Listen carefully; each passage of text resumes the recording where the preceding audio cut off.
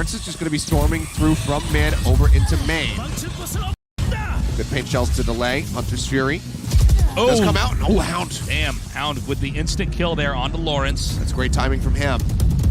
And B site is going to be where it's going to go down here. We have JoJo with a kill there on Nocchi. Cobra takes out Costa. Oh, and Slash, he follows up for another one. The dart taking down Park Jung. Now it's just Wix and Hound. They haven't planted yet. They're still waiting. Cobra has basically isolated the Reyna over here in this corner. Hound needs to come forward here. We have Halbay on the other side. Hound gets the kill on Cobra. That's catastrophic. Throw out the recon bolt. That doesn't get to the spot. Hound just holding it down. That's going to be the Emperor's pop. He wants to close it, but Halbay says no. Gets a headshot. He's still going to be quite low. Getting pinged there. Wix at 28 HP. It's a tough spot. Whoa! Shock Dart kills Halbay. This is doable. Slash does have full HP. He's got the push. He manages to find Wix just in time. Plenty of time for the defuse, and that is going to be Prince taking 12. So they lock themselves at least into OT. We have to see what can be put together right now for the side of Spear. How much money do they have? It's going to be rough. A Judge is not a great side, nor is a Spectre. Well, it's on a raise. I'm all right with it. Yeah, it's okay. But you know, it's not going to be nearly as But no, I mean, they've got... These are not the guns they want to buy for this round. Yeah. So clutch here by Slash. Halbay is playing the games of his life right now. And so it's going to be a rush over here into... oh, I'm sorry, it's not going to be a rush in A, because the spike's over at B. In fact, it's going to be a little bit of a slower start here. Slow creep. You force the tailwind out of Lawrence. He's still playing inside of the smoke, and Hound comes out on top. Ooh. Uses the dismiss to get himself out, so will not have the overhealing coming through, but can get topped up by the This is a fake. They're going to go for B. The spike's still going to be moved into B. Hound has infiltrated A. They do have a camera set up. If Halbay, he checks it. He's looking around. He pulls off of it. Now JoJo is dead. Hound might just kill this entire team over here before they plant that spike. Here comes that now. They're going to come in here, get the spike plant onto the naked B site. Prince has been duped. Oh. Yeah, as the cam got destroyed, they got the word that called for the initial rotation to start there from Cobra, so he makes his way over. And they knew that they had to displace Hound. They could not afford to have him trying to pinch in from behind. It's going to be an extremely difficult retake here for Prince. Oh, headshot there. Oh, dear. This round is going to tie it up. Yeah, there's no overtime. 12-12. Neither team backing down. They will take us into OT in map number 1. Oh, it's going to be a good night. It's going to be a good night, Achilleos. It's going to be a long night. It's going to be a long night, too. But it's going to be good. Going into OT here. What a way to kick things off. I mean, you know, we were talking about it before the broadcast. We were talking about it on the broadcast. We knew that this was going to be, for sure, the close series of the day. We're still not sure about, you know, the second series. That could end up being a 3-map set as well. But this is such a strong way to start off the set right now. Spear, just great rotations, great fake over onto A. Hound getting those 2 kills does so much work for them. Yeah. It's not ready for Nocchi, already pushed out towards defender spawn with that Judge in hand, so yeah, 2 swift cleanups. Very nicely done. Well, this is, I knew it was going to be close. I didn't know it was going to be that close. So we're going to wrap this tactical timeout in a little bit under a minute here and hop back into this. Brilliant final round there by Spear. I mean, the way that they faked it. First of all, if Hound wasn't so good at dueling, he wouldn't have actually been able to make it. It completely and totally looked like it was going to be an A-side seizure. They actually broke into A pretty much on his own while they were able to quietly plant at B, securing that that victory that now has pushed us into overtime. To start things off, it's going to be Prince here with 1 round on the attacker's side. It's going to be rifles bought all around. Nobody going with the glass cannon setup of an op and no armor. I was curious if Lawrence would do it. Maybe when he switches over onto the defense, maybe we'll see him go for that that risky of a buy. Triple stack though, as they just instantly pop to gravity well, looking to find anybody moving forward for that ult orb. Don't get the catch, though. A heavy push over here into mid. We do have the Sky up here by tree, ready to defend. And Halbe is actually rotating through the back here of attacker spawn, going to snag the spike. And it appears from the movement that's being telegraphed here on the screen that we're going to be having to push into A, which is happening now. This drone finds absolutely nothing. Does not get any spots, but Lawrence, a great opening kill as Hound does get eliminated. Pork Chung as well, taking a bit of damage. We do have Nakji over here in Wine. They're checking it, though. They're going for the double peek. They are privy to this, and it's a great read from the side of Prince. Shock darts leaping forward, not going to find too much value. And now with a 3v5 spear, look to retake this. Everybody approaching from heaven. Yeah. You can see Lawrence continuing to peek here. Almost gets pulled out from behind the box. Be careful. Park Chung behind the box, over on the side. Tailwind to the side. Lawrence lines up a headshot on a Wix. Looked like he was going to be heavily punished there, but it does not happen. Now spots out Kosa. They'll mow him down. It's a flawless start to the overtime. That's huge. Now just need to close it out on defense. Yeah, let's see what happens when the shoe's on the other foot. This time Prince is going to have to defend both A and B here from the spike being planted. And Lawrence does not go for a glass cannon setup this time either. Yeah, it's going to be going in with the Vandal. Too risky, he says. Let's just play this cautiously. Let's play this cleanly. And let's just take it 14-12. I'm sure they saw what happened just yesterday with the quadruple overtime. So, yeah, they want to avoid that situation. So Park Jong hanging back right now outside of B main. Prince wants so badly to just clutch the defense here and close this out with their heads up high, moving on to map 2. It is going to be the Omen rotating along with Halbe. It looks like they're going to set up Crossfire over here at spawn, which is interesting. We haven't really seen pushes into defenders spawn here, but that's the setup they have. The Astra has pushed slightly into mid, and nobody's even holding the spike right now for Spear. So, I mean, it's not very clear what their intentions are. It seems to be closer to the A side, but that doesn't really mean that much. It's fishing for any and all information they can get right now. Seems like Park Jong is going to start inching forward. This is a good position here for Lawrence. Yeah, he can tailwind out if they spot him, if he doesn't get that single tap, so... Okay. He's going in for some blind spray. Takes a little bit of damage. Tailwind's forward, but Park Jong is there on the right. I'm not sure about that one at all, Lawrence. Blind now out onto Cobra. Still cheating forward, playing within that nebula. It's JoJo. Very just displaced quickly there. Kosa gets the kill there. Halbe taking him out. Now it's up to Prince trying to come in here and seize this A side. She has a showstopper. Cobra with 14 HP. Oh, dear. Oh. That's Halbe gone. Okay, now it's a 2 versus 4. Spotting one jumping to the side just in case some shots come through the floor, rather the ceiling for him. Cobra outside of door right now. Slash. So, yeah, this is just not happening. Yep, there you go. Let's go to round 27. We keep going. Wrap it up. 13-13. Another victory with the aggressors here.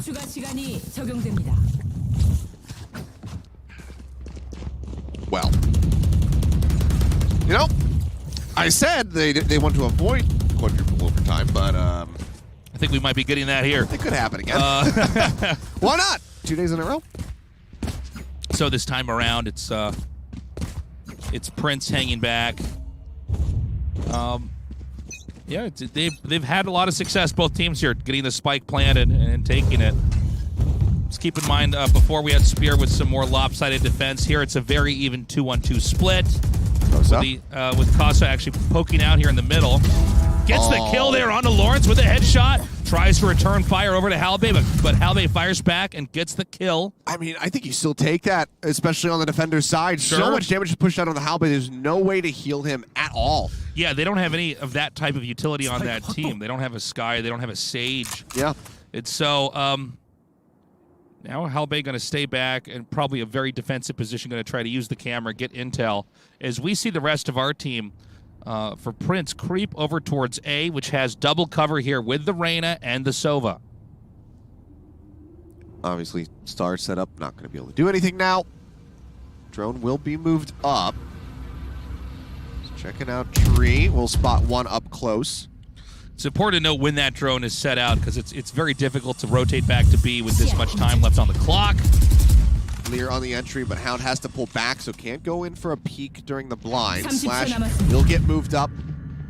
We'll be able to get the spike planted as the rest of the team rotates over. Jojo taken out. They didn't clear hell. Shock Dart moving forward. Slash manages to find one, but Hound comes out on top. Gets the kill, and it's Hellbay now with just 30 HP. Chunked out at the beginning. He doesn't want to have to break the window. The Boombot, however, it spots him. Spam through the wall. They finish him off, and now Spear are just one round away, taking this first map. Such a dramatic match here with these two teams. It's been insane. Match point. I just can't believe how close it's been. So now Prince has to win this here as a defenders. Spear's got the spike. Spear's going to be trying to come in and get some kind of an invasion off here. Again, we had a very conservative round there for Spear, and it did pay off with the 2-1-2 split. This time it looks like a riskier, oh, excuse me, not a riskier setup, actually. I didn't see the raise over at the A site. 3-2 to start. They've got the Jet up here in a pretty forward position. And I think the idea here for Spear is wait for somebody to poke first, because that can happen, and see if you can bleed off one of their players. Let's see if anybody spends any more utility later on. But right now, Prince has been extremely patient. Yep, dark cover just dissipates over it. A main. I'll throw out another one from across the way. It's continuing to watch that angle, not going for the ult orb. Jojo trying to see if maybe Hound will move up to try to grab it. Speaking of ult orbs, Nakji finds one here. So it just needs 2 kills, and then that'll be another showstopper. Was huge for him in the last round. Yeah, Nakji creeping forward. Now, Nakasa has managed to breach into mid. He's trying to peek into mid-market. Is actually going to push all the way up through spawn, perhaps. Oh, Cobra, he stops watching the angle. Yeah. Ping comes down onto Cobra as Park Chung makes his way through market. They'll hear those shots come flying. Now Cobra, he's going to be looking the opposite direction. Oh, He's going to go for the push. Flash over there onto the attackers in B main. Are they going to commit onto the site or not? Oh. Kosa then taken out by Jojo. Yeah, it's poor timing. Didn't realize that there was going to be a second member coming through. And it's just Wix. Spots him, but Lawrence gets the kill, and we will just keep on going. Yeah, 14-14. Third set. Clutch flash there as the attackers tried to come in and close that out. That was so... Oh, man. I thought that timing was going to get completely messed up, but in fact, it was Kosa's timing was messed up. He didn't go for the peek, couldn't get the flank angle there onto Cobra, and instead decided to check for Lawrence right as Jojo was running with him, so...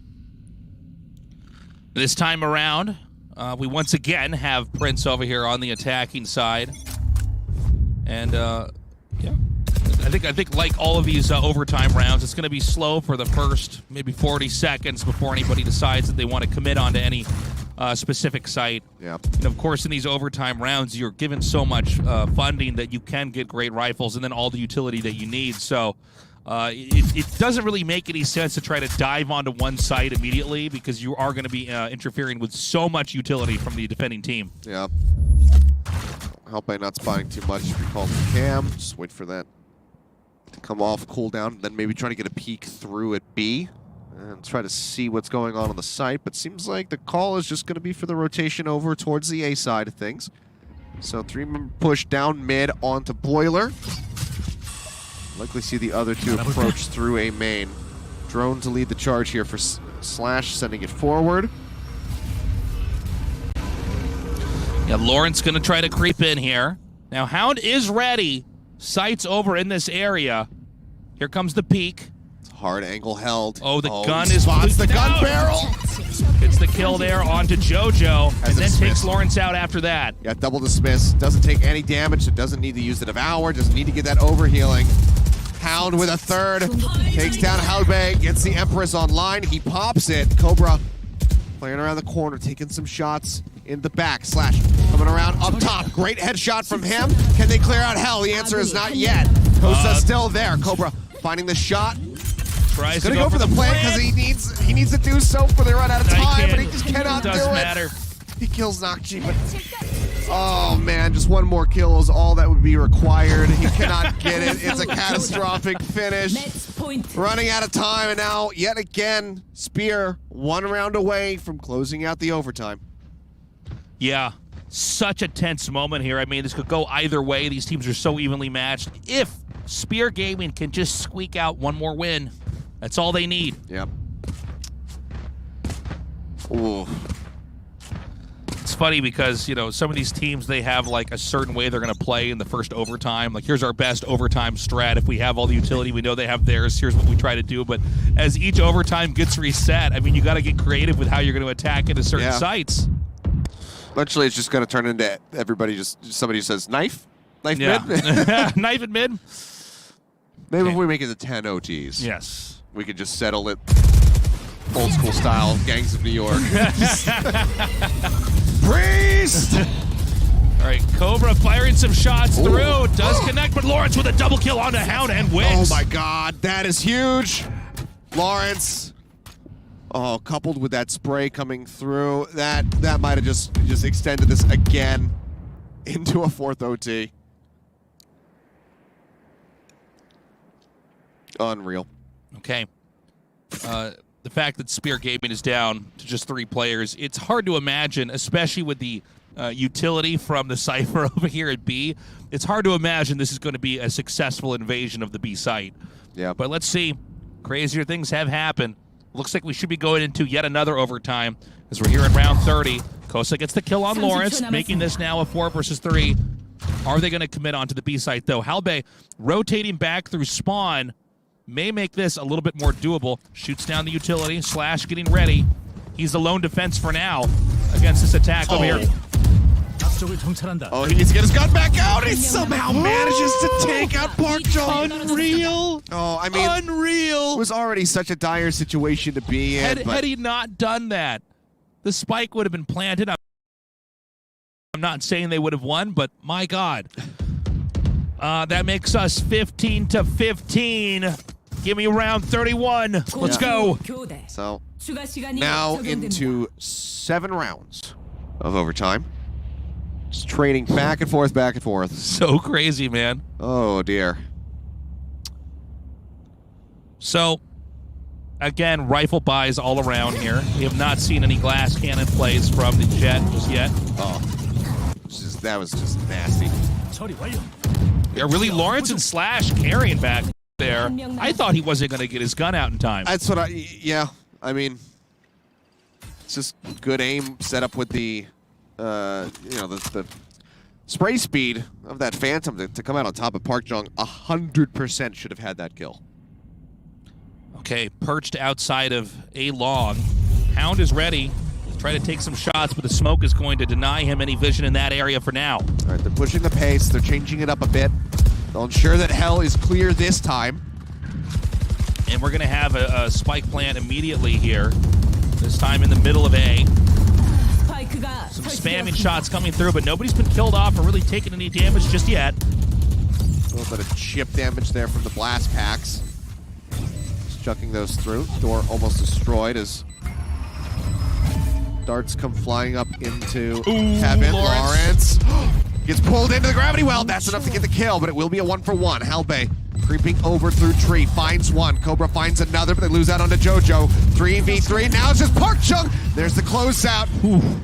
Big victory there for Prince, and I think you pointed it out very well, Achilleos. We need a change in tempo for sure. They went immediately for the spike rush. We've had a much more withdrawn and passive early part of each of the overtime rounds here because there's so much utility, but I think you could see really that Spear Gaming was a bit unprepared to actually see them pounce onto the site like that.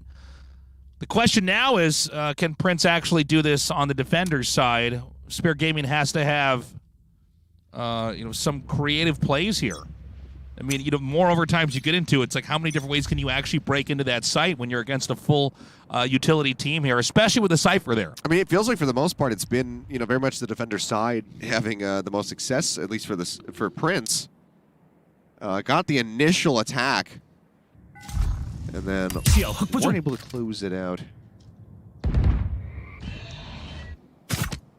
But we'll see. It's not going to be, a similar aggressive push here for the side of Spear. Very much playing split, slowing things down. Now starting to all reconvene together over towards A and mid. Okay, so I think A is the name of the game. They do have Cobra actually behind the generator. And the paint shells are going to come out, which is going to hiccup the progression of the push inside of the site. Cobra with the wall bang, gets the double kill, triple kill. How many more can he get? Spots him over in main. Park Chung taking down JoJo. He gets spotted. He's going to TP over into Hell to try to play this out a little bit safer. Makes his way across. Lawrence still up in heaven. Spike held by Wix for the moment. Cobra, he is hungry for it. He sees the closeout on the round, the dark cover, just to make it that much more difficult. The drone comes forward. So annoying to try to push through here. Shots fired, Slash takes out Park Jong, and Cobra gets the kill onto Wix, winning this 17-15. Oh, and we're just getting started, guys. A 4K for Cobra to close out the map, man.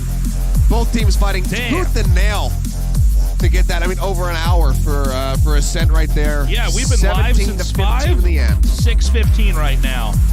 One hell of a round there, and that was just Ascent. Up next is Bind. Talk about a close and insane back and forth here. Prince ekes out a victory there at the very end with clutch play, controlling the A site. Cobra gunning down player after player after player. It's everything to play for right now in the series. Right. A best of 3 is a match point technically here for the side of Prince, but Spear, they're not going to go down without a fight. This is for circuit points. This is for cash. This is for the chance to go to Reykjavik for pride. And, this is for everything. So they're going to be looking to bounce back on Bind. Going into this next map, man, I mean, all I can say is expect more epicness. Prince winning that 17-15 overtime after overtime after overtime. So crazy. Yeah, but this is still okay for Spear. This was the map pick of Prince. That's very true. They're taking us to Bind. That's where they're going to be feeling the most comfortable today.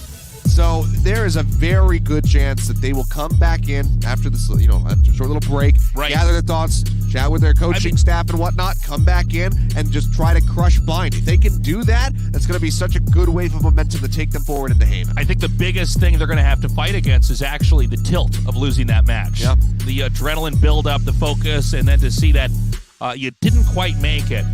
But I think if they can do that, absolutely, on a map that's that close and Bind being their pick, I think they've got a real shot.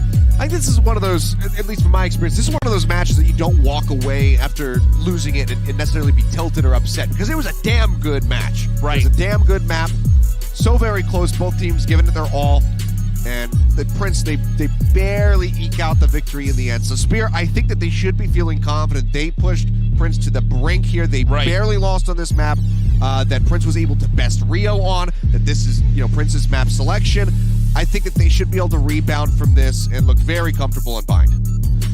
Guys, again, we're just getting started. That was our first map. I think my longest Valorant cast I've ever done on that map. So crazy. Coming up next is going to be map 2. It's going to be on to Bind in this best of 3. Guys, we'll be right back. Don't go away. Let's see how much closer to home I can get. Certified OG, paid all my debt. With my flows, power supreme. Come from below, it's in my genes. I talk what I like, that's real nice things. Side down before approaching the king. Muscle strong, think money and power. I'm on the track like I hop in the shower. Look at the brick like I'm building the tower. And I'ma do that into my final hour. And my brain growing like a flower. I get the bed, I don't be in it. I'm on my way, doing my flex, running it up, getting my checks. I got the power, give me respect. I live this life, then on to the next. I live this life, then on to the next. Give me respect. I live this life, then on to the next. I flex different.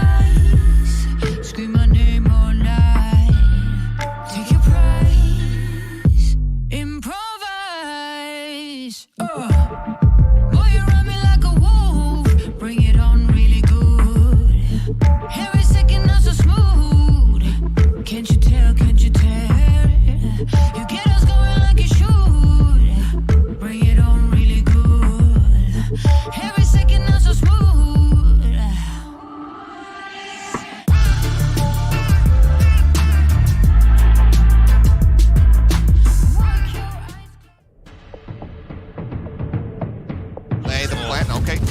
It's going to be using Cyber Cage.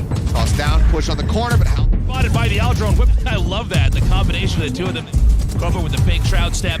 Around the corner. We'll get the confirmation that he's there. But oh no! Jojo, he has it! Akshi and Hound will get taken down. Operator now. He picks up 2, making it a 3 for 3. Okay, this is going to reveal the position here. Around the corner here. Does not see anybody. Now just Sasova waiting over here around the corner. Just overall better. For it. Hound this close up crouch. Nope. Of course, that ulti wears off there. So now here comes the showstopper moving in. Huge plays from Jojo. Gets one. Prince, I mean, they are rich right now. Gonna come through, gets the kill. No way. Wicks in hell. Now he gets Shots through. Does connect, but for now, against this. He needs to get his gun back out. He's set on to Jojo. 3v3. Now it's just Park Chung. Of the site. Cobra with the wall bang. Gets the double slash. Takes out Park Chung and Cobra.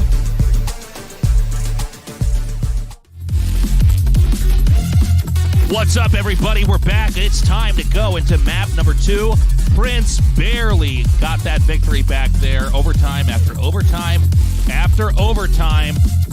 Spear's going to have to fight the tilt, focus in, and pull it back together as map number 2 is by. Yeah, I mean, this is Spear getting ready to go into their map pick, so it was a very close victory for Prince on Ascent. And Spear, I think they absolutely can rebound. As we were saying before the break, I think they very much can come back into this, look strong on Bind, and close it out. But Prince, obviously, they're going to be prepared. Everybody has played on Bind a million times. First maps added into the game. They're at beta. So they should be well versed enough on it. It's just about that momentum swing, if it comes through, or if Prince can carry it forward. But we're going to find out because, high pressure situation. You lose this series, you're out, you're done until stage 3 starts again. It's crazy, too, because there's so much emotional buildup and adrenaline when you get to that overtime phase, and the fact that that wasn't our final map, like map 3, where we would have at least decided it. Instead, it's map 1. We could still have a long match ahead of us still. Yeah, we absolutely could. And I mean, and we have a second series, of course, tonight as well to decide Group D, and that could also be a very long series. Yeah, absolutely. So it just might be, we might just be going well. We might not be going home tonight. Till the sun's up. Hope you brought your sleeping bags, Achilleos, because it's going to be a long night here. Just cover myself in my little jacket, lay down on the floor. That's right. This blazer makes an excellent blanket.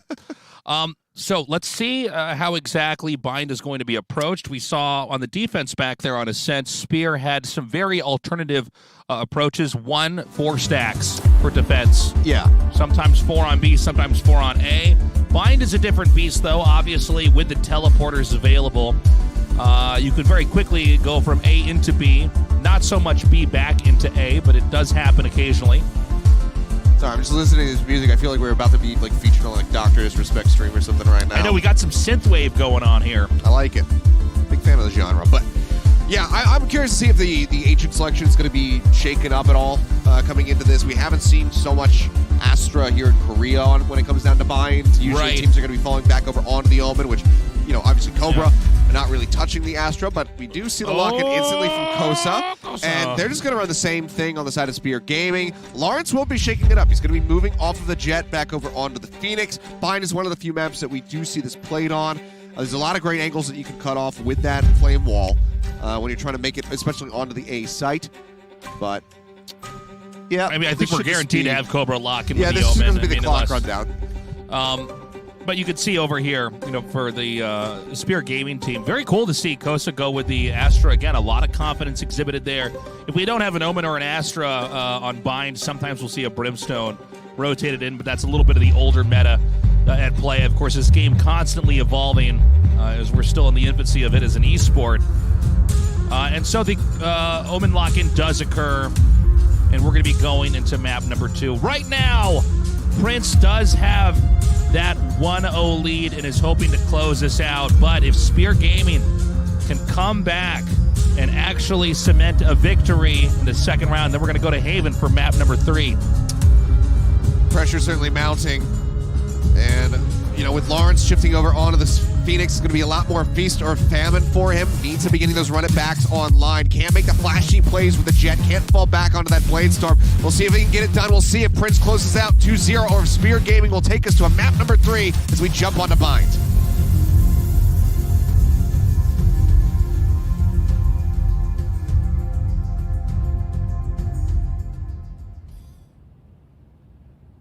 And here we are. So starting things off, you know, very similar agent compositions outside of the Phoenix. We do have the swap off of the Cypher for the Killjoy, just to be able to hold down one of these sites almost single-handedly. So we'll see how this goes for Halbait. Was incredibly impactful in map number 1, so going to be expecting a lot of the same. He's going to go for a very early peak there, but does get a great dink in. Yeah, goes double TP. Backs away. Oh, they're going aggro, but they have the cut up on this. This is maybe a big overstep from the side of Prince. I like the idea of actually using the teleporter to spring an attack on them, but that did backfire a little bit. Cobra now in an extremely awkward position, and so the logical move is now to try to courier the spike over into the B site. We have the Raze. Jojo coming around the corner, pulls the gun out, doesn't quite get the shot onto Wix. Still could line up this headshot. He's going to go for the boom bot. That's incredibly aggressive here from Jojo. Dart gets cleared, as does the bot. They haven't planted yet, which has given a little bit of time here for Prince to try to scramble and assemble some defense. Wix coming around the corner, gets the double headshot there onto Halbay. Good closeout. Can he do it again? Sees the shoulder there of Slash, wants to reposition. You don't want to play from the same spot twice. And they're going to back up. They're going to use teleporters going into A through shower to try to get a plant. Only 30 seconds left on the clock. This is becoming a fiesta. This is like one of those Scooby-Doo chase scenes where they're running through different doors and down the hallway, and then you pop out of the door on the third door on the right. Sometimes the spike guys are chasing the defenders. Other times the defenders are chasing the spike guy. So the spike's now been planted. It's in a pretty exposed position here. It's going to be a tough defuse. Well, actually, it will be an easy defuse. We have that many players. Hold on. Jojo is really low. Does not have any shock darts to try to get the finish. The stick is going to happen. Wix trying to push around. Gets the headshot. Can he actually make it happen?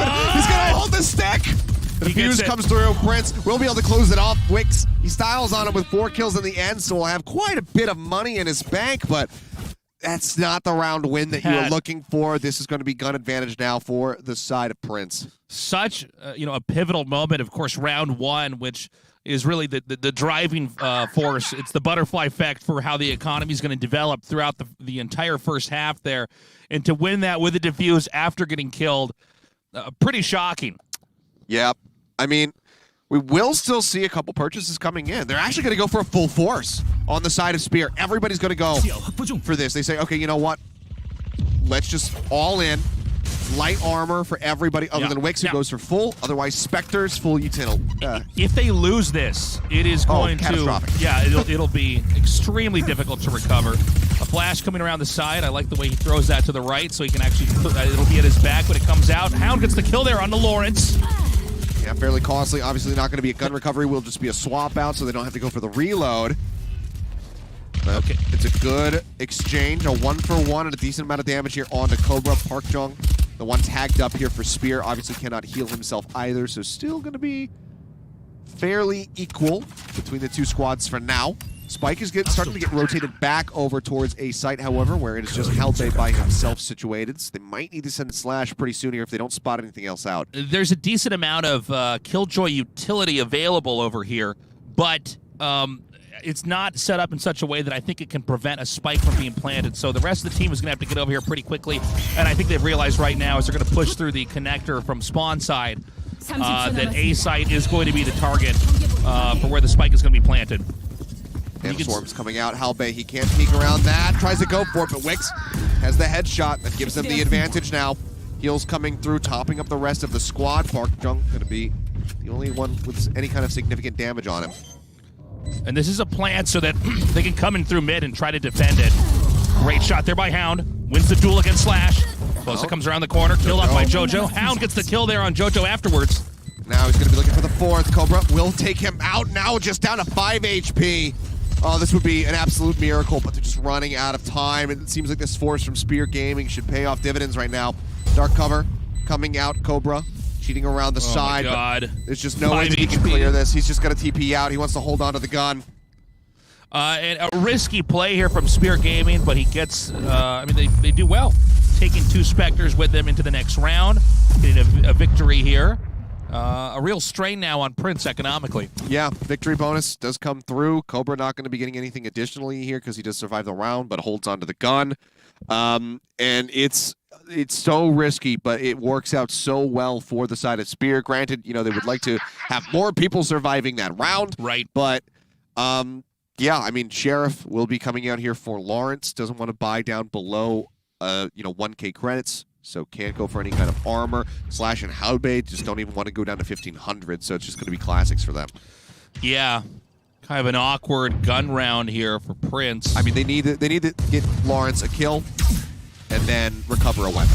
Yeah, Lawrence needs to get a headshot coming around this corner. I don't think he's going to get anything with that Omen smoke already present. Trailblazer comes around and is shot down, and then Wix, of course, gets that kill there with the Spectre onto Lawrence.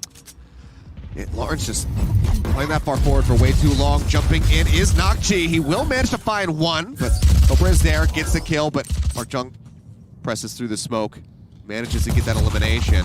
Halberd in the meantime trying to just hold down this A site. The spike is still going to be dropped over in the link. The Slash does manage to recover a judge, and suddenly, maybe it can be done. But Hound, he's coming out of showers, gets Halberd off guard, and it's Slash with a judge getting ready to take a ranged fight to try and turn this around in a 1v3. It's happened before. The question is, can it happen this time around here? This should be an easy closer right now for Prince.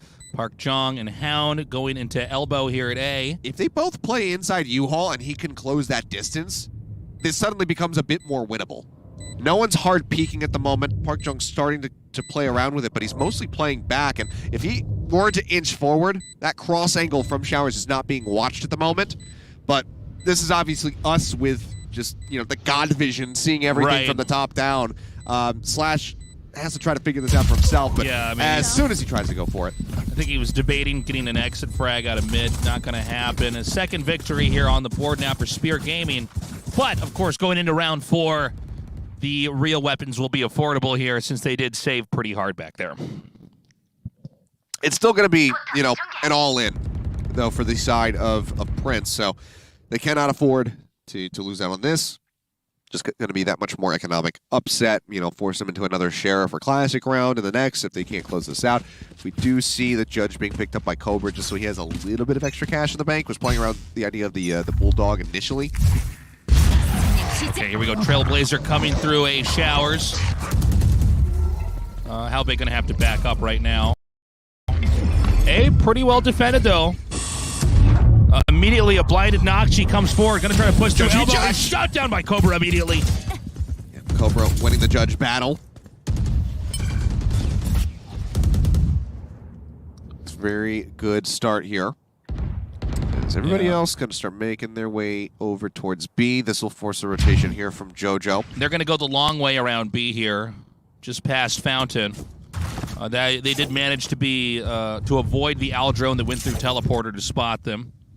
So it created a little bit more ambiguity on the map here as far as what their plans are, what their intentions are as far as spike sites go. And they're going to have a quiet move up through B long. But B is well defended here. We've got Astro over here by elbow. Boombot getting destroyed. Doesn't quite actually start the rotation there from Halberd. He's starting now to make his way over. Showstopper is available. Blind's getting pushed out. Seekers spotting them. There's going to be the jump up since the Showstopper in doesn't get the kill. Should have sent it in the main, but it might not matter anyway. As the kills come flying through, the closeout will be there. Halberd finds 2 in the round. Only lose out on Lawrence. Great shooting there by Halberd. Prince has stabilized, I'd say, quite a bit here on the defense. Spear, I think the idea was not bad to take the long route back there, go through B, but you got to be prepared when you come out around those corners. And this is a thing we see with Raze is quite a bit is, because Raze and Jet to some extent as well, they function differently as agents that you can propel your character into a situation that other characters just can't quite get into. We do occasionally see a Raze suicide into a situation, sometimes get kills and it's good, other times it backfires. And now you're just outnumbered in a more difficult position as the attacking team. Well, Lawrence playing back. I thought maybe he was going to try to go a bit aggressively with the run it back since it became available after that last round. Does not do so. You can see over at A site, also wary of that in case he wanted to try to run it back through the teleporter. They're playing away from those sight lines and not playing over towards showers, so he can't just push out, get, a kill or two, and then snap back over towards the B site. Okay. Spike is not in the hands of any players, but it looks like the Raze is going to come back and try to grab it. Aldrone, I think, is just not quite fast enough to spot anybody moving away from Fountain, but this appears to be aimed to set up over here at A. I do like the double stack over here at B, elbow. Doesn't look like it's going to be really utilized since it's going to be an A-side attack. Here comes the first flash in. Okay, Cosmic Divide, but it's going to be matched by the lockdown, which draws out the Hunter's Fury. They will get the destroy on that. They're looking for any additional damage that they can find. Cobra, however, tucked into the corner over by U-Haul, manages to find 2 before he gets eliminated. Now it's a 3v3. Park Jong going with the spike plant.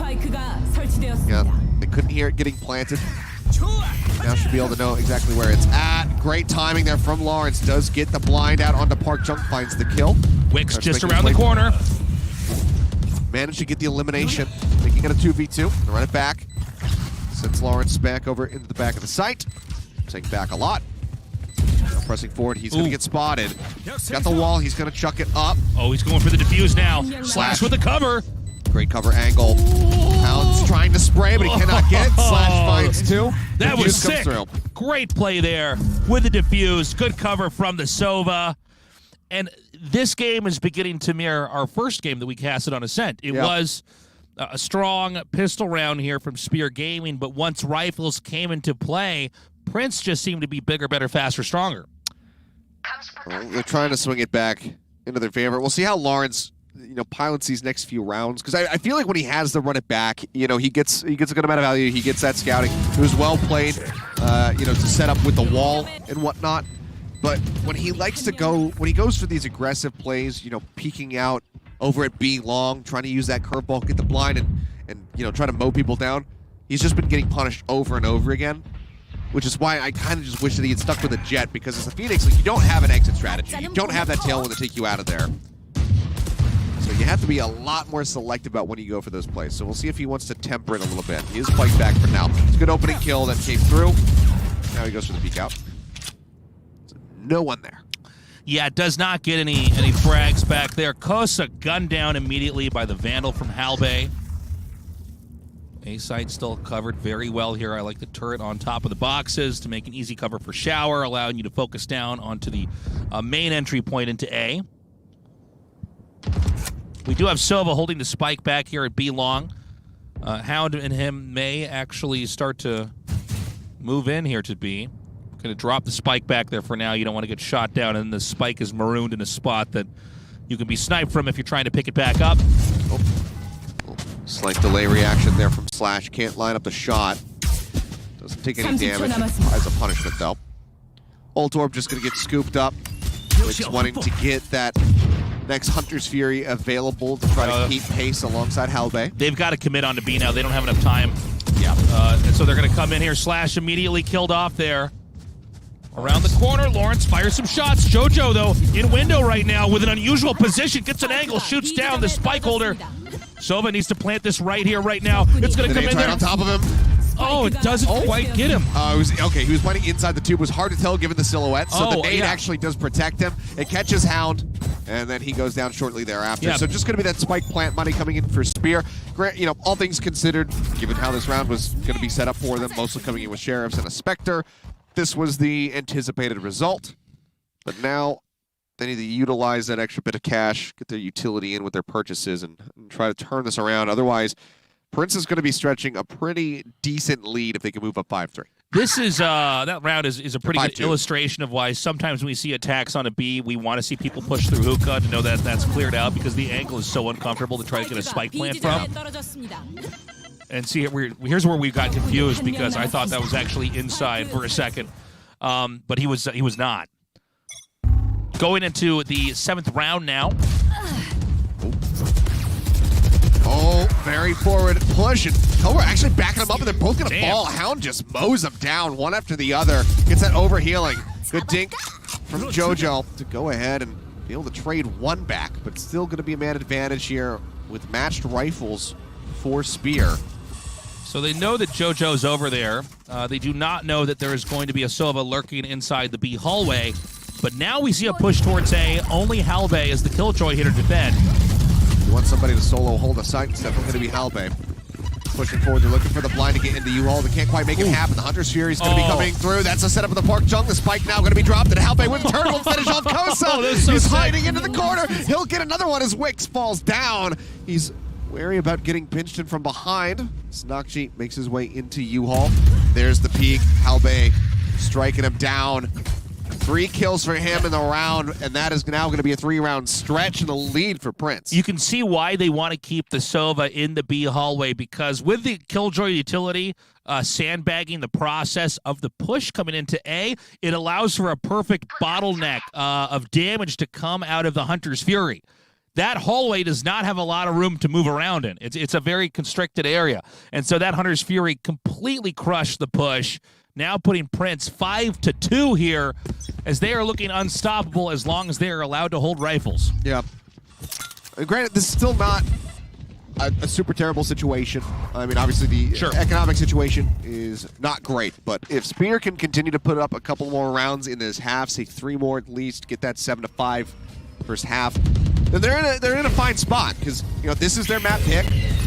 And this is Prince opting to go for defense first, because that's where they think they're going to have the best impact to set themselves up for success. So could very well turn around. Halbei taking quite a bit of damage as he tries to just spam through the box to get a shot in onto Park Jung, who did not take very much damage. They get the plant off. Everybody now pulling back into showers. 2 getting ready to rotate over to short, which has been cut off vision by that dark cover. Nakshi going to try to push in now. Immediately shot down there. Great peak timing from JoJo. He's still continuing to play forward. Hunter's Fury comes out. He pushes in. He finds one. He leaps across it. Comes out. Takes down Wix. It's a huge play from JoJo. And now it's all on Park Jung. The blind comes flying through. He sets up the headshot on the Lawrence. He gets JoJo, but he cannot get Slash. That will be the finish. The fuse already off. Now 6-2. Prince continue to put him up on the board. Prince is beginning to take a lead that I am worried Spear Gaming can't catch up to. That was a round. It was very realistic that Spear could have won. Yeah. But they were put out of position. It was great cover there with the defuse back there. Bought enough time. We saw the Phoenix come around with that flash. I think we'll get it after the shot of this here, but it was perfect. To actually close in on that Sova, get the kill after that. Beautifully done. Yeah, really great movement. Just quick, reactions. Just thinking through how he wanted to approach the situation from JoJo. So they do scoop that up. But again, it was another, slight offset round. Not everybody had, a Spectre in hand at least. There's a lot of Sheriffs there. So it's another anticipated win for Prince. But if they can just continue to win out in rifles, there's just going to be no chance for Spear to try to recover, and they're going to have to try to rely on, thrifty victories. Yeah, we see the Sova right now has been pinged. Astra Smoke's going to dissipate now. The Phoenix is going to grab the spike back here, go through a spawn side connector. And this is actually a fake. They're not really going to go into A. They set the smokes up, and this is pretty much worked. It's actually the lone Phoenix here defending, but they immediately realize that it is a fake, and we're going to have 2 of these Prince players scramble back over to B as that attack is coming in now. Oh, well, aggressive positioning from Lawrence with a run it back, snaps back over towards Elbow. Wix right now inside the bubble. Lawrence fires some shots out there. They now hear the sound cue of the spike coming in. A flash. I don't know if that actually got the... Yeah, can't. Okay, here we go. Gun down there by Wix. Showstopper's ready. Fires over there. Oh, it gets a little bit of damage, but it's not going to be enough to kill. Slash now falling. Oh, they're creeping forward, but they cannot clear this lockdown. Yeah. Nobody going to be detained, but Halbei finds one, tries to get the second, cannot do so. Oh, Wix. Interruption there. The dart doesn't spot. He does have some shock bolts available, but JoJo, he's got the headshot. Another win on the board here for Prince. Maybe he should have stayed back a little bit longer. It's always a little bit more difficult for that player that's trying to go for the defuse. And look at Cobra. It's like, whew! Man, this is intense. And Spear Gaming is now, I think the reality is beginning to sink in, as this is not going the same way the Ascent game went. They have had many moments. They've almost managed to turn a corner and begin to garner those wins, but every time Prince shuts it down. They're squeezing out everything that they possibly can, but I mean, this is Hound getting ready to come to with a Guardian. Just good patient play from JoJo. He knows that somebody's going to have to exit. They knew that somebody was in the center of the site. They had the other cross angle held from elbow, so he's like, they're going to try to come through CT. I'll just sit here. They get the kill with relative ease. Cobra lurking in the smoke here with Slash up on shore. Kosa, oh, he sprays. He gets a little bit of damage in, but it gives his position away, and they get the punish. All right, Cobra coming forward now. Again, it's really been an impregnable defenders team here for Prince. I mean, they really just shut down everything so well. And I like this play by JoJo. JoJo has never been this far out at the start. That boombot's not going to spot him. He knows this. He's aware. In some sense, the boombot's actually even more misleading here, because that's to confirm there's nobody in there. But JoJo took such an early spot here. Oh, he misses the cross timing. Oh my God, this is crazy. So Wix is going to come around. Wix may, if he goes, no, this is insane. JoJo has infiltrated the position so well. What? Oh, he just looked away! Wix, he couldn't even believe it. You saw it took a second for him to pull the trigger there. He's like, wait, oh, wait, that's not my raise. Yeah, that's not my teammate. Slash now dead. Probably finds one traded up by Park Jung, and suddenly this round might be in the hands of Spear. Push out, Lawrence falling. It's all on Cobra. Cobra gets the headshot, denying the spike plant. Only 19 seconds.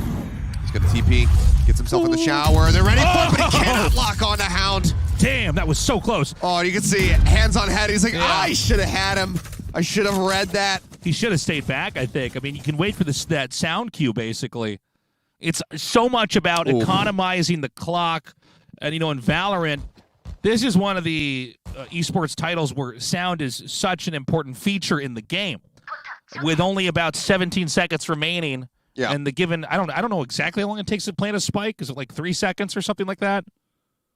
Anyways, like it's enough time that you want to try to abuse that. They have to either come and kill you or get the spike plant and make that decision making more difficult. Oh well, Spear Gaming can breathe easily after taking that round, but can they get these final 2.5? Obviously, I mean economically, just fairly well balanced right now. Our Prince still going to be seeing the Bulldog out from Lawrence, however, who has been getting punished more so than the rest of the team. Paint shells used, expecting a rush on the back of the boot bot, but does not happen. So close to the end of the first half here. Spear Gaming needs to get this up to 4. That's a much more manageable number to have 4 to 8 going into the second half. I mean, anything that they can get right now is going to be huge for them. No ultis available right now here for Prince, we should point out, where there's plenty to use here for Spear Gaming. The question is where and how, and it looks like this is going to be an attack sprung here onto the B site. Nakji ready up here. Going to move through window. Seekers are out. Nakji boosted up, looking for a shot. JoJo waiting below. Oh, sick. Decent trigger discipline from him, but does end up dying. And it's going to be looking very good now for Spears if we have a 2v4. Albe just saying, nope. Just going to go back over here towards A. And there's no benefits from staying back right now since this is the last round in the first half. Oh, we got one more. Oh, I'm sorry. We got one more. I was like watching it back up. I'm like, what are they doing? Why are they trying to save if it's going to end? Excuse me. Good correction. So Killjoy going to hang back. Same with the Omen. They're going to get their Vandal Inspector to be carried through with them into the next round. And that means it's going to be a nice 4th win here on the board for Spear Gaming, and a much-needed one at that. And if they can win the following round, that'll put it up 5-7, which is nearly even. Yeah, that would be great for them. So, for a second maybe they were going to be taking the teleporter out, but they do not do so. They have no reason to go on a hunt right now. They cannot risk losing out on these rifles. You know, as nice as it would be to get the Vandal and the Phantom out of Halbay and Cobra's hands, it's not worth the risk. You're talking about two of the best fraggers on the squad. Right. So it's just leave them alone, let them hang on to it, come back in, look to win the next round. You see, you know, they have had to spend down quite a bit because there's been some bloody rounds. Yeah, and a crazy invasion by Nocchi coming in from above and just a nasty shot. John Wicking his way through there, getting those kills and basically allowing it to be unstoppable at that point in time is after the spike plant. Lawrence going to be holding in hookah with a judge. Slash and Cobra, they go for the stack again at short, trying to catch somebody off guard so they can swap out this Guardian for a real weapon, but didn't manage to find anybody. Everybody is playing in over here towards B. Oh, Nocchi, he takes so much damage from that initial hit. Clyde will come down. Lawrence using the hot hands defensively. His Slash is on the slow creep behind. Backed up here by Cobra, and this is fantastic. Jojo finds another kill, the showstopper now ready to go. Chucks it out, Hound dead, and it's just Park Chung left alive. They heard the TP come through. They're looking for the Hunter's Fury to try to hunt for him. But it's just not going to happen. Yeah, and that's going to be an 8-4 for the first half. Pistol round going to be a bit of a nail biter here for Spear Gaming because, you know, we do know that if you win the pistol round, you're supposed to on paper win round number 2. And that would put them up to 10 wins if they manage to do that here at Princeton.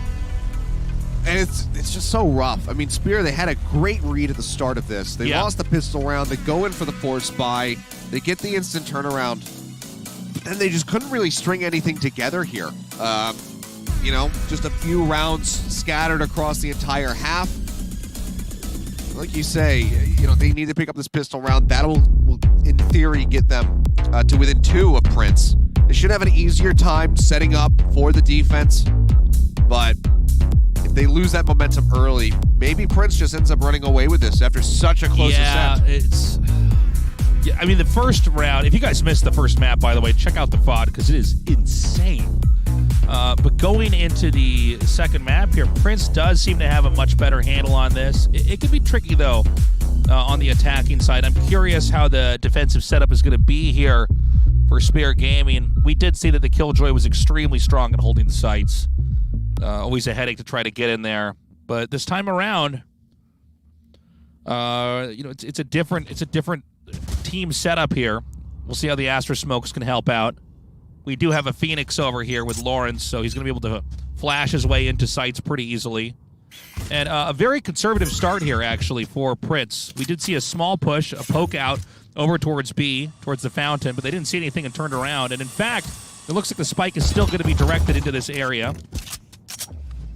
Although that one is playing around a window. Maybe not necessarily that there's 2. Aggressive push forward from Jojo. And yeah, he just completely falls over. Lawrence cutting off that window access with the hot hands for just a moment, forces them back into the cubbies. He's going to get himself situated to try to displace them out of hookah, but as he pushes, Nocchi finds a kill. As the paint shells starts chucking it out as Park Chung. It's a pretty meaty right-click in onto Halbay. Ooh. Nocchi's just going to kill 3. Yeah, and so they're going to go for the defuse here. It does actually miss. That Omen does miss that shot, and I think the defuse is going to come down. It does. The gravity well just holds him back. He doesn't want to move into it. Says like, if I do that, I'm going to die, and if I don't do it, then we're just going to lose. Yep. It's a quad right off the bat. Quadra kill here for Nocchi is huge. Just 2 to go to have that showstopper. So that is a huge pistol round for the side of Spear. You're not going to be seeing any kind of force coming out from Prince. We have Jojo with a sheriff? With no, I was going to say, I think it'd be unwise. Lawrence is going to do it. Well, what they can do is have Lawrence go for a flash, try to get a kill, and then try to farm out the guns and come back that way. But yeah, not likely to work. I mean, what Lawrence should do is gift the sheriff onto, over to somebody who has been getting kills in this map. Unfortunately, it's not been a great look for him with the Phoenix. So the spike's been picked up by the Omen. We're waiting outside hookah. We don't know if they're going to commit for sure yet. A heavily defended right now with a 3-agent stack, where over at B it's just the Rays in the sky. In an unusual spot, nobody's checking into window here. Just keep themselves very defensively situated. JoJo now going to come around this corner, try to peek. They're not going to see anything just yet, unless Nocchi decides to change his position.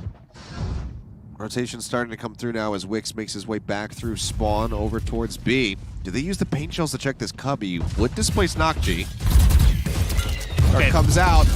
They manage to find Cobra. That's going to be the spike on the ground. And Park Chung, oh man, he just massacres them. Wix on his rotation gets the other two. They only lose Nocchi. Sick setup there. Beautiful flash, mowing the team down with the Spectre, but a third round here in the second half is so important, because this is the round where our team that's been losing for the first half, in this case it would be Prince, is actually going to be able to buy rifles and have superior firepower. We already see Vandals and Phantoms have been purchased. And again, getting that 9th win and getting that much closer to that beautiful 13 to close this out would allow them to then win this best of 3. Would send them into the top 8. Still, it's heating up. It was a very solid first half from Prince, but always going to be more difficult here with the attack on Bind. Ooh. Okay, moves forward. Lawrence off screen finds Kosa over at short. Gets the elimination of U-Haul rather. Hound just pressing forward. Cobra coming through that blaze wall. Halbay gets the kill there on the Hound with that headshot from the Vandal. Oh, they spot Wix as well. Spike Good being cleanup. planted. It's a fantastic round here for Prince. Yeah, let's see if they can try to salvage this situation here with the Rays in the sky, but they're so far out. An awkward push here through A, maybe Heaven, maybe Vents. Looks like it's going to be Vents here. And the way that they're all hiding is so good. I love the Sova over here in showers. You know, coming around this side of A is so difficult. There's so many angles you have to check for, so many possible ways you can be punished as you poke out here. Oh, Gets the kill there. find one. The showstopper's here. Halbay, he cannot get the kill. Suddenly, a 2v2. Hawk going Diffuse in. coming Park down. finding the blind. They get the double blind here, but Lawrence, he will fall. They might have just clutched this out, but no. Slash is there. Mows down Nocchi as he tries to get that defuse off. Will lose out on his weapon, so nobody retains everything. Everybody has to buy back in for this next round, but it's 9-6. They stopped the momentum just a little bit, but not in a clean fashion. So far, so good here. Prince, does manage to save that at the last moment, but kind of an intimidating round there by Spear. The fact they were able to come through and do so well. Now this time around, we still have a economically viable team here for Spear Gaming. They were able to get Vandals and Phantoms, although we do have the Sova holding back here with a Sheriff. But if Prince can shut them down this time, that's going to be where the real momentum builder is going to be. Well, okay. we'll talk about momentum builders. Halbay is a momentum builder. Yeah, what Do a not start. stand in a line if Halbay is in this map, because Just generally generally speaking, don't line up in this game. Yeah. Yeah, okay. Well, he does have the lockdown available. Obviously doesn't want to have to use it here in this round. Wants to save that for later on. Wix does nearly have his Hunter's Fury. Needs a single killer ult orb to get that online. Lawrence JoJo falling in the teleporter. Yeah, there's going to be a push in through elbow here. An attempted flank as the Sage is going to try to duel over here, and they can just get it. Easy peasy, man. That's going to be the 10th win this round. Things are getting dicey here for Spear. I mean, they're really not allowed to make that many more mistakes on this map or they're out. Yeah. Kosa just going to be staying in the teleporter. You know, they could maybe infer that he is there. But, you know, it's just a spray to the wall situation if they want to try to get those kills. He also could have, you know, exited the teleporter and then rotated back through over towards the A site. So they go on a little bit of a merry chase to try to find him, but they will not be able to locate him. But now just 3 away from closing out this series and eliminating Spear Gaming from Stage 2. So, this round is the one where you can see the hurt. sheriff spot here for the Reyna and the Sova. First, let's take a quick recap of what happened back there, which was basically that Halbay killed 2 players immediately, making this an extremely easy round win. So it's going to be a 4 sheriff buy. The Astra's got the Vandal. Of course, over here for Prince, they are loaded. And you can see their credits are starting to build up. So like a banner advertising like the Paradise map? They had like a palm tree with like a little tire swinging. Did they? I'm not sure if that's what exactly. Oh, my okay, God. Lawrence, hello? How is that how that went down? Pause the game. Because sheriffs. Yeah. Is why. I can't even... Crazy. All right, so right now our defending team does not have good cover on A. The Sova's going to try to come up here into heaven. Smoke's already abound over here from the Omen. Wix looking for something, anything, can't quite find it. Going to try to fire a shock dart, but it doesn't manage to interrupt the plant. He thinks it's going to be behind the box stack, but they actually planted directly in front of Showers. So it's a change up here from Prince. Very unorthodox planting spot. And yeah, they just have firm control of the site. With all sheriffs and Wix. Jojo, the only ones with armor. Narky doesn't have any. Jojo get forced back as they get the days out from the Trailblazer. But clears the boom bot, gets the headshot, moves forward. Parkjong trying to set it up. Does manage to find one. Wix found another off cam. Still going to be a 1v3. They push in, they get the finish, they can take the TP out. 2 more rounds to go. And Prince will have punched their ticket into the top 8. Yeah, and you can see the confidence rising over here on Prince. I mean, they know they've got it. Spear has had some great attempts, but none have really managed to get them to a place that's close to recovery. This round, again, we do have rifles bought here for Spear, but look at how low the credits are. I mean, the richest player has 900 credits, which means if they get a 12th win, it'll probably be an immediate 13th win after that. Yeah. I mean, the other thing that is, you know, ult economy is also very much there. Everybody has their ult available. They just haven't had to use them for Prince in these last several rounds as they've come online. We do have Seekers for some scouting. Empress, if Hound can try to pop off. Curveball out, drop down. Lawrence running it back, looking for something. Cobra picked off. Good Hunter's Fury here from Wix. That's a solid start. We're going to need a decent bit more than that. Oh, that's awkward. Really poor timing, but they know because of the showstopper, they can't push to try to get the kill. It's going to blast back forward. This is going to be a lot of damage in this hallway if it connects. And it does. It gets Kosa. It doesn't kill anybody else. It doesn't get damage on anybody. Lockdown now going to be used. And because Hunter's Fury was burned, they cannot clear this. They're storming onto the side. They're going to try to destroy this naturally. They have. Ooh, great shot there by Parkjong. This is the round they absolutely could do it. Here comes the Hunter's Fury, though. Okay, Wix. Taken down, a little bit of vengeance there from Slash, looking for another target, gets the hit in, the peek coming through, needs to interrupt, has done so. The paint shell's now flying through, Naki cannot stay stuck, and they haven't got it to half. Oh, gets the shot there. It's now going to be Slash, pops up over the box, gets the kill on Hound. Beautifully done. And it's now 6-12. What a great comeback. That was a Prince. Clutch play. That was great control there of the spike site. Yeah, it was looking catastrophic, but the lurk coming through from Jojo to get himself into hookah window, just everything with the delays was beautiful. They stopped them from getting halfway on that spike, and yeah, you know, they look poised to take this. A Stinger, a Spectre, a Bulldog, just not much to work with here. Yeah, it was a beautiful sequence of utility, followed up with good angles to snipe. That is making this a living hell here for Spear Gaming, who now needs to win 6 games in a row to even get a chance to go to overtime and prove themselves. And they only have the showstopper, you know, to really have that high impact. Their weapons are severely weakened. This is even manageable against a showstopper. I mean, just keep your agents spread out and watch out for tight angles. And here we see the Rays now pushing in through Showers. It's going to be spotted, though. Oh, is there a hole in the roof of that? Did you actually get the dart through the hole? That's cool. I think it was a little bit of a misalignment. I think he wanted to land on a very specific spot, but yeah, I could be wrong. Maybe that would reveal if they were hanging out in the hallway, but Hound taken down. Lawrence finding a very nice opening kill here in the round.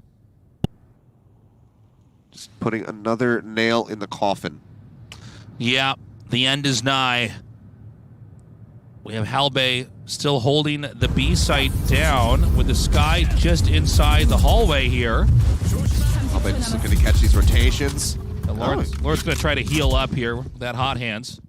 Park Chung does kill him, and that's going to be a trade out. So Spectre gets upgraded now to Vandal. Koza pushing the corner, trying to get it through the blind, just cannot do so. Lawrence outgunning him. Now Wix alone in the back there. Does get eliminated. Park Chung finding one. Can he do it 3 more times? Jojo comes around, gets a great headshot there, but it is too little, too late. Prince wins game number 2, 13-6, thus making it a 2-0 versus Spear Gaming. What a great match.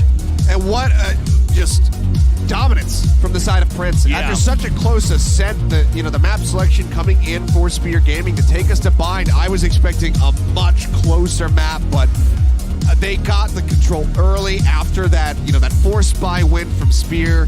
Prince comes straight back into it. They keep their heads up. They close this out very convincingly. So 13-6, they have punched their ticket into the top 8. They exited second place from Group C. And unfortunately for Spear, this is the end of the line for quite a while. That's right. Unfortunately, they were not able to cut it. They did look so strong in that first game. It's too bad they couldn't carry that into bind, but I mean, we thought Prince might be the ones to win this when we came in here. Again, it was a real treat to cast that first game and how close it was, but clearly Prince is better. And, I think the truth is, Bind is a little bit more of a complicated map to play on, I think, than Ascent. I mean, Ascent is, I think, the most straightforward tactical shooter map of the Valorant maps. Sure. But I think, when you look at a map like Bind, there's a lot more abusive stuff you can do there. And certainly Prince took advantage of that. Well, Prince coming out on top here, obviously in almost every metric, decent headshot percentage there from the side of Spear, but not nearly good enough to get it done. Yeah, unfortunately not. You see, they were never able to string anything together. It was always 2 rounds, lose a ton. Oh, you're 2 right. rounds, Look at that. I didn't even notice that. Every single time they were able to pick them up, they just never got any kind of stretch leads. They would just... Yeah, the order in which you are winning your rounds is very significant because you're trying to gain momentum, and you're completely correct. They only won 2 in a row, which was never enough to actually start to oppress the other team as far as their credits go, as far as their spending goes. Like force buy into rifle win, and then 2 steps forward and then 6 steps back. Yeah. It's just such a rough position. I mean, Park Chung on the day, in both maps, he played extremely well. Hound, especially on Ascent, was great. But this map, Bind, it was all about JoJo. But if I had to venture a guess, might be hearing from Halbay in our interview. We got to get Halbay up there. Halbay was a king in this game, man. By the way, chat, do not leave yet because we're going to be going into another best of 3 in just a little bit here. Yeah, after we have our interview, we'll take a little break, get the next teams set up. Then we'll have that set, and then of course the group draw show, which you guys definitely don't want to miss to see, who's going to be playing against who in that round of 8. That's why I got into esports. It was about the group draw. All about the group draw. I said, how do I cast group draws? They said, well, you got to learn video games. I said, okay, I guess I can do that. Okay, it's actually going to be Cobra. So yeah, did have our highest ACS actually in map 1, and comes in here with the 206 in map 2. But always, a huge player for this squad. Even when they, were starting off, before they had the name change to Go Prince, it was just APE Prince. Cobra was always extremely clutch for this squad. That has not changed at all. So still a very strong open player. Hasn't picked up the Astra adoption yet. Doesn't seem like he needs to. I guess Cobra makes sense to be picked as MVP when you think about how the overtime went in that final round where they clutched through and he basically killed off, I think, 3 or 4 players. We're going to go to that interview now. Go ahead, Ending Life. Take it away. Hello, guys. I'm Ending Life. I'll be translating the interview as always. As you guys just saw, it will be Cobra from Go Prince as your interview.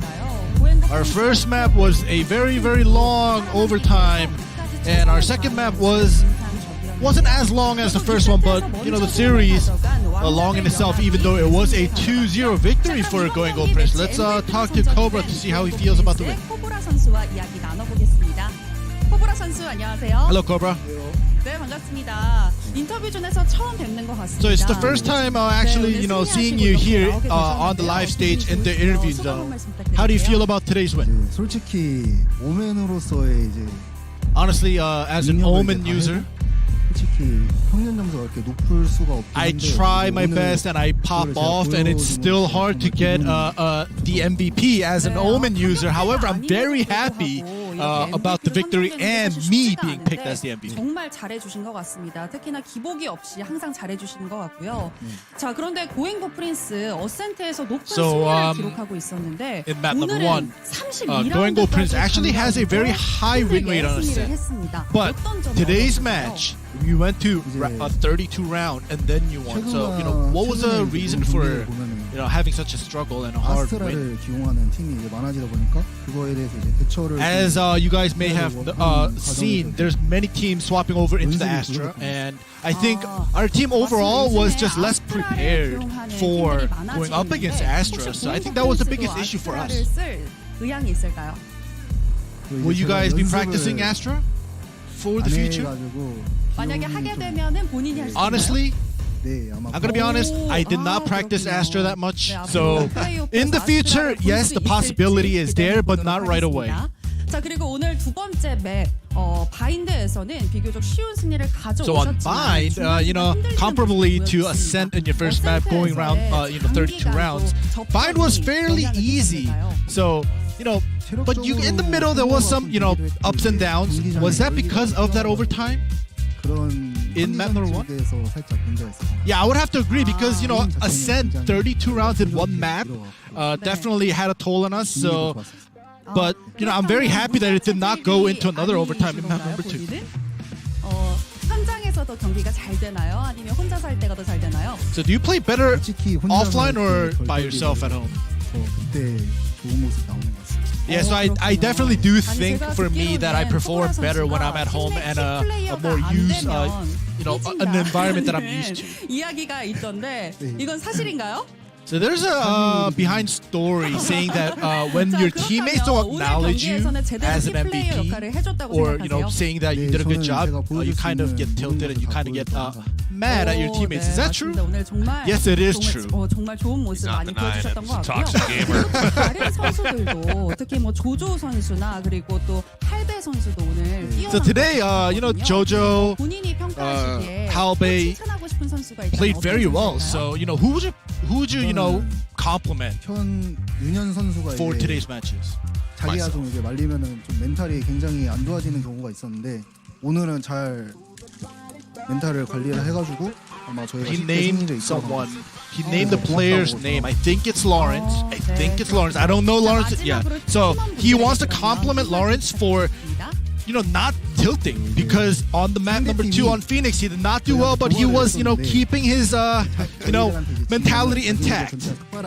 스피어 Any last words 어떻게 삭발해야겠네요. before you guys get ready for 인증샷을 다 보내주시기 바랍니다. So we had a bet saying that if Spear Gaming loses, they're gonna shave their head bald. 오늘 인터뷰 고맙습니다. And he's gonna hold them up to that. So we'll see if that happens. And that's gonna finish the interview. Wow. Oh, I want him to do that. And then I want Paper we do Thin to that become now? the coach. That's what I want. I want that so badly Oh, right now. man. 정말 승리를 예측할 수 없는 They have to Saying thank you, rename. ending life. They have to rename to the cue balls. Yeah. 한번 진 적이 있기 때문에 오늘 단단히 Can we do 결정을 that? Both gamers, let's do it. Can we do that right after the group Yeah, draw show? please. Let's actually just cancel the group draw and get them to shave their head on the stream.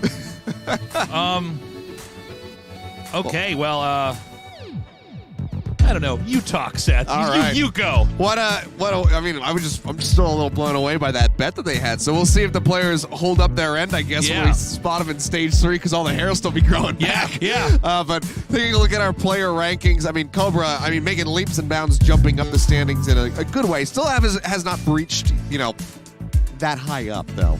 Still is going to be hovering pretty far down, but, it's not bad. You can always pick up those numbers as they go into the round of 8, which they've now qualified for. But man, what What a series to kick things off for. Yeah, and again, it's good to see how competitive Korea is. I mean, Spirit Gaming and Prince were so close on that Ascent map, and this is what we need out here to have a healthy ecosystem. You don't just want one team that completely wrecks everybody, and although Vision Strikers has been doing that for most of the time, we're starting to see these other teams catch up. Definitely happen. We're not done yet. We're not done yet. No. Chat. Hell no. Sit back down. Well, you can get We've up. got what? Get a snack. Well, sit down now. Just let me be in control. All right. Okay, now stand up. Now sit down again.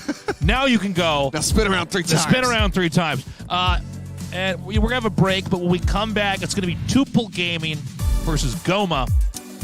One where I think it is truly a David versus Goliath match. A little bit of an uphill fight here for Goma.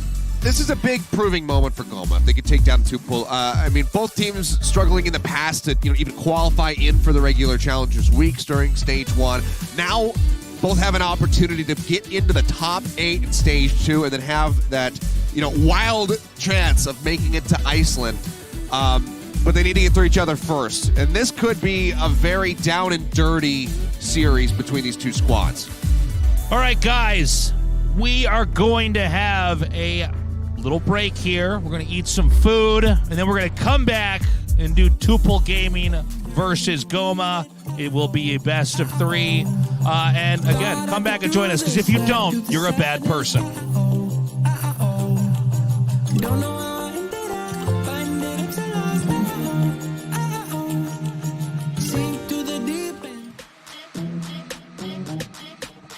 Well, actually, it will be an easy defeat. We have that. It's going to happen. Wicks starting to push around. Oh, Gets a headshot. Can he actually make it happen? He's going to hold it. Oh, though, in window right. Sova needs to plant this right here, right now. It's going to come in there. On top of him. Oh, it doesn't quite get him. He's going to be coming through. That's a setup of the park jump. The spike now going to be dropped. And help finish on Kosa. He's hiding into the... Try to push in now. Going to play forward. Hunter's Fury comes out. He pushes in. He finds one. He leaps across it. Comes out. Offensively, his Slash is on the slow creep behind. Backed up your fight stick. JoJo finds another kill. The showstopper now ready to go. Jump comes out. Managed to find Cobra. That's going to be Out here. Oh, Still there. find one. The showstopper's here. Help it. He can find in the blind. They get the double blind here, but Lawrence, he will fall. They might have just clutched this out. But It's going to be where the real momentum builder is going to be. Elbow here. An attempted flank as the Sage is going to try to duel over here. upgraded now to Vandal. Goes up 4 times. JoJo comes around, gets a great headshot there, but it is your game.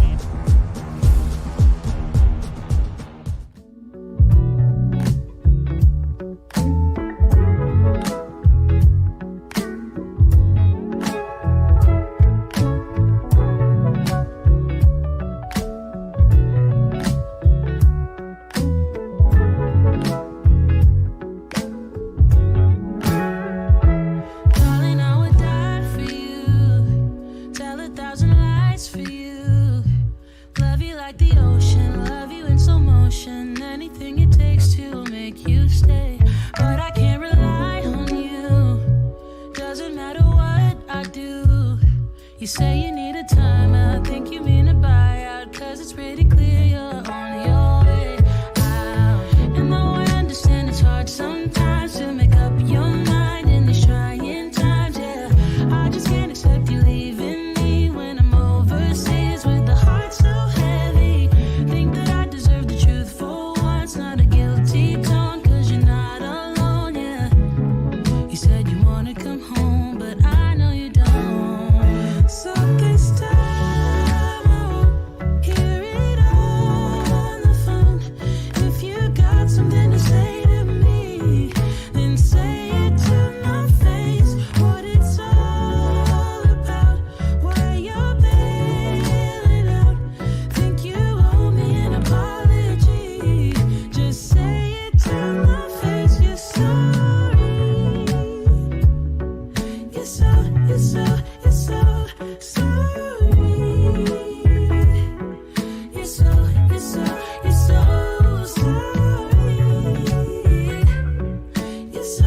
sorry. You're so sorry. Say it to my face. You're sorry. And I quit my job for you, even quit some friends for you, cause you couldn't stand it, me all independent, so you had to have me for yourself. That was when I trusted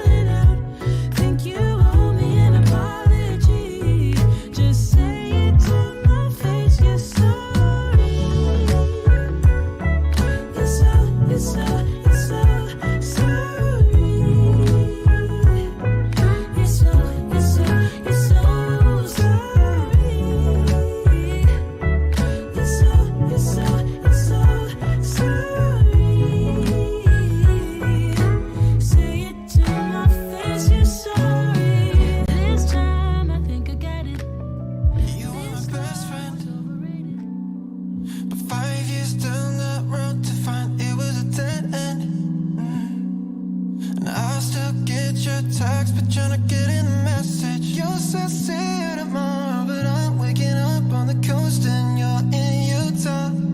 Is this working out how you thought? You thought you know I'm not okay, but you still hit me the same as back when we were something. It turned into love, and that wasn't love. I can't say I don't mind. Cause what you're asking for and you can see the problem is that you don't know me. Why? You say that you feel me, but I think that you're just feeling lonely. I tried so hard, but you moved on so baby, honestly. I can't say I don't. And I hate that it's not how it was when we both ran away to the cave for a month. But just some things you can save when you want them. Left it behind, now you're looking for something. You told me it was over, but I saw your caller ID when you hit me on Wednesday. I don't need to hear what your friends say. Friends say you know I'm not okay, but you still hit me the same as back when we were something. Turned into love, and that wasn't love. I can't say I don't mind. Cause what you're asking for and you can see the problem is that you don't know me. Why? You say that you feel me, but I think that you're just feeling lonely. I tried so hard, but you moved on so baby, honestly. I can't say I don't mind. I can't say I don't mind. I can't say I don't mind. Can't say I don't mind.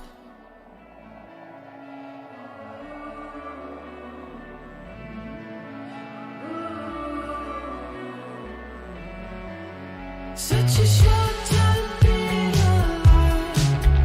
All this hardship and convenience makes it so hard to make sense. I win this and now, I win this and now. And I know it's just a matter of time before we tumble across the borderline.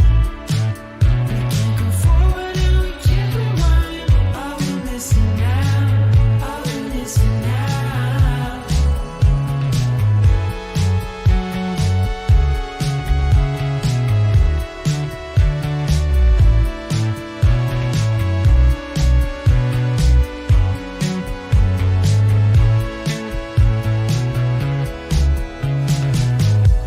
Just close your eyes.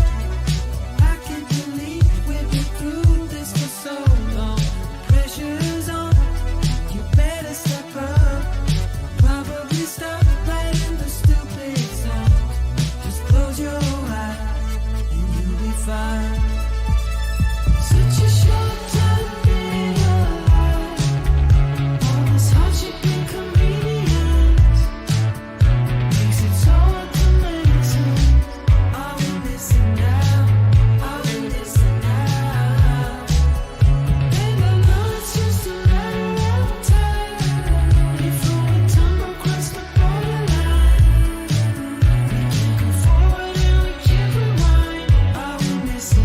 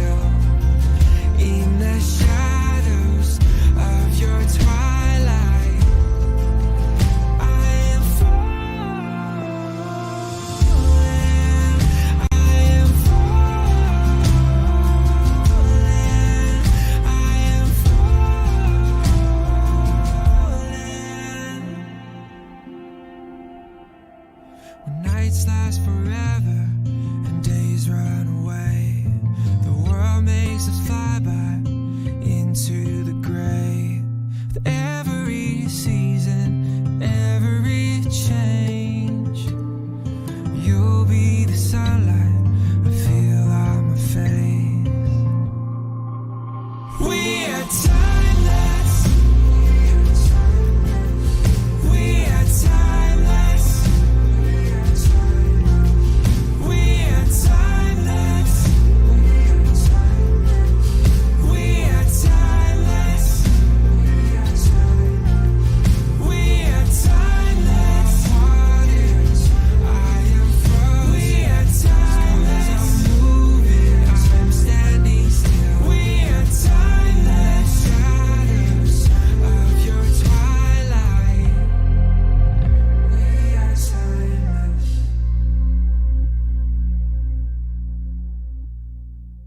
In the middle of this ghost town, is this the end where everything goes down? Are we gonna push through to find out? Working through all these issues, hell of a year, all the things we've been through. Are we gonna stick around to fight now? We know we've seen this all before, just head for brighter shores.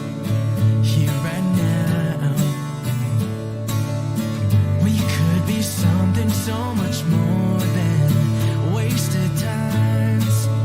Here right now, oh, like jet planes floating through night skies, we are alive. You and I, when daylight comes in a rush, don't forget about us. We're alive. Here we go on another weekend, waking up to these dead end feelings. Haven't seen you up in so long. Bloodshot eyes are sinking, and all I see is our minds thinking, talking loud but we don't hear a sound. We could be something so much more than wasted times. Here right now, oh, it's like jet planes floating through night skies. We are alive. You and I, when daylight comes in a rush, don't forget about us. We're alive, like champagne over the skyline. We are alive, you and I. When daylight comes in a rush, don't forget about us. We're alive.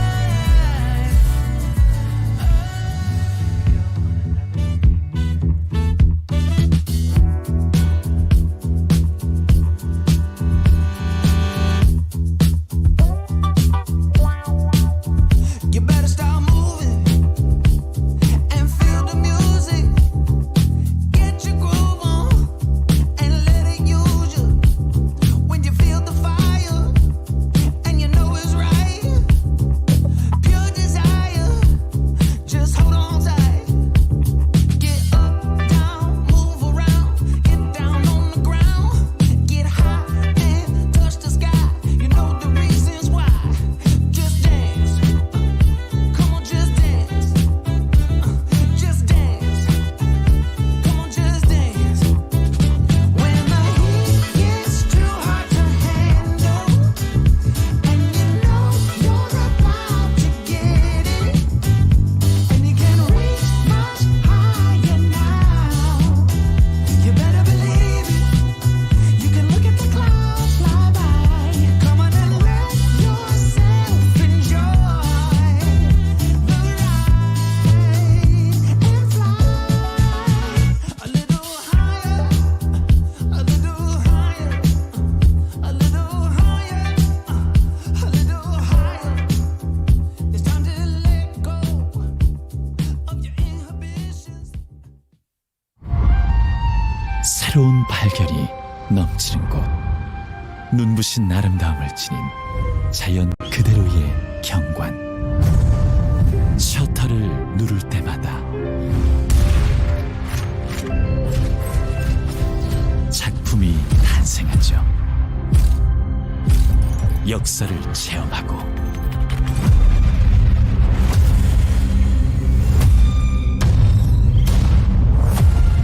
나만의 역사를 쓸 수 있는 곳.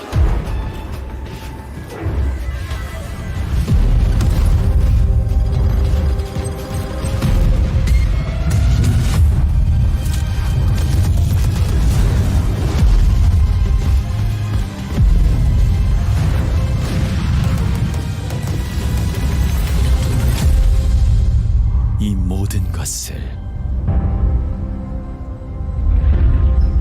브리즈 맵에서 경험하세요.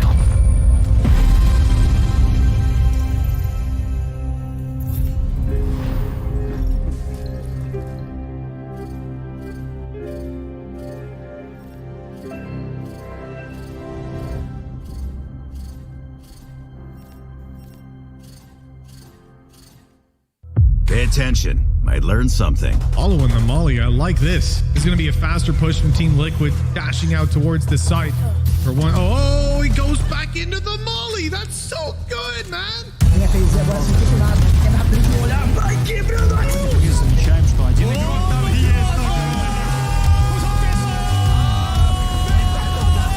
Welcome to the Headshot, where we break down all the latest and greatest from the Valorant Champions Tour.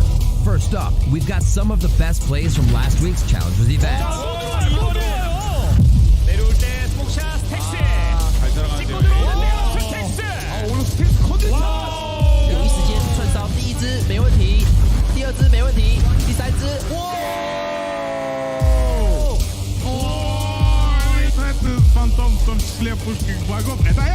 Gerçekten takım halinde çok iyiler. Kusur yine tek mermi ve Dash yine tek mermi.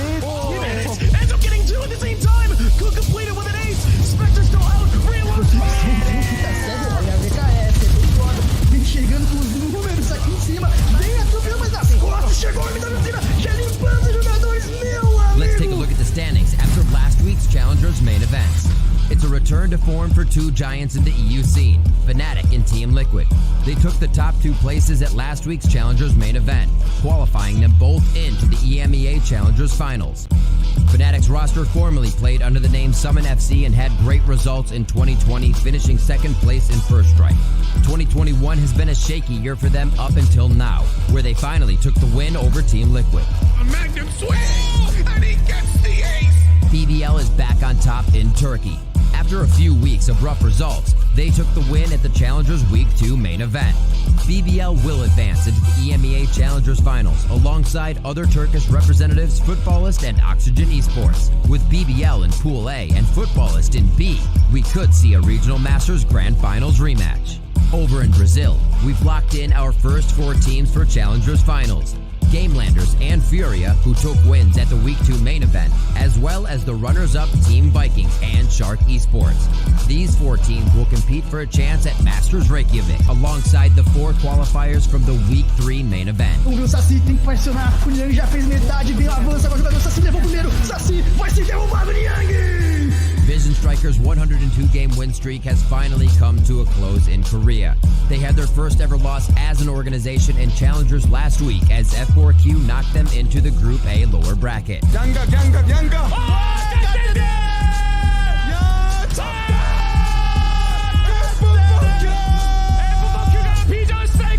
Vision Strikers now must defeat I Need Girlfriend this week in order to qualify into their regional playoffs. Gambit Esports took the win in Challengers CIS Week 2 main event, securing their spot in the EMEA Challengers Finals. As CIS's most constant and dominant team, they'll definitely be ones to watch this event. Все, ребят, здесь можно констатировать факт, что VALORANT играют все, а побеждают Gambit. Most of SEA played Challengers main events as well, with a couple more teams qualifying into SEA Challengers Finals. Bren Esports from the Philippines and Team NXL from Indonesia. CBT Gaming took the win in Hong Kong, Taiwan, and Paper Rex did the same in Malaysia, Singapore. Both teams will advance into Challengers 3 to fight for a chance at the SEA Challengers Finals. For more results from other regions and open qualifiers, head on over to ValorantEsports.com. Let's head over to NA to see who will be our team to watch this week. At long last, fan favorites TSM have qualified into another Challengers main event. 2021 has been a difficult year for the TSM squad. They were once regarded as NA's best team, but they've struggled to live up to that title so far in the VCT. They've only qualified into one other Challengers main event, where they finished 6th place. After a disappointing Stage 1, TSM made the ambitious move of signing Brax as their 6th player. TSM played with Brax in Stage 2 Week 1 and then swapped back to Hayes for Week 2. But in the end, it was the off-god Wardell who stepped it up with an amazing performance for the Week 2 Open Qualifier. Highlight reel at the end of this game is going to be just Wardell, and then more Wardell. He put up a whopping 28 kills against Gen G on Ascent, landing himself a peak average combat score of 381 on that one map alone. They're peeking up, it's too easy for him. TSM made a bold bet on a 6-man roster with hopes of being the most versatile team at Masters Reykjavik, the VCT's first international LAN event. Stopping him, it's the Wardell show. Will this move pay off for them? Can they defeat powerhouse teams like Sentinels and Immortals to earn their spot at Masters? Tune in this weekend to find out. TSM look to close it out on the retake. The paranoia goes through all 5 members. Sabrosa cuts down 2 inside Garage. Wardell to find another, and this could be it. As Kuzma hops up, Sabrosa finds a 3K on the round. Make it for the Hunter's Fury as the cherry on top. And TSM closes out 2-0 fashion. Before we wrap things up, we've got a special announcement for you. Let's have some fun. Masters Reykjavik will also debut Valorant's newest map, Breeze, in competitive play. With 6 maps in rotation, we'll be introducing a new map veto and selection process that will take place ahead of each match. I'm impressed. Be sure to tune in on May 24th to watch all the best pro teams from around the world competing on Breeze for the first time ever. The competition in Iceland is going to blow you away. Which team do you think will dominate Breeze when it drops? Let us know in the comments, and be sure to subscribe so you don't miss out on any of the action. Thanks for watching The Headshot. For upcoming matches and schedules, check out ValorantEsports.com. We'll see you next week for more updates on all things Valorant Champions Tour.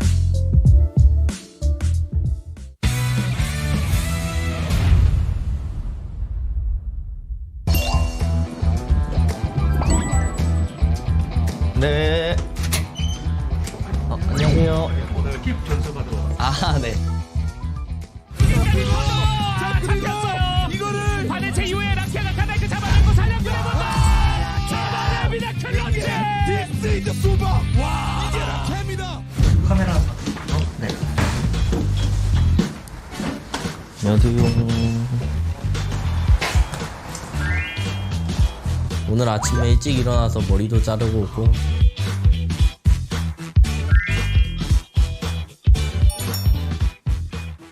일단 마우스를 조이기어 EC2를 사용하고요. 다른 마우스도 써봤는데 이게 제일 안정적이고 잘 맞는 것 같아서 저한테는.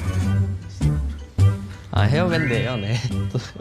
아, 이게 왜 궁금하신지 모르겠는데. 에? 안 돼요. 얼루 형이 제 거 맨날 저녁에 훔쳐놨어요. 약이요? 아, 저 약은 그 손목 아파가지고 병원 가가지고 치료받고 약 받아온 거예요. 관리 잘하세요, 여러분. 약간 FPS 하는 사람들이면 국룰 자세예요.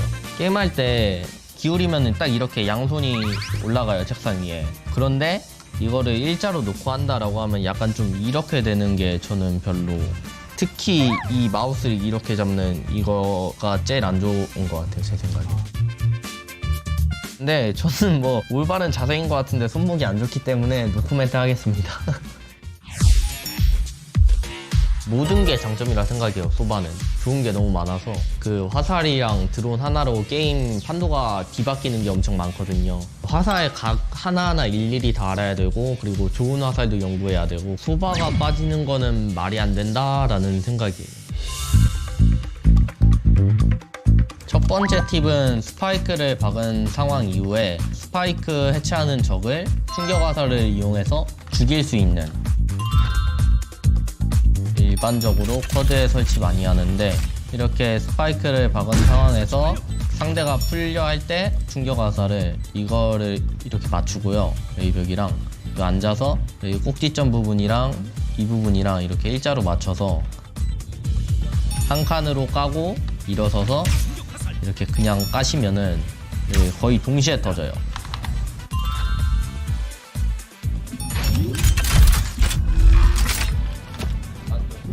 설치 완료.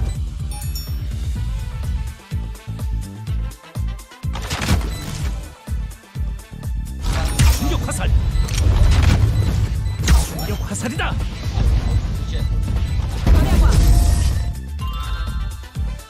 모든 맵마다 충격 화살 포인트는 다 있어요. 다 연습을 해야 되는 게 소바의 임무가 아닌가 싶습니다.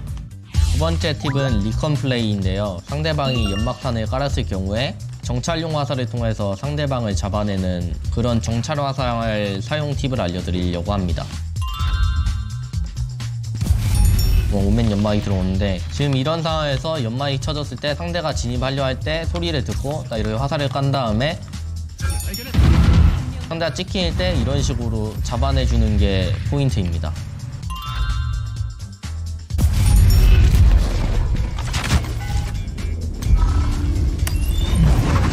역시야 확보.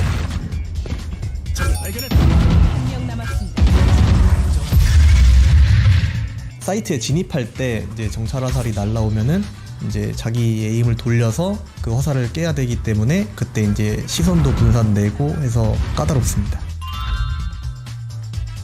이 리컨 플레이 할 때 주의사항은 이렇게 화살을 까고 적을 쏠려 할 때 이런 식으로 연막샷에 죽을 수 있는 거, 이게 제일 큰 주의사항이 아닌가 싶네요. 세 번째 팁은 이 올빼미 드론의 표식용 다트를 2번 이상 활용하는 겁니다. 상대 위치를 생각하면서 상대 이렇게 한 번 찍어준 다음에 피킹을 못할 때 다시 날려서 이런 식으로 한 번 더 찍어주면은 그때 팀원이 날아가서 이렇게 상대 위치를 보고 잡을 수 있는 이런 좋은 상황이 연출됩니다. 알아볼까? 표시 완료.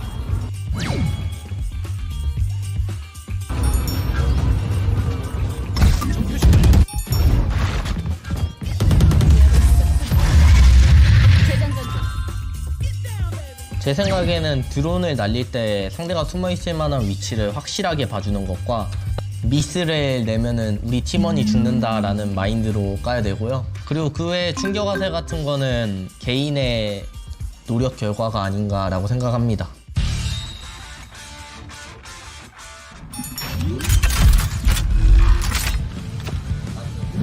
설치 완료.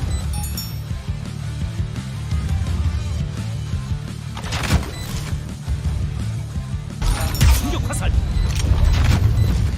충격 화살이다.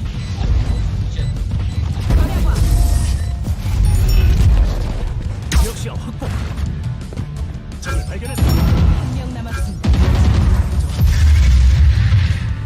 잡아볼까? 표시 완료.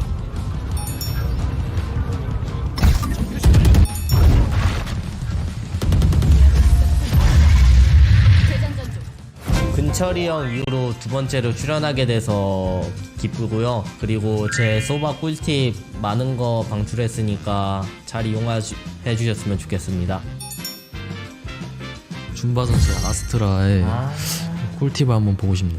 이거 사용 완벽해요. 그렇죠. 완벽해요. 이해도. 아스트라 사용하는 이해도나 어디에 깔면 좋은지나 그런 건 전부 다가 궁금한 것 같아요, 저는. 여러분들도 레디언트가 될 수 있습니다. 똑똑히 봐라.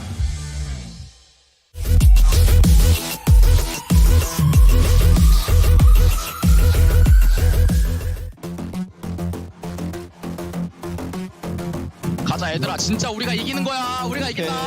가보자. 흥분만 하지 말자 얘들아. 쏘던 대로만 쏴. 자, F4K 공격이고요. 한 점 집중 빠르게 갈 수 있습니다. 그래서 비전이 강수를 두는 게 나갈 생각이거든요. 에롱 스카이였어. 쇼. 야, 땅. 가자. 그냥 총으로 가. 오른쪽. CT 하나. 쇼다다. 개피다. 파피 아깝다. 이거 내가 줬어야 되는데. 너무 아깝다. 큐를 잘못 썼다. 이거 야 이번에 에이스 똑같이 봐. 전라랑 똑같이 보면 돼 이거. 아니야 이거 내가 오른쪽 하긴 했어 내가. 시간 가는 줄 모르겠습니다. 13대 13 다시 한번 연장전. 붙어줄 수 있나? 이거 나도 A 갈게. 붙어봐. 사이트 채워주면 지금 좋은. 나이스. 우천이 옆에. 나게. 야 돌 더. 이거 온다. 스모그로 시간 벌어놨다. 나이스 조르천. 하나 더 린도. 나이스. 조심해. 같이 하자. 붙여놨어. 왔다. 이거 먹는다 이러면? 비. 잡았다. 근데 시간 계산 잘해야 돼. 시간 계산 돌리고 빨리 뛰어야 돼. 빨리 뛰어야 돼. 개인데요. 무조건 돼요. 와 이거 진짜 킹이 하면 1대3 클러치.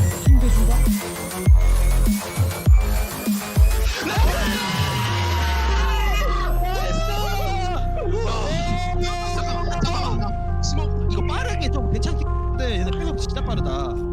아니야 이거 우리 디폴트 하다 A 가면 이길 것 같아 얘들아. 야 얘들아. 가라지 3개 먹은 적 있냐? 없어. 가라지 3개 먹어봐봐. 자 이거 메인 더블. 항상 하던 거. 자 인도한테 하나 빠졌고. 여기 달라 이번에. 에롱 하나 에이스 깨먹었어. 이거 미드 나온 거 조심. 미드 나온 거 빠른 거 조심. 미드. 야 그럼 여기도 있을 거야 아마. 세야지 이거 같이 들어. 네. 자 쇼스로 정찰자 보냈어요. A 메인 전진입니다. RB. 기다려봐. 여기 있을 거 같냐 이렇게? 야 B 가자 이거 B 한번 갈래? 아 근데 바로 빠져나오지 못하고 있어요. 확인. 우리 A 파는데 나이스. 우리 A 팠다. 나 이거 빼는 거 도와줄 수 있나? 들켰어? 아니 안 들켰어. 아니야 B 가면 이겨. B 가면 이긴다니까 얘들아. B 가자. 스모 갈게. 왜 왼쪽에? 나이스. 윈도우 조심. 커넥 막아 커넥. 에이컨 나이스. 할만해. 설한다 여기. 그러면 쓰면 끊어버리나요 이거? B쪽 설치 됐습니다. 대시 없다. 내가 나 혼자 뺄게. 우리 누가? 앵커 하나? 사이퍼 C였다.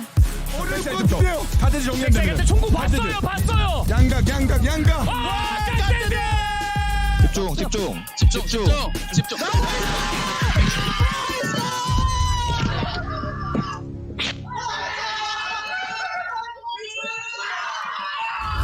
야 이거를 내네요. 2등 해냈습니다. 와. 6천도 아니고 3원도 아니고 1도 아니고 이거를 뽑히겠어요. 매번 우리가 이길 거다 말만 했지만 드디어 진짜 스테이지 2에서 해냅니다.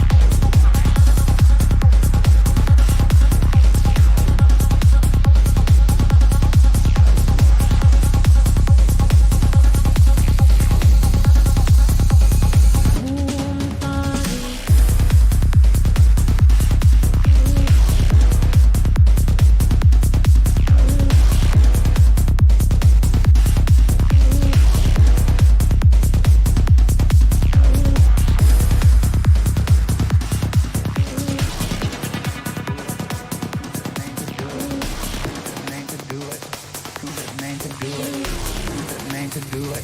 Prove that man could do it. Prove that man could do it. Prove that man could do it. Prove that man could do it. Prove that man could do it. Prove that man could do it. Prove that man could do it. Prove that man could do it. Prove that man could do it. Prove that man could do it. Not only do we live among the stars live within us.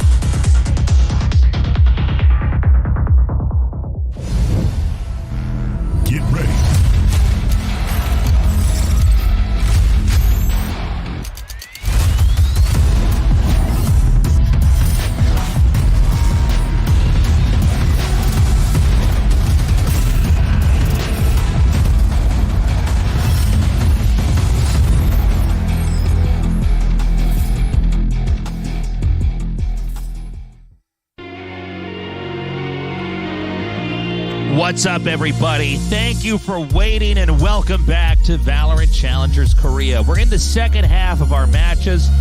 We had a very interesting 2-0 back there. Prince coming out on top and looking extremely strong after it is such a close first game.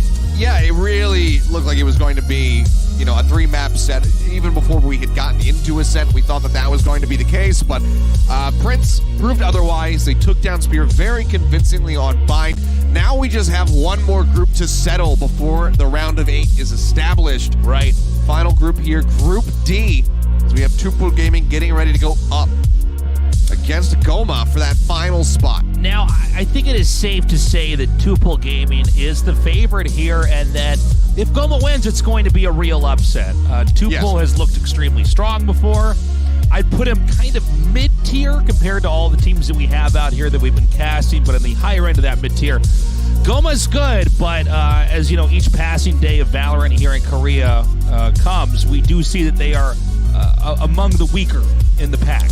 Yeah, and they have been since the beginning. I mean, Goma, to my knowledge, aside from qualifiers, because obviously, they had qualified it before, but being in a proper tournament during one of the stages, during stage 1, they were not able to pick up any maps. To my knowledge, their taking down of Gehenna is the first time that they've gotten maps on stage here, on broadcast, in the actual tournament. So now they need to do that again versus a significantly harder opponent in Tupool. So if they can do it, it would be a huge story for these guys. It would be a great victory to manage to make their way into the top 8. But Tupool, they're going to be hungry for it. This is a squad that was very disappointed in not being able to qualify in for the first 2 weeks of stage 1. Right. They finally made it through. They were extremely happy, and they always got really close, and they always got shut down by teams that you would anticipate to automatically be able to make it into the tournament week. So like TNL repeatedly would come in here and they would face off against Tupool. So it was just bad, unluckiness, I guess. Right. When it came down to those qualifiers. But now they're here. Now they have a chance to be in the top 8 teams here in Korea, and they are not going to take this lightly. No, I think not. I think this is a big challenge here for Goma. I think they're very cognizant of where they fit in the grand scheme of team rankings, but this is a good moment. They're going to get a lot of experience here going up against Tupool, and I don't think it's impossible for Goma to win. I just think it's going to be very difficult. This isn't like Goma versus Vision Strikers or something where my mind cannot even conceive of the idea of them winning. Yeah, I mean, there is always the other side of that coin. And talking about the pressures of Tupool making it this far, and now they have this opportunity. There's way less pressure on Goma to coming into this, so maybe they're going to be a bit more relaxed, and then can focus in on this series to potentially get the upset win. That's always something that you have to be concerned about. You don't want to get complacent if you're Tupool. You don't want to think that this is going to be an easy set. You have to approach every single series as if you were playing against Vision Strikers, as if you were playing against F4Q. Don't underestimate your opponents, because when you have no expectations on you, sometimes that's when people shine the most. It is going to be a best of 3.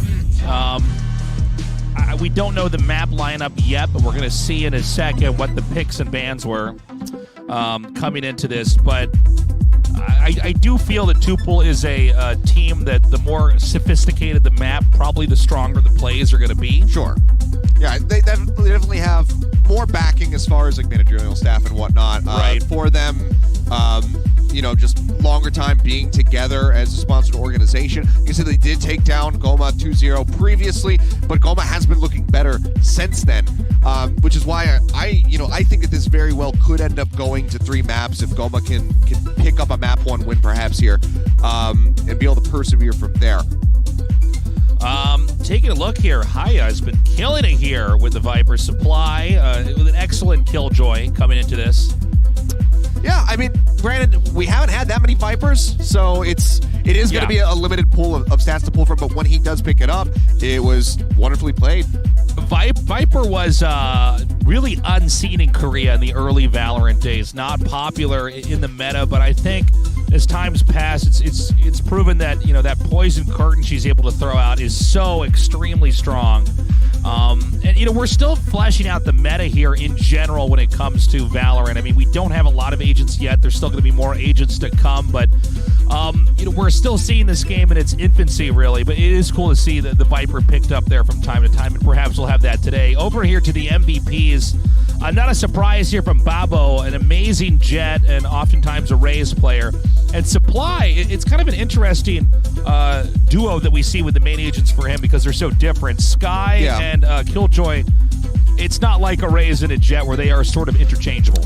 Yeah, every now and then we have certain players that just play these very drastically different play styles. You know, the Killjoy, more often than not, you're going to be playing alone, whereas with the Sky, you're often going to be coupled with your Duelist, with your Jet or your Raze to try to get those blinds out for entries and whatnot. So it is a major shift in play style, but one of the big things that you can really say about Supply is that he does have the top stats right now in the league for Killjoy, which is much more widely played compared to Viper. I mean, you're talking about him besting King, besting Halbe in these standings. So you definitely cannot take him lightly. Because he can definitely hold down a site, he can definitely frag. So we'll see now. Map selection, it's going to be Haven and Icebox ban. So we saw Icebox and Split banned in our first series, so we will be starting with Ascent Bind yet again. But if we do get to that third map, which eluded us the first time out, then we will see Split. Yeah, coming on to Ascent, as we've said before, this is the most straightforward map that there is in Valorant. I mean, obviously controlling the middle is extremely important, but it doesn't have any teleporters or extra spike sites or anything like that. To be honest, though, I do feel like a map like this is probably going to be, I think, honestly, all the maps are probably going to be favoring Tuple and their play style, their prepping, and their planning. And, you know, you were mentioning this before, Achilleos, but Tuple does have more professional industry backing here, which helps. Yep. Well, having coaches, having that support there, it helps quite a bit. I did get a follow from the Goma team account, though, on our break. Well, there you go. They're listening right now. They're listening right now. And they're moving up. They have a small Twitter account. They're growing. Go give their Twitter account a follow, guys. I mean, they're committed. This is one of the teams that is a part of the Riot support program to help, you know, give these players their salaries and whatnot. You know, keep down operational costs for these up-and-coming orgs until they can get the sponsors to come through. And yeah, you know, they're going to be here to stay. They want to find success. They do have a solid enough roster that has been making very steady improvements and has been looking better as time has gone on. And see, they know exactly what they want to aim for. So yeah, insta lock in here with the Sky and the Killjoy. No surprise there. We always see a Sova on Ascent and almost always an Omen. So the major difference right now is the Reyna pick when compared to the Killjoy and the Sky, and it looks like Persia's flirting with the idea of picking Phoenix here. Would be a pretty big departure for Ascent in particular, but yeah, he's just going to flip around. So we'll just go for the Cypher. So Cypher v Killjoy. A lot more people have been starting to favor the Cypher yet again. Yeah, shifted away from Killjoy. I think, you know, Cypher, you really can control a site so well. Killjoy is handy, and you can definitely spring some booby traps to punish your opponents. But in this case, Persia is going to lean into that Cypher, and we're getting ready to go. Yeah, very quickly. Agents selected as we get ready to jump into map number 1. So let's go ahead and do just that. Set up yet again for our final best-of-3 series here in the group stage before the round of 8. Both teams vying for a slot in the top 8. Let's see who starts things off with a win.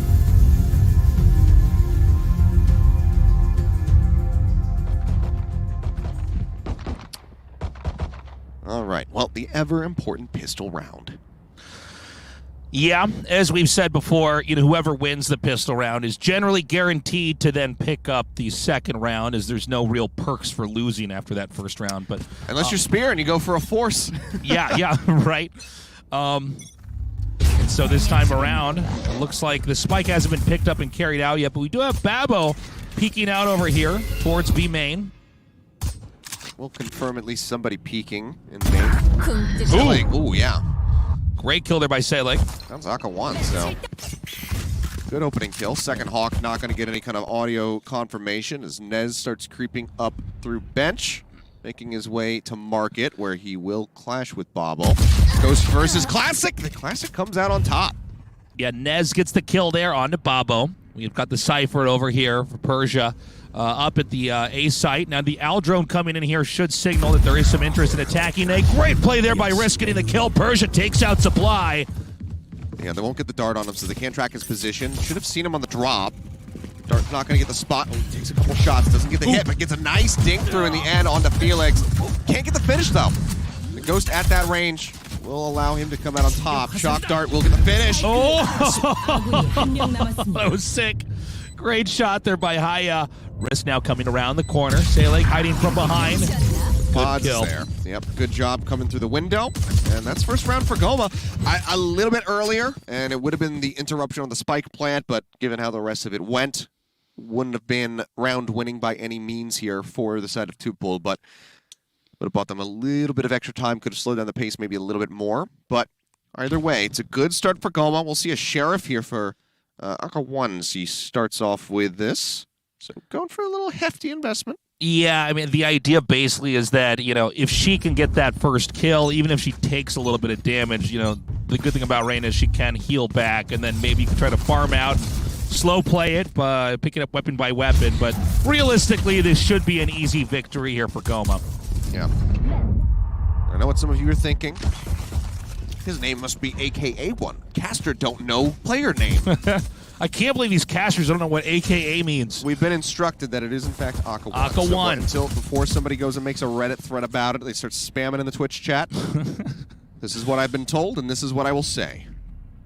So they're lurking outside of A, although it doesn't seem like they necessarily are going to commit. The Jet can always escape out from wine if need be, but pretty comfortable as Tupul right now. They're going to actually go ahead and try to poke and take a fight. Oh, you kidding me? Oh, that's a slaughter. Absolute massacre. A site now exposed. Spike soon to be planted. Another fight is taken over here up into heaven. And that's just 800 burned for not much of anything. Can't get the hits in to try to get the finish. Selig walking away with his armor and full HP bar intact. You know, rounds like this really exhibit why we do see players lurking outside of sites for so long there. Because stuff like that does happen, where you see a team be like, you know what? Let's poke. Let's come out here and see if we can get some kills, and they were completely shot down from behind. Yeah. Well prepped. A good read. Now, rifles in the hands here on the side of Tupul, but Selig, I mean, already Bladestorm online, so we'll have that if they happen to end up losing this round. You can just go ahead, get the Bladestorm out, try to turn the tides of a fight. Okay, so this is the important round here for Tupul. A round where they can get the Vandals and the Phantoms here and try to win this back. Here we've got outside of B main an encroaching Goma team trying to come in. They could end up getting flanked here by Aka 1, though. Very aggressively positioned. It's going to be the tailwind forward. Double Cloudburst down to shut the door to Market. Persia in the back. Hasn't been spotted yet. Now they will go ahead and call it his location as Nez does die. Hawk gets the blind. Will expire. Ooh. He mows down one. He gets a dink in. Aka 1 there with a kill on Supply. Felix fires a shock bolt. The spike has not been planted. It's actually stuck up on the high ground of B. Not an easy area to get to when you're already occupying the bottom here. Yeah. And right now, Felix, I think, pinned down here is going to be killed off as we have our first Tupul win on the board. Yeah, very nicely done. And with limited casualties, only Persia falling at the end. But like you said, I mean, the spike, getting dropped in that kind of position, there's really not going to be any kind of way to recover it. It's going to be a hard angle held by Tupul defensively. Right. You'd have to updraft or boost off the box. So you have to move out into the open to make that happen. So it's just rough as soon as that gets dropped up there by Nez. But really wonderfully done there by Persia. Just getting the hits in. Yeah, again, that Cypher so good at controlling these spike sites. This time around, we do have the Jet ulti being procced, very common in around 4 or sometimes even 5. And let's see how they try to play it from here. Checking wine just to make sure that it's unoccupied. Yeah. Trying to get a read on what exactly is going on out here. Got to be careful as the Jet. It would be unwise to dash in and try to shut the door with that Cypher trap there. I was going to say, I really like that trap wire setup. Hunter's Fury coming out to try to get Persia out of market. It's not going to get any hits, though, and Selic has fallen, so the Bladestorm will find no value. Neural Theft getting the spot here on supply. They'll just throw down the dark cover. They don't want to try to deal with peeking this guy. And given his stat lines, I don't blame him. Omen coming forward now with a spike here. But this is still, with this rotation around, you can see they're having some indecision, uncertain of which way they want to approach this. Yeah, it seems like they're going to head back to B. Cypher's got this location pretty well held, but you can see positionally overall at the A site, Tupul is ready to pull away if need be. Yeah, Cam set up right above the exit of main. Felix chilling. Throws down the shock dart, does not get the hit. Persia keeping himself obscured with that cyber cage. Does he want to push out aggressively? He does. He finds supply. The rest are there. He mows them all down. Oh, Persia finds 4. So good. Unreal. Wow. He had taken away the ace, but man, what a play. That was great. And this is what we were worried about here for Goma, is Tupul is so strong. I know that they did lose the pistol round and the round right after that, but in truth, the more utilities when they have the guns they need, they are an extremely tough team to fight. Good dodging here by Persia, then sneaks down over here by the house, and the cyber cage usage was just immaculate here. Yeah, and they don't want to push into it. Supply makes it to the opposite side, then they try to go for the counter push. It's just goodbye, good night. Absolutely destroying them. Selic, having used the Bladestorm in the last round, does go for a buy on a Guardian. So they had to use extra utility to make sure that wine was actually cleared out. We saw that the Jet shot down the Trailblazer, so then the... why am I forgetting the name? What is the name of the bird flash? Guiding Light. Guiding Light, thank you. Sent through there. And confirms there's nobody, in fact, in that area. Meanwhile, Cypher still holding B quite nicely here. And this is going to be a slow round here for Goma. Keep in mind, it is just Sheriff buys all around, so they need to get a really good angle and get their shots off right away. It's going to be tough to have a full-on fight. Aka once clearing out benches, making sure that nobody had crept up and got tucked into the corner. Nez just behind. Paranoia does not connect, though. Seems like he thought that he would have gotten the hit. Tries to take the fight with the Sheriff and just gets gunned down. Baba waiting just around the corner. Flash comes through. Oh, the tailwind doesn't take him out. They're still pushing forward. Risk is in the corner. They're both Did they not realize? Yeah, he did not realize. All right, well, Pods does get that 1 kill. But the spike planted now. Babo comes in, finds supply. Hard angle held here by Selic with the Guardian, but this is just, yeah, nothing to be done. Yeah, beautiful close in there. They are going to get the defuse. Spreading that love around there. As Asova will close this out, putting the 3rd victory on the board here for Tupul. Yeah, and I mean, this is just going to, prep them to have the Hunter's Fury up for when Supply uses his lockdown so they can instantly counter that and make sure that they do not get any kind of free entry here onto the sites. So, 3 away is Hia. Supply just needs 2 more, and then he'll have the lockdown. So there's a potential to get outpaced, but this is just hilarious. Weird moment. Yeah, you can see the Omen was flashed. Didn't know, but then to the sky's surprise, Babo around the corner there. Oh, dear.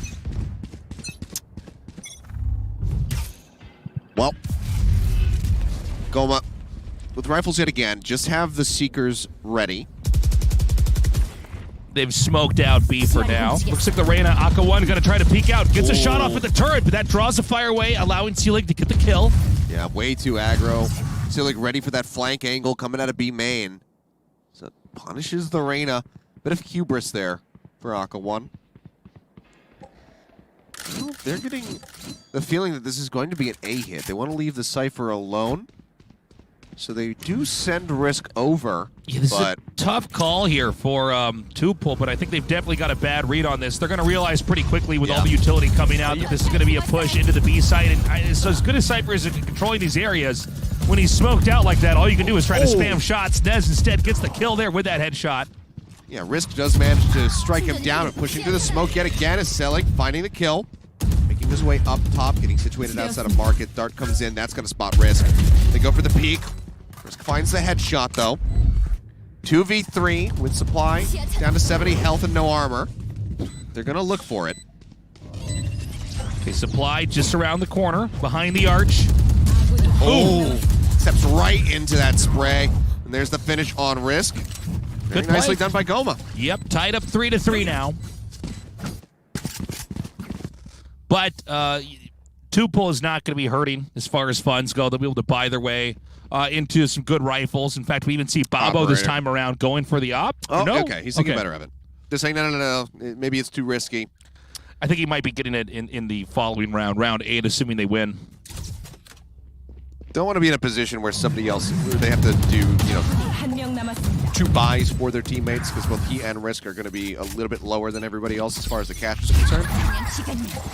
Okay, here we got Pods. Sends out the Trailblazer. And does trigger some of that Cypher utility, softening this area up, but the Jet might be going right into a trap if she's not careful. Lockdown coming through. He does not have this Hunter's Fury. Wasn't able to find any kills in the last round, so they're just going to have to wait this out. Yep. Yeah. Letting the clock run down just a little bit as Selly gets himself into the smoke, comes around the side, manages to find Risk. Persia doesn't get any hits in onto him. Now he comes out, spots one for just a moment, but it's enough time to finish off Aka 1. Persia, however, back into the fight, out of market, finding 2 kills. Makes this a 3v3. Selig is insane in these games. The shots he's able to get off here. Now Persia's position is exposed. Supply going to spam some shots in there. Does not connect with his target. Cloudburst is gone. Persia re-peeking. Dangerously low. There's out the other cyber cage, but Supply does manage to find the kill. Holding this hard angle now on the right. Nez will find one. Felix finds the other. And Goma will take the lead 4-3. Hey, man. Goma's doing it. Goma's now taking the lead. They were the underdog coming into this. And I'll tell you what, Tuple definitely thankful they did not confirm that op going into this round. That would have been a huge loss for them. They do still have funds to rifle back into this round. This is just a great push. Selig is playing around these Omen smokes incredibly well. So just gets himself into the dark cover, and then just his peak timings have been absolutely wonderful. Yeah, Selig has been really delivering here for his team. Yeah, I mean, he's got double anybody else's skills right now. Yeah, and now we're going to go into a round where Selig does have the ulti ready. Not sure where they want to push. It's a very forward defended B site for now. Although this Trailblazer will probably force them to relocate. Sees both, yeah. So, they continue to hold the angle. Hawk doesn't get a blind. So Pods is continuing to cheat forward. Bobo actually tailwinded out to check doorway. Doesn't manage to see anything. Now Pods peeking in, spots it. Bobo doesn't want to take the fight. He's thinking better of it. And for pretty good reason. Selig coming forward now. You can see basically this site fairly exposed now. The Cypher though fires through. Persia amazingly does a blind shot, gets the kill. Babo now raining down terror, kills on Pods. Persia with a kill on Phoenix. And it's not going to be easy now for Nez. Yeah, I mean, had vision on him there. Did Persia. Gets a shot as the trapwire, I believe, is what revealed him. So was able to just spray through that smoke to get the kill. Almost finds Nez, but Babo is there for the finish. Supply just trying to hold it down, but Babo tags him in the skull. That's going to be 4-4, so very tight-knit ascent yet again. Yeah, truly a back and forth here. Is that Omen really going to go with the shorty? How cool. So goes in, gets that defuse, tying this up in what has become such a back and forth match. Again, Tuple, we thought they would come into this and possibly crush. Now we're seeing that's not the case. Yeah, it is a little bit of a rougher start here. He just now really having that Hunter's Fury available, can hold it for a very long time if he decides that that's necessary. But yeah, Persia, see, had the vision there. Barely saw a pixel of Felix's head, but still managed to grab it. Yeah, looks like we should have an attack over here onto the A site. Funding-wise, both sides still able to get their Phantoms, get their Vandals. And immediately picks that turret off. And this is a switch around, by the way. The Cypher is now covering A, where B is going to be where the majority of the agents are at. Now, seeing the Cypher here should tell them that there's not as many agents over there, and that may allow them to try to come in and do a full-on attack. You never have a heavy agent stack with Cypher on the side. Yeah, they do a hawk check into wine to make sure that's going to be clear. Pod's now trying to check out over towards tree. Selig takes just a smattering of damage of Persia. Flying through the smoke, does manage to find Pods. Will be traded out swiftly as Risk falls. Dart doesn't go through, so they don't have extended vision of Selig. Oh, Nez gets the jump onto Persia. Looks like almost Shroud stepped over to the other side of the door. He's thinking about whether or not he wants to go shut that. This is not a planted spike yet, by the way, guys. They're basically still fighting to get into full control of A. Good wallbang there by Supply, getting the kill on Aka 1. I mean, how much more do they need, really? They want the door to be shut so they don't have any kind of crossfire spam coming through to get a random kill like we saw, happen to Pods, I guess. So they wait that out. They do manage to safely get it. Shock Dart going a bit too far. Slight misread on that position. As he pushes forward, will find Supply, but now he's all on his lonesome and he's chunked out. Yeah, this looks like it should be a loss here. Trying to wallbang through. Selig once more with the kill. And Goma's up right now, 5-4, as we enter the twilight of the first half. Yeah, 3 more rounds to go in the half, and this really could go either way. At the moment, it could just end up being another 6-6 like we saw before. But, yeah, I mean, these teams, they're just kind of like picking a spot and committing to it. Goma here on these attacks. So the rounds, like, we've already flown through 9 of them. Yeah. Actually, it feels like things are going extremely quickly here, to be honest. Yeah. Well, we'll see what they do this time. Dark going out to check into mid. Scout bench doesn't spot anything. Some dark covers being used defensively by Risk to cut off that market access as well as a main. I mean, it's a 3-person stack here for Tuple over on A. So if they decide to execute hard and fast onto this B side, it could become costly, but they're actually going to rotate the spike back around.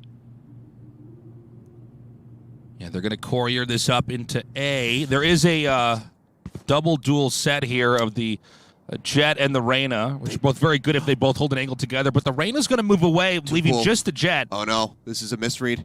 The peak getting ready to come through. Babo, he sets up one, he tailwinds out. Beautiful play there. Is that going to be enough? Yeah, they're going to start to go ahead and rotate back over. They may not be totally clear if Wine is occupied or not, but they're just going to go for it anyways. The Reyna going to come back into the mix. Babo with the kill there on Ceiling before Pods takes him out. Oh, but Pods finds 2. Aka 1 also going to be falling. Yeah, pushing forward there on Heaven. Did manage to find 1. Now he's going to be using the Hunter's Fury. It's like got to use that to shoot down the Seeker. So funny. So the spike's planted right now. Tuple Gaming's outnumbering them. Felix around the corner here. They need to get this kill. This is so important. Felix could find 2. He's looking for it. Can't quite get the transfer onto Persia. Clutch play by Persia. Persia now pushing through the door. Sky right now waiting in hell. It's all on Pods. Way too risky to use any of his utility, and even with it, even without it, I should say. Whew. Kill will come in, and yet again, tied up 5-5. It's Persia. Hand this over to Hia, trying to get that next Hunter's Fury online, but I don't know if he's not gonna have enough time, realistically. Unless he absolutely pops off in one of these final rounds. Yeah, so this lockdown from Supply. Yeah, they just got a free lockdown. Yeah, I think you're right. There's no way to prevent this lockdown. And so where do you go? We have different approaches for different lockdown sites, but B main is oftentimes a very easy one. Yeah.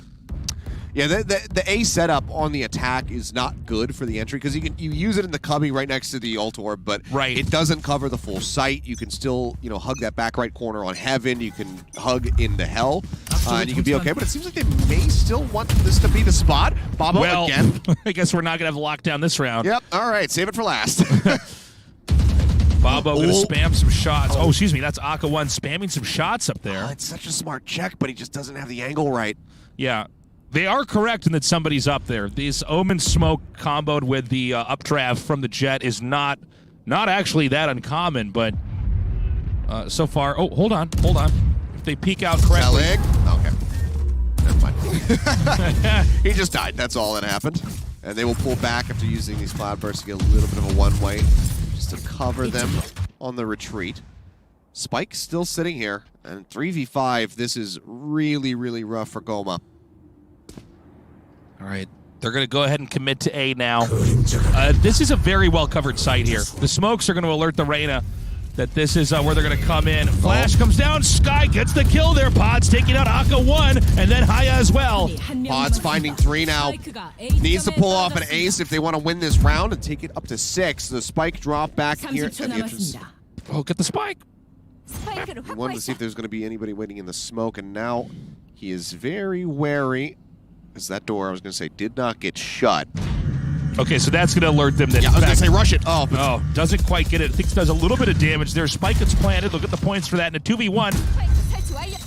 I'm surprised that they just didn't go for the rush as the spike was getting planted. Big tag pods down 28. Oh, this would take a miracle, and he just cannot pull it off. Excellent job there, going for a split on each side of the generator, really just making it impossible there for this guy to get that. I think you're right, though. I think you go for the rush the moment you hear that door get shut. That switch is on the opposite side from where you need to walk through, so you're not completely safe. I mean, granted, neither are you. I guess, you know, if as you go out for that push, there's a chance that you get mowed down and, you know, could just lose out on it. But I like to, you know, I too like to live dangerously. So they don't do it, but they get it done in the end. So now Tupool looking to close it out with a 7-5 record here in the first half. Purchases are still there, though. The lockdown is still available, as well as a Hunter's Fury. So there's a lot that Goma can utilize to get themselves set up here. We do have the Odin over here on the Cypher, over at B. Not that B is going to be taken. Lockdown. Here we go.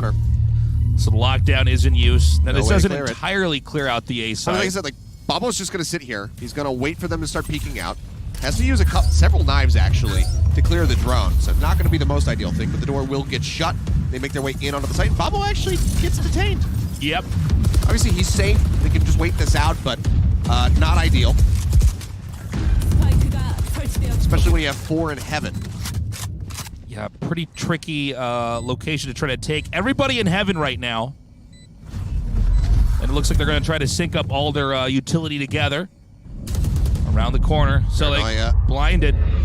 Spotting him out. Another Hawk comes flying. Babo finds one. Start spotting out a few of the others. Oh, they're doing a great job of hiding. And there's the head of Jet, but that shoots down Babo from the sky. Akawan taking out Selig. Why did he go back to the Vandal? I can't even believe this.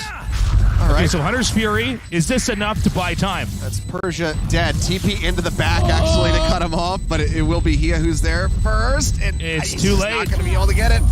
Damn, so far 6-6. So very close. But just not enough seconds on the board there for Tupool to have that advantage. So 6-6 tied up in the half. Yeah, really impressive stuff from both these guys, honestly. I mean, Goma's really delivering today. Yeah, they're just going with the aggression, and I can't say more often than not because it's dead even, but it's half the time it's working. These are much shorter rounds. You know, in our previous thing, we saw a lot of kind of drawn out games, slower starts, but you know, Goma seemed to really try to pull the trigger on that. Yeah, decent setup. Really weird from Babo. I really have to criticize that because, I mean, he started things off well. He pushed out after being detained, gets a kill, and then goes for the updraft, and then it had to have been a misclick, right? Because he still had knives left from the Blade Storm. It was very weird. Unless he tried to throw a... I don't know. Maybe I got to get a replay because... from what I saw, he had knives and then swapped to the Vandal. I didn't notice if he right-clicked. Yeah. I was glancing at the minimap for a second, but either way, didn't work out. This time around, it's going to be Tupool on the offense, and it'll be Goma just defending. This time, it's going to be the Killjoy over at the B site, so it'll be an agent-heavy A site to start things off with our Omen spotting here in the middle. Checking Cubby. Don't spot anyone. As Baba will get fed this charge here.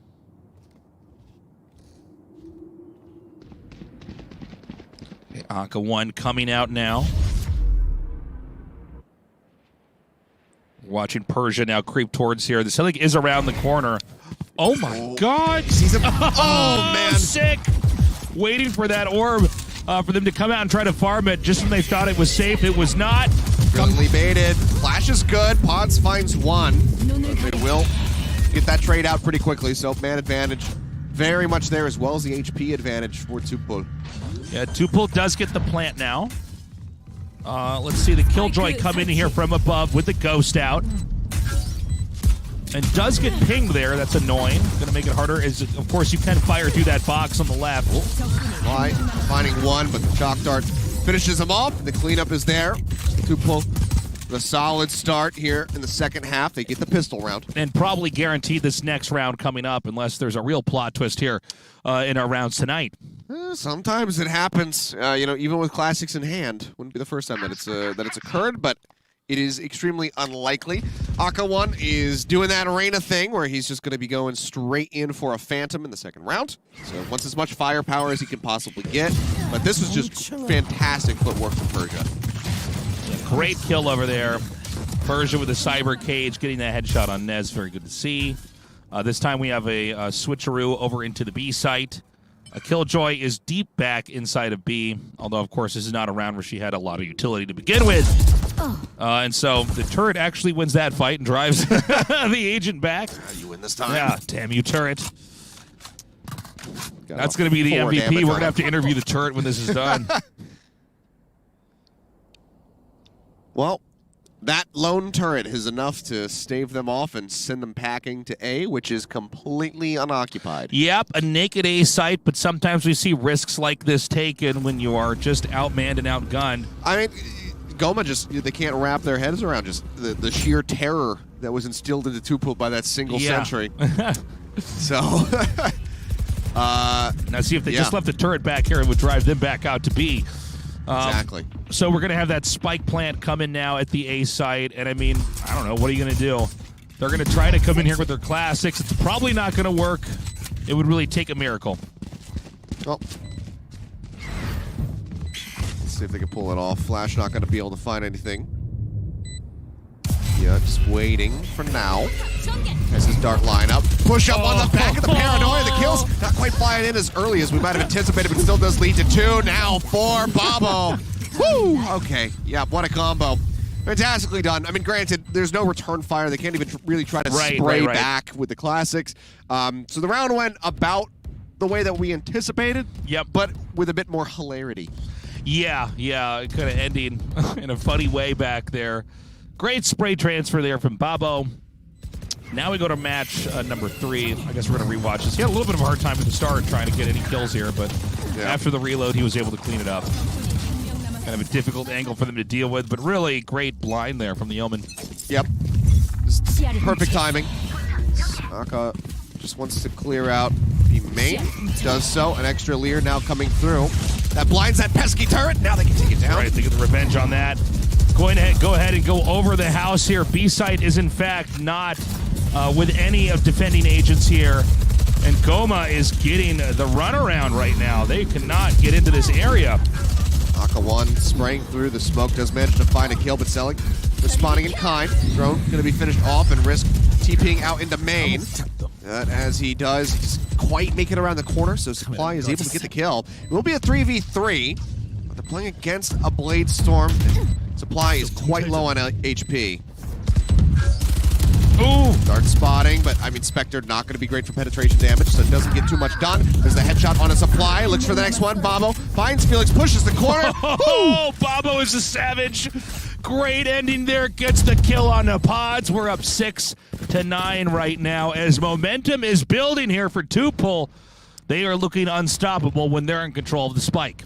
Yeah, they're really just assertively taking these sites. I mean, granted, the round before last was unoccupied, but it was a good defense. But this one, even footing as far as the guns are concerned for the most part.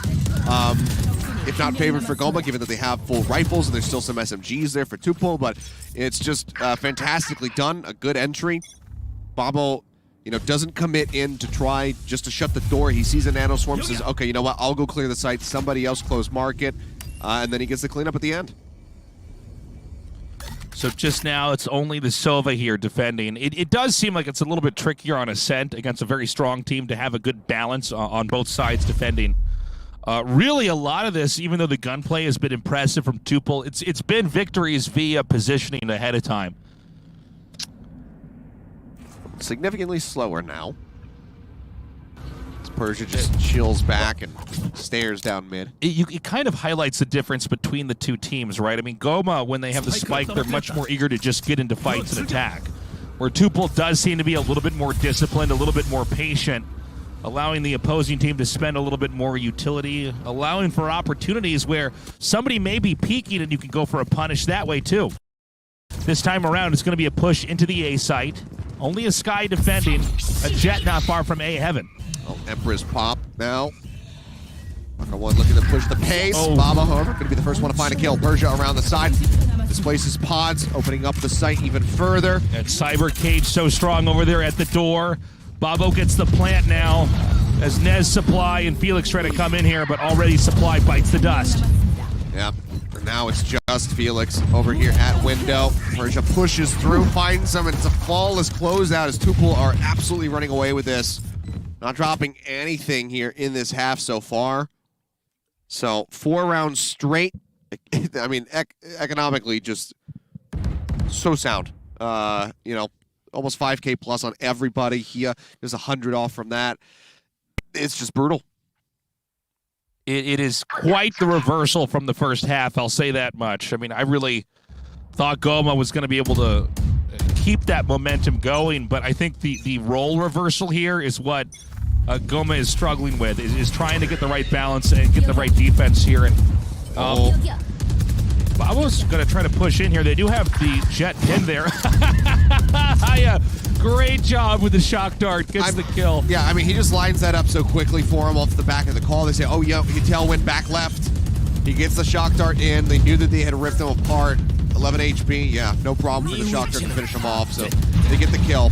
Hero Theft now going to be used. Supply just find Risk. Maka one trying to hold things down over on the side. It's eliminated, but Pabo, he's still alive, and he is just taking names. Felix, however. Oh, okay, never mind. I thought for a second he was going to turn that around. Crushed there by Haya at the very end. 6-11, Achilleos. Yeah, and it just seems like there's no end in sight. This was an all-in economically for the side of Goma. So now back to the Sheriff. So Shorty for selling. They have a lockdown to work with to try to buy a little bit of extra time. But what they really need is for Selig to go big. Go hard in the paint here with this Blade Storm, get some kills, and get some guns traded back into their hands. But I mean, just from the start, spotting Selig there was just a death sentence.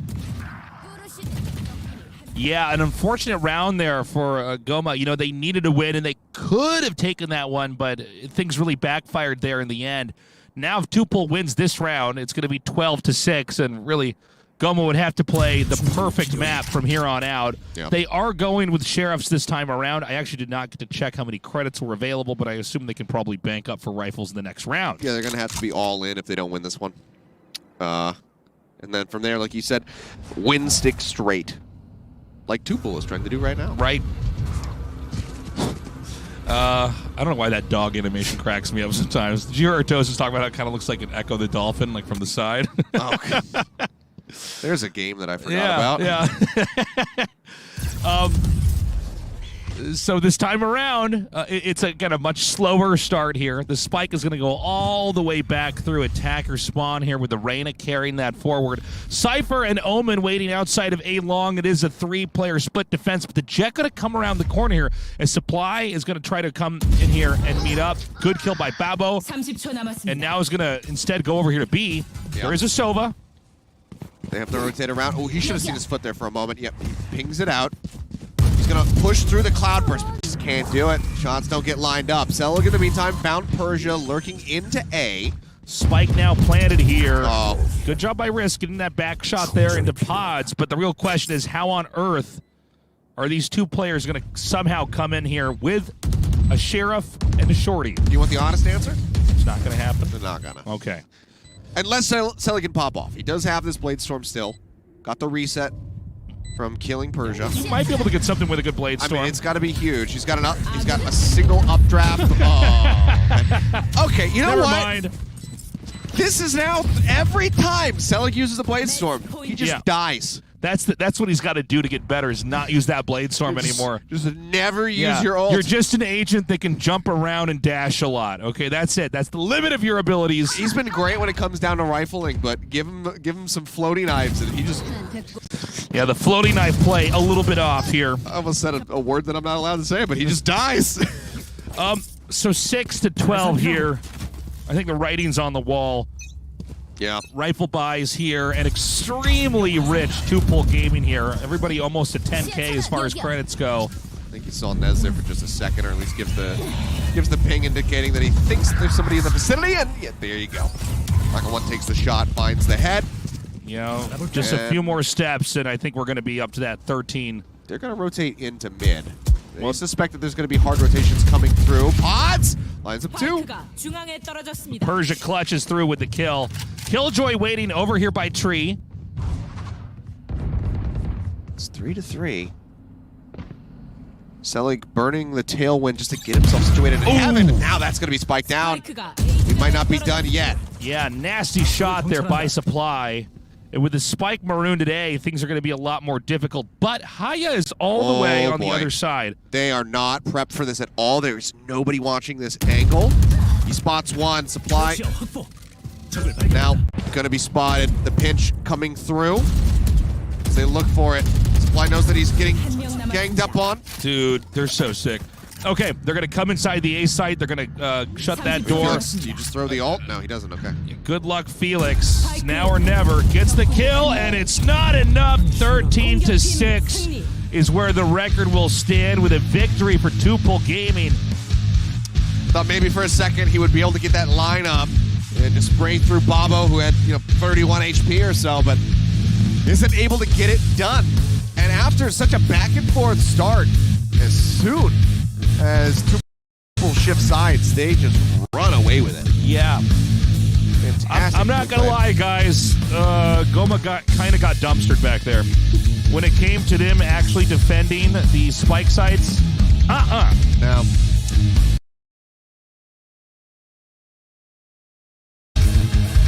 and then it was like... And then 7 straight. Yeah, then 7 wins in a row. They went from dead even, could be either way. Well, it's definitely a brutal way to lose out on a set. But two-pull, I mean, like I said, they are hungry for that top 8. This team that has been struggling this whole year, and they made it into a single Challengers Week. Now they come in here, they have a chance to be represented as one of the top 8 teams in Korea. Right. The potential for a Cinderella story, dark horse run to maybe go to Iceland. Granted, unlikely. That's why we call it a dark horse run. That's why we call it a Cinderella story. But if they get in the top 8, it is then possible. That multiverse opens. That multiverse opens. I love that. I love that. We have to see. But right now, they are vying for it, and it looks like they are going to be able to achieve it after this performance. I mean, Bobo, damn. What a play. But Hio with a 3.1 KD, not too shabby, but a 357 combat score here from Bobo with 24 kills. Very solid performance from him. Yeah, it's going to be rough here as we go on to bind for map 2. Again, it's fascinating to see that Goma could hold their own when they were on the offense, but on defense they crumbled. Yeah. And I think defending on bind is a little bit more complicated as well. With the teleporters and everything else, it's like you can, against a very skillful team that knows how to maneuver, you can absolutely get out positioned. You can. It's definitely a concern for Goma. I mean, not only that, but just mentally right now, being at match point, having elimination staring you in the face, would be very rough tidings for Goma. But we'll see if they can stabilize, in the way that Spear could not in our first set when we come back. So map 2 coming up after just a quick little break.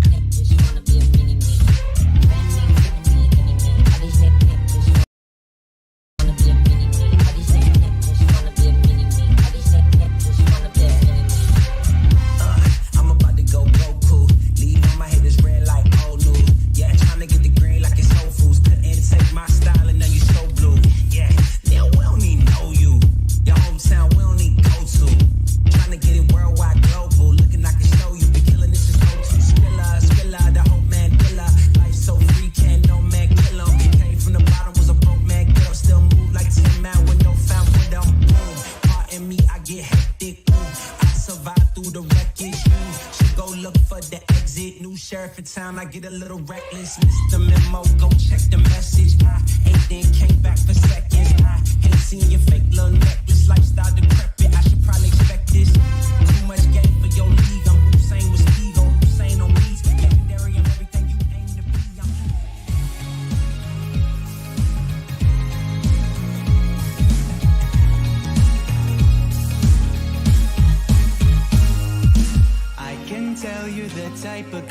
that's got good things to say. Got a big bright heart that could match your eyes like the stars up in outer space.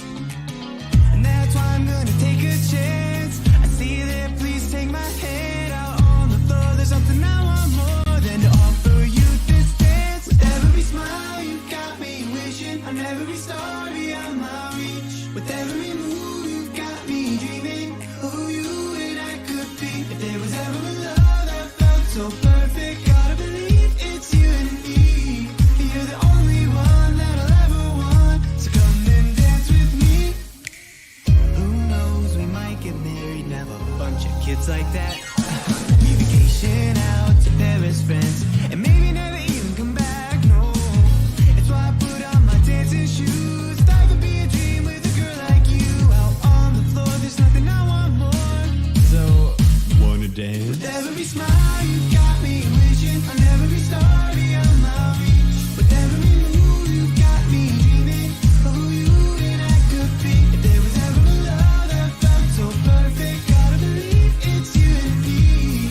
You're the only one that I'll ever want, so come and dance with me.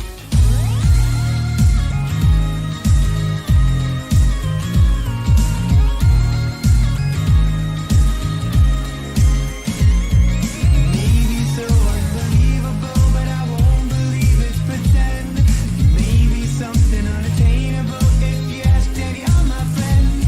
But I know that you would look beautiful when the snowflakes fall in your hair.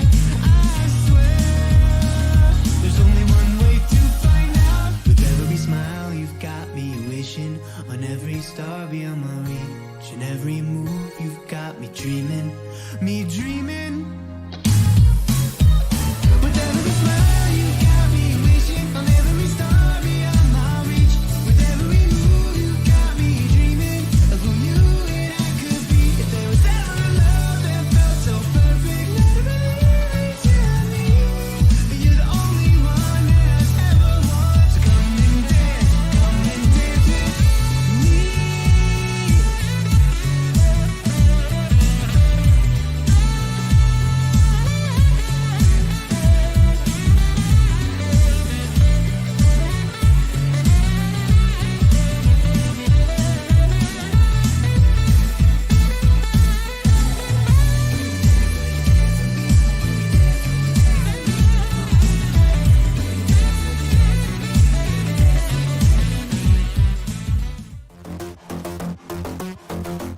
Now we have to come out on top. Shock Dart will get the finish. Oh, you kidding me? Does he want to push out aggressively? He does. He finds supply. The rest are there. He barely exposed now. Do that smoke to get the kill. Supply going to come through. Babo. He said They're just going to go for it anyways. The Reyna going to come back into the mix. Babo with the kill there on ceiling before Pot takes him in. All right, so Hunter's Fury. Is this enough to buy time? First, and it's too he's late. Not going to be able to get it. This is Dark lineup. Push up on the back of the Paranoia. The kills not quite flying in as early as we might have anticipated, but still does lead to 2 now. Not going to be great for penetration damage, so it doesn't get too much done. There's the headshot on a supply. Looks Babo finds Felix, pushes the core. Looking to push the pace. Babo going to be the first. It's the plant now. Here at window. Version push, trying to hold things down over on the side. It's eliminated. Try to come in. He's going to push through the cloud. He's got a single updraft. It's now or never. Gets the kill for Tuple Gaming.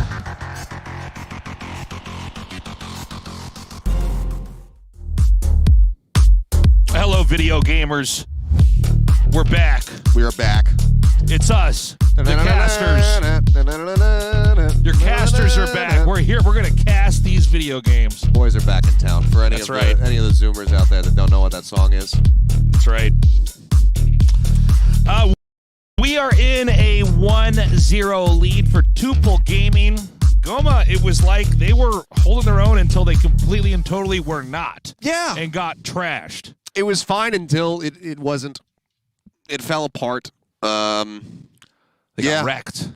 I don't know. It's like one of the the SpaceX test launches, and it looked like it was going really well, and then it wasn't. Yeah. And they're like, okay, well now we need to do some tinkering. Let's go build another Goma and go into map 2, and see if this one will fly.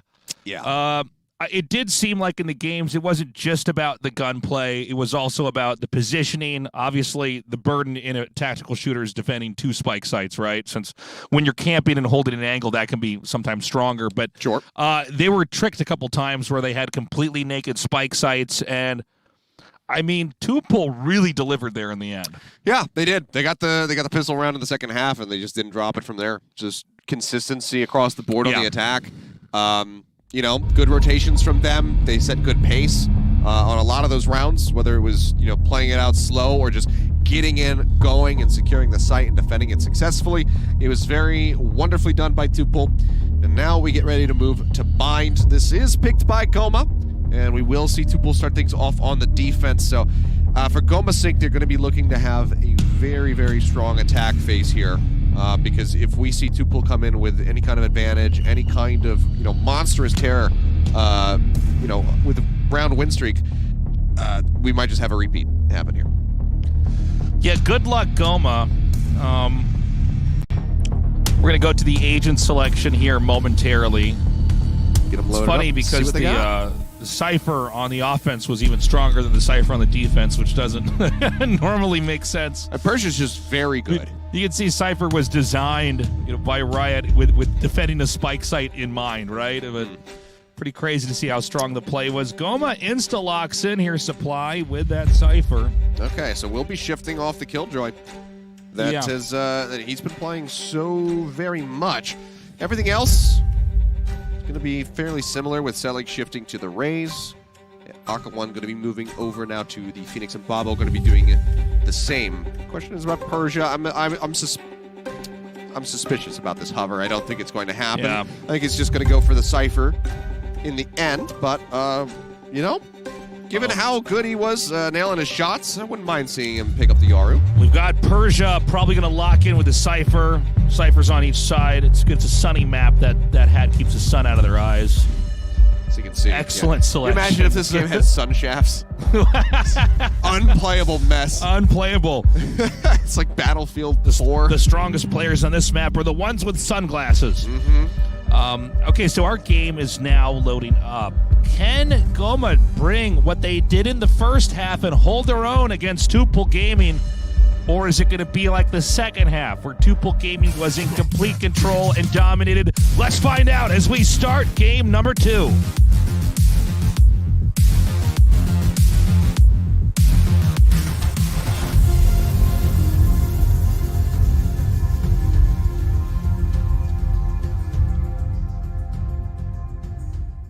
And here we are. I mean, it could be the final map of our round of 16.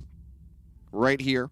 Goma going to be looking to extend it, but I mean, as you can see, unfortunately for Goma, like, they've had a rough time, but this is their map pick, but they still come in with a 38% win rate. Right.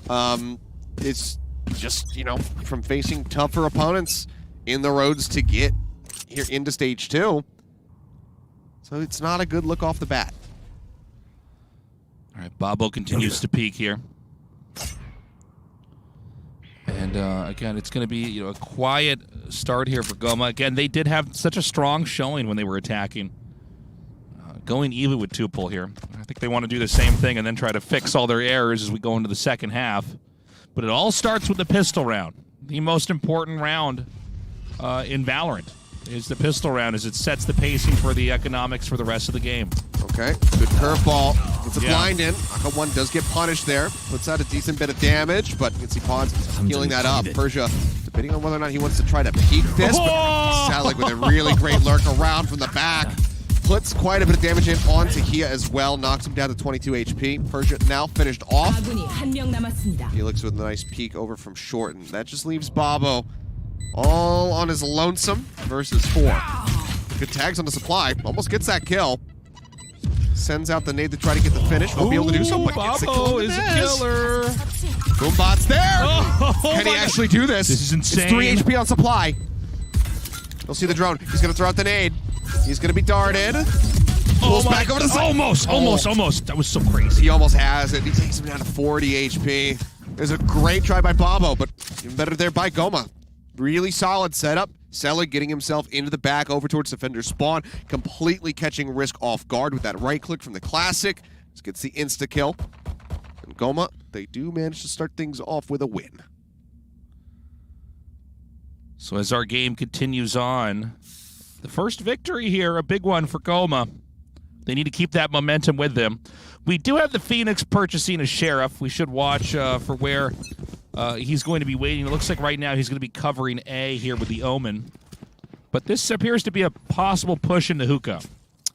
Yeah, this is not super uncommon when you have the Phoenixes. You have the Reynas. We saw Aka 1 go fairly aggressively forward for the Phantom in the second half if they win the pistol round. Very similar stuff as well from Lawrence when he was playing Phoenix in our first set. Stella going to get darted up. Pull that out. Persia puts a little bit of damage in onto him, but nothing that Pods can't fix. Open up the side. He will only eliminate Nez. Spike now being planted. Omen pushing through elbow here. Kills coming through. Paranoia is out, but yeah, even though he gets a blind to the Selig, he heard exactly where he was at, and this is going to be a huge round for him. Gets the finish. 4 kills for Selig. Very hot start for him, and that can be dangerous. I got to tell you, man, Selig is so disproportionately stronger than the rest of his team. It is crazy the fights he's able to take. Unless he's using Bladestorm. Yeah, as long as you just don't let him use his Bladestorm, and he's untouchable. We'll see if it's the same. If he carries over. Someone tell him that guns are better than knives. Okay, we figured that out a long time ago. So this time, it is the Spectres here for Goma, the more stronger Vandals and Phantoms here for Tupul. And what Goma needs to do here is try to clutch this moment and really ride the momentum. But on paper, Tupul is better. They do have superior equipment. Babo. Oh, wait, did he see him? Oh, okay, doesn't matter. He sees him now. He just gets the one tap. Yeah. I thought we were going to have another fun little ring around the rosy happen with a cyber cage that we saw Persia pull off. I was hoping for it. Now ready, prepped to possibly come into A. We'll see. The one-way smoke has been set up here. We got the Omen ready. You're basically looking for the feet under the bubble to try to see where their shots are. And you can pretty much recycle these over and over as long as you're only using one dark cover at a time. Keep around it, do move forward. Hawk goes out. Risk pulls back off the top of the truck, and it will be a spike rotate coming through. This is a little bit of a misread here from Tupul. They're thinking that this is still going to be an A hit after the blind comes through, so they sent Hia away from the site. That nade should give them the indication that this is going to be the push. Persia, though, pretty clutch in these moments. The spike is dropped. I can't believe he went through with it. Oh.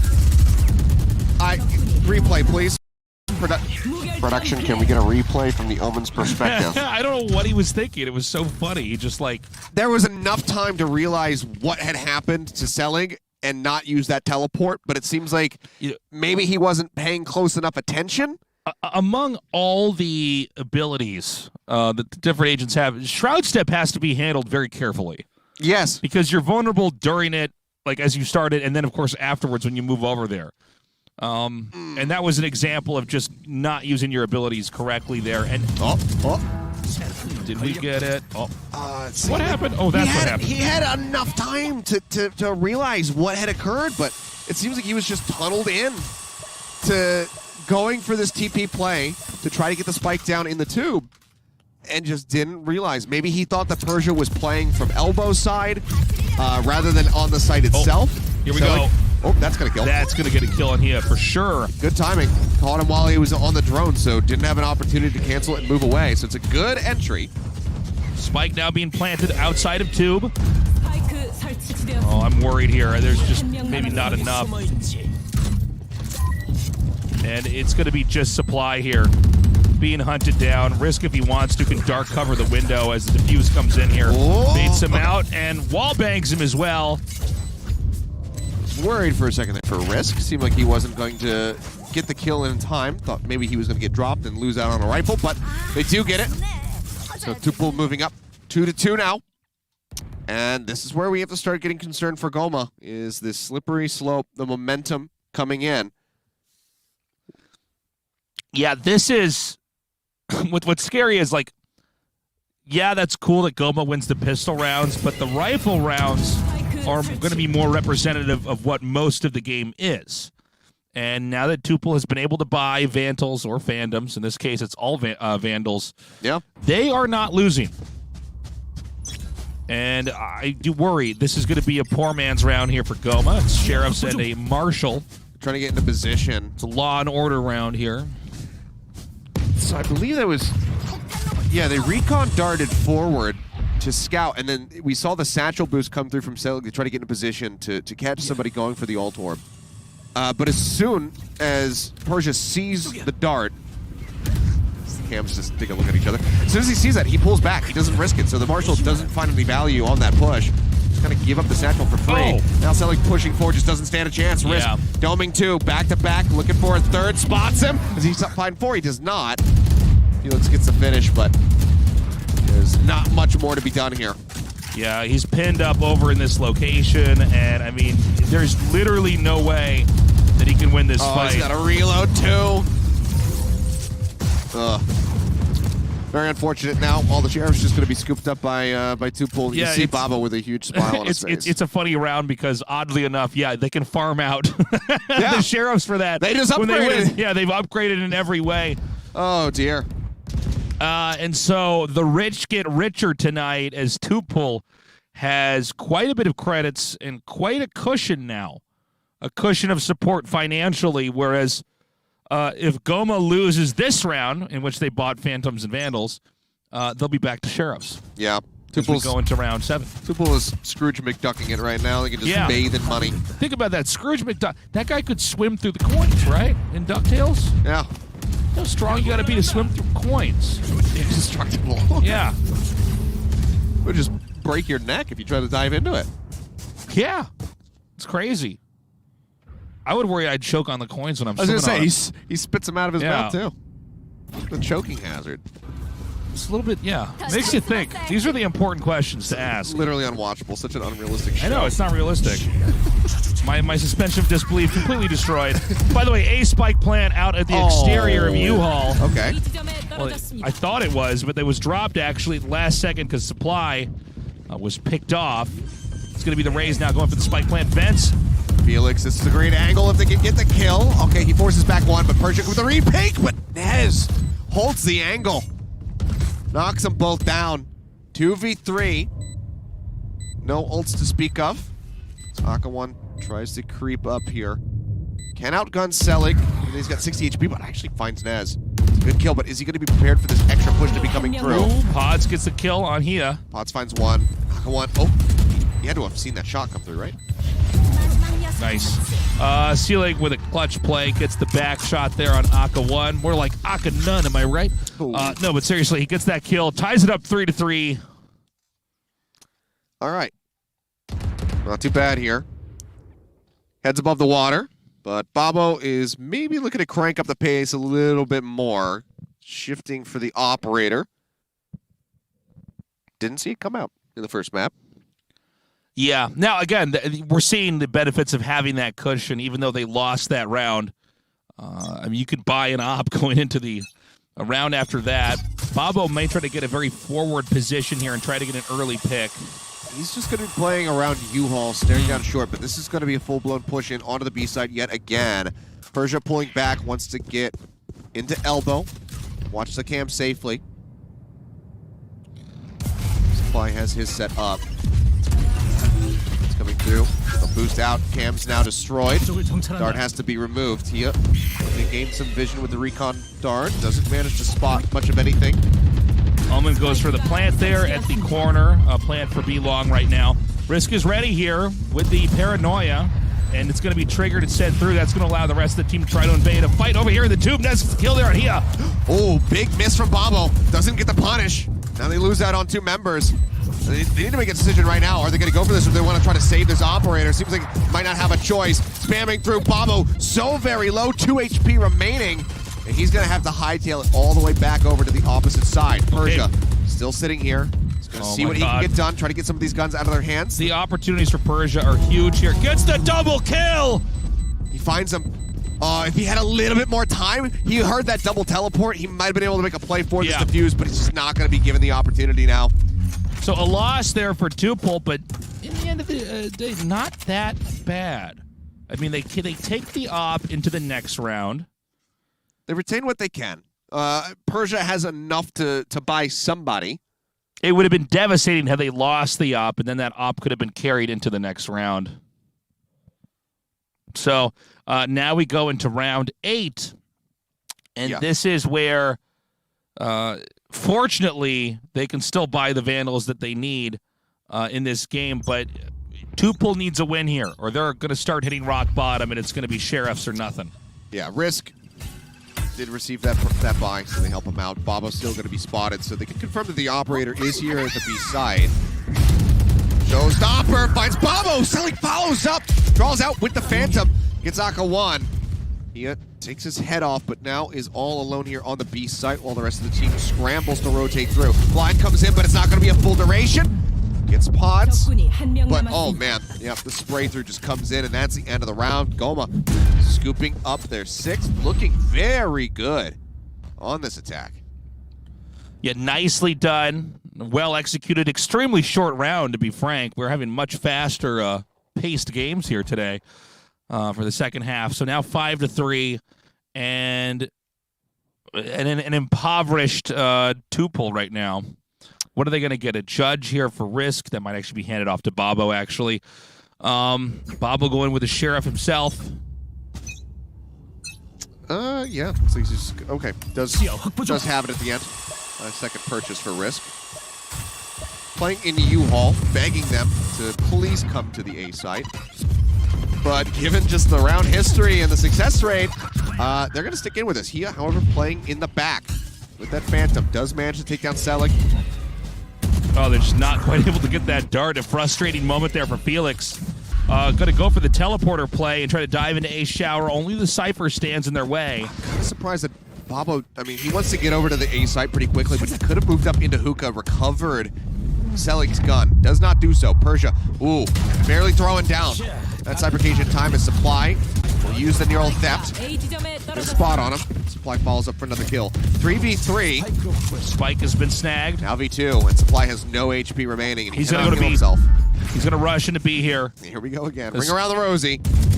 Gets the kill there on Aka 1. Pods. Spots another one. Oh, he fakes the plant. Oh, they're gonna. This He's is gonna TP again. He's gonna TP again. He is dead. Oh no! This is so awesome. This is crazy. This is just pure unadulterated chaos. 5 head plays here. All right. They'll call for the plant behind the box stack. Babo creeping around. Young Babo on the hunt now. Seekers reveal his position as well as the shots. This is the one. He's wary about this U-Haul push. But Pods is ready. And while it's chaotic, it's silly, it's ridiculous, it gets them the round. That was so impressive to rush through B and basically Sky confirming, all right, now A is clear, so come back through the teleporters. And what a way to end that. Goma's doing it, man. It's 6-3, and I'll tell you what, they're looking smarter, they're looking stronger than they were in our first map they're on looking Ascent. Way more comfortable at the moment. Yeah, and they're thinking on their feet and thinking well. I mean, if that goes any other way, if Hia gets the kill on the pods, the round is a wash, and it goes the way of Tuple almost certainly, but him not getting that kill, it's just devastating. Okay, Aka 1. Got a very forward defense here with the Phoenix on the low ground, but there's actually going to be a push into A immediately here, diving in. Seelig has been pinged here. Backside U-Haul. Very crowded at the moment here for Tuple. Oh my Shots god. coming out. Nez taking a little bit of damage. They get the shock dart in. Softening him up just a little bit. Ouch. Oh, yep, there's the kill. A lot of damage there on that Omen. The Sova's going to come through here. So far, Tuple is really in control of this. Babo doing the damage. Gets the kill on Pods. Oh, Selig gone to the Hunter's Fury. That's why we'll find one, but does he know that Persia is waiting on the other side here? It's an awkward peek here. Get the tap. Oh, he gets the headshot. Takes him down here. Gets rid of the Fuse trap wire. Babo going to make it a little bit more difficult here for this one. Yeah, there's just no way. They just run in there and execute him. He got him off the spike. Yeah, and this is a close one. This one almost would have gone off. You know, if a little bit more time. Yeah, maybe a second or two extra. It was 4.20 seconds. 4.20. Nice. No, but going into the next round here, I don't know what Tupel's going to do, but they do seem to be pulling it back together. They do have the rifles they need. We're now seeing Goma kind of have to buy their way back into relevancy here with the Phantoms and the Vandals that they're going for. I mean, you know, we'll have to see what happens now in round 11. But Tupel, it was extremely well played on the retake. You know, sloppier at the end. Oh, man, great peek from Selig. He's taking Babo's head off, using some of this utility just to stave off any kind of aggressive push that may be coming through from Risk, but he wants to just keep back and keep himself. Oh, this is going to be bad. Oh, I can't believe that that's the way that went down, but he gets a kill anyways. You got to be careful with some of these Omen smokes, because if you don't do them correctly, you actually give them a unique sniping point there. Yeah. And we saw that back there. Oh, Aka one. Scoped in, can't get the shot with the ADS. We'll send them packing back out, but Spike is going to be planted in the meantime at the B side. But for Tupel, I mean, there's nothing else that they can do. They need to hold on to these rifles for the last round of the half. Supply coming around for the peak here. I mean, there's just not a lot that you can do. Tupel's just trying to carry their weapons with them into the next round. A Phantom and a Vandal. Probably better to save it than to try risking and pushing forward here. They're still suspicious that Supply is on this side of the map. He's now crept his way in onto the site. Teleport finds that is catastrophic. One gun left right now in the hands of Aka 1. Throws out the blind, pushes, manages to find pods. Doesn't have any way of healing himself. Goes for the re-peek. Damn. Selig strikes him down. 3 kills in the round. Lets off the club horn there, and 7-4. Goma, can they actually do this? Are we going to a map 3? Well, we might. We might, but let's not forget what happened in the last game. Okay, it was all Goma looking not so bad when they had the spike, but when they had to defend, they were all spaghetti, my friend. Very true. They've already gotten more rounds in this half than they had in the entire map last. You're right. They're looking stronger here on the attacking side. 7-4, but this could easily end up being 7-5, which is pretty damn close. But let's take a look at what Tupel actually has. A lot less than they normally come into the round with. You know, the Sheriffs here. Selig has a showstopper yet again. Cleared one. They have the spot on him. He's going to be looking to send this into hookah. Oh. Let's it go. How does this not kill? That's not one. Well, it's fine anyways. He gets a kill there. Yeah, unable to answer back. Tupel right now is deep into the attacker side here. He is dead. There's Persia creeping around from behind. Will get a gun into his hands. That's a risk. It's to yoink this dart out of him. The spike is going to go to A. Oh, the Cypher coming up here. Persia could be ready to get the raise. He's making noise. He's making noise. Selig knows that there's somebody pushing up short right now. It's going to look to get the jump on him from behind. Right now. This is a funny situation. They've planted the spike on the opposite side because the attackers are in control of the defender's side. The defenders are pushing in through the attacker side. Selig's got the angle. He whips the shots at Persia. No! He just 180s him. Oh, no. That's catastrophic. Nez, though, does try to bring this back. Risk pushing in. Nez gets the kill. Doesn't take much damage. And suddenly, Persia. It's looking just fine for Goma. Yeah. Goma in control of this. Persia. There it is. Nez gets the finish. 8-4 in the half. All right. Goma's looking very strong. I think we might be going to a game 3. It very well could happen. I do feel like 8-4 is the range at which you can still have a comeback. When you get to about like 9-3, that's when it gets pretty hard to imagine. Yeah. But we have to remember how hard Tupel owned Goma when they were on the attacking side. We do. Bind is a map with a little bit more complexity. There's definitely more you can do with these teleporters. Goma already showed that. Let's see what Tupel's got here as we go into the second half. Well, pressure is on for Tupel. Want to close this out strongly with a 2-0, but rough start. Pistol round going to be that much more important because, you know, in theory, Goma taking that away, that is just going to be them moving up to 10-round wins. And Tupel would have to really run it back in a major way. I mean, already need 9 to close this. Now let's remember, pistol round so important here. You need that momentum built up. In order for Tupool to actually come back, I think they have to have a very strong start here. Yep. Ever important. So Babo and Aka 1 going with the Ghosts. Same with Felix and Supply over here. It's been a rough day for the Phoenixes. Yes. Lawrence and Aka 1, both on binds, coming out with the bottom frag. At least for now. We'll see if they can turn that around now that they're on the attack. So we've got a setup here for B, but B is extremely defended here. I think they had a good read on the way that Tupool is going to play this time around. Spot 1. Drone moving forward. They use the paranoia on it. Their Al drone for Goma is going to be going out into A. Cyber cage comes down. Can't go through that without making a sound. Babo could clear this corner just by chucking out the nade. Supply trying to get the tag. Doesn't manage to find it. They'll just push up on top of the box. Good pressure coming through, and yeah, Tupool. The floodgates have been opened. Naz getting jumped on his wrist, just runs up top. That was sick. Very nicely done. Teleport is going to have to be used. It's like parkouring over the tube into the kill.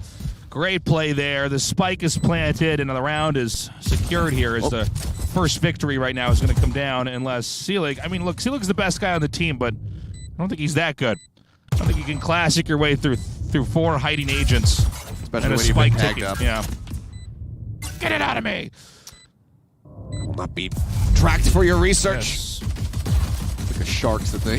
That's right. Put little Tag a man. Oh, well, he does find one. So it's one less ghost that's going to be retained here for Tupool. But they start with a pistol round, and this is how things got out of hand on Ascent. So Goma, they're going to be looking for some stability here, but they've got a decent... They've got Tupool on a decently long leash at the moment. Damn, shot him right in the hat. Yeah, great play. I mean, this is what we were talking about. It just seems like when Tupool is on the offense, they really are very coordinated as a unit. And they also seem to be pretty good at obfuscating their intentions early on. I mean, we see the utilities sent out here to try to figure out what's going on. Immediately, they burn through that Cypher camera there.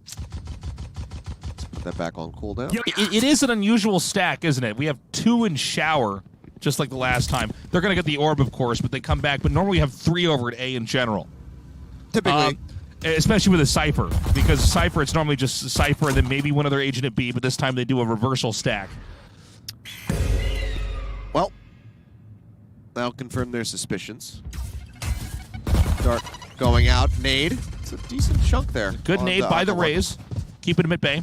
Yeah, can always heal up, you know. Obviously, you can just throw down the hot hands, but wants to hang on to it for a little bit longer at least. 79 HP, not too bad. It's mostly the armor loss that's going to suck the most for him.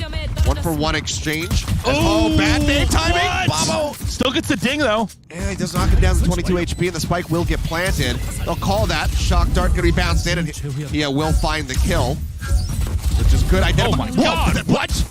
Okay, that was like accidental. That was crazy. It's like a jump scare. Yeah. Oh, now it's just Supply here. Oh. Dart's one, but it's not like you're going to be able to do too much with it. Everybody now on the hunt. They want to kill this Cypher. Trying to wallbang here. Nothing's going to work. This is good. Oh, whoa. Hello. All right, closes that out with a victory there. He just right-clicked him at that range, and he got the kill. Now, here's what I've been waiting for since that first pistol round victory, is the round where rifles. Goma can get the rifles, and so on paper they have better firepower, but can they manage the spike sites? Wow. I dropped my pen, and it stopped perfectly. Yeah, it landed perfectly without falling behind our monitors. It was impressive. Wonderful. That's like what would have happened if Babo dropped his pen. It's Yeah. the same kind of player. I'm like, damn, nice. Happy little accidents. Okay, another smoke comes down here. And we've got Haya coming in here with the camera. And it's shot down. Now, it does appear that this is going to be an attack sprung on B. Got the Cypher and the Raze holding back for now. I feel like this map has been almost nothing but attacks on B. Yeah. Even when, Yeah, you're right, When actually. was going for it. All right. He's going to be using one of the Shrouded Steps to get himself out of garden safely in case people were pushing forward. Cam's being checked by Supply to make sure this doesn't end up being a hit onto A. Babo cruising over top. Persia is crazy. Gets the kill there. Supply and Felix go down. And it seems to be happening once more as they're just tearing through this team and dominating. It's like Goma just cannot control anything that's happening on these spike sites. And this looks to be a third round win here. That's going to bump TPB up into 7 wins. Yep.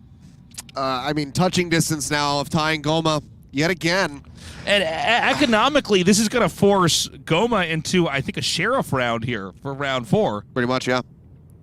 Either that, or they could just go for a full save and say, you know what, let's just get this round over with. Let's not even really try for it because we are completely outgunned. But it really will come down to whether or not Selig, I guess, retains his weapon. So far, they're not really going to be going for any kind of fun here, so... Showing respect to Selig, you know, they know what he can do, so they just want to retain all 5 rifles. Look at him, Omen going ham on that wall with a knife. Nice. Let out the, let out your aggression, you know? Ooh, I'm so excited for the new map. Yeah.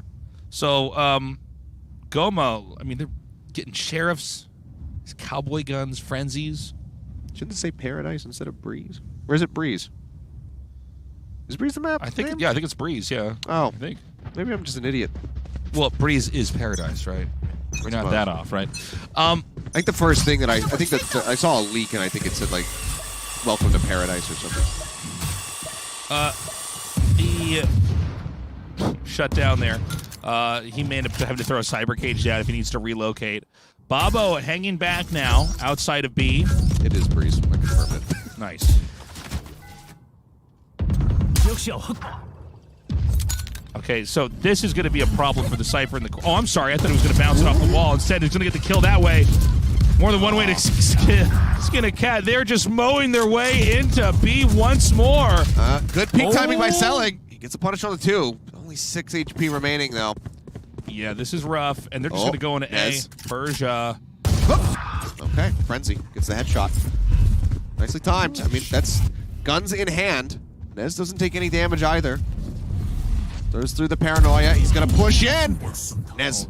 He could do this. He could absolutely do Might this. have just made this work. He has 3 kills for him. Selig as well with 2. There's a Thrifty. There's a major swing for Goma. And a nifty Thrifty at that. I mean, great play there, clutching that moment. But they need some more wins like that. Again, the cushion is there right now for Tuple. I mean, they're going to go right back into getting the Vandals and Phantoms they want. Yeah, I mean, he could, you know, he could buy for himself and somebody else right now. It's just really good slowdown there from Nez. As soon as he heard Persia starting to creep that way, Scott has gone out, got ready, and they pull off that nice little Thrifty.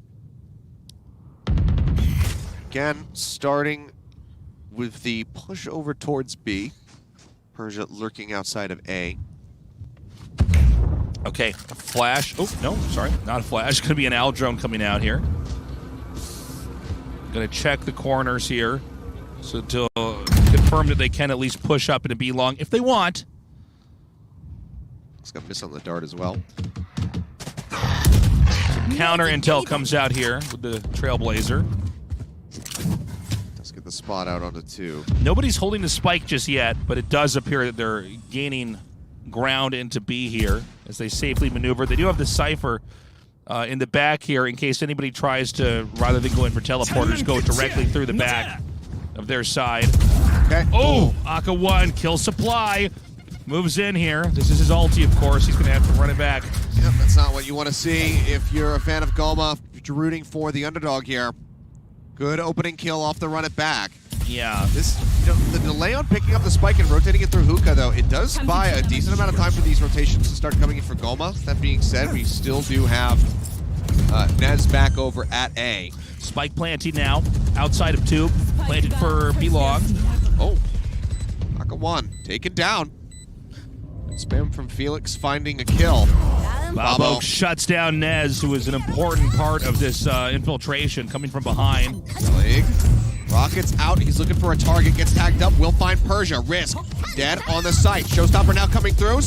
Chucks it out. Whiffs it. Gets the good amount kill of damage, instead. though.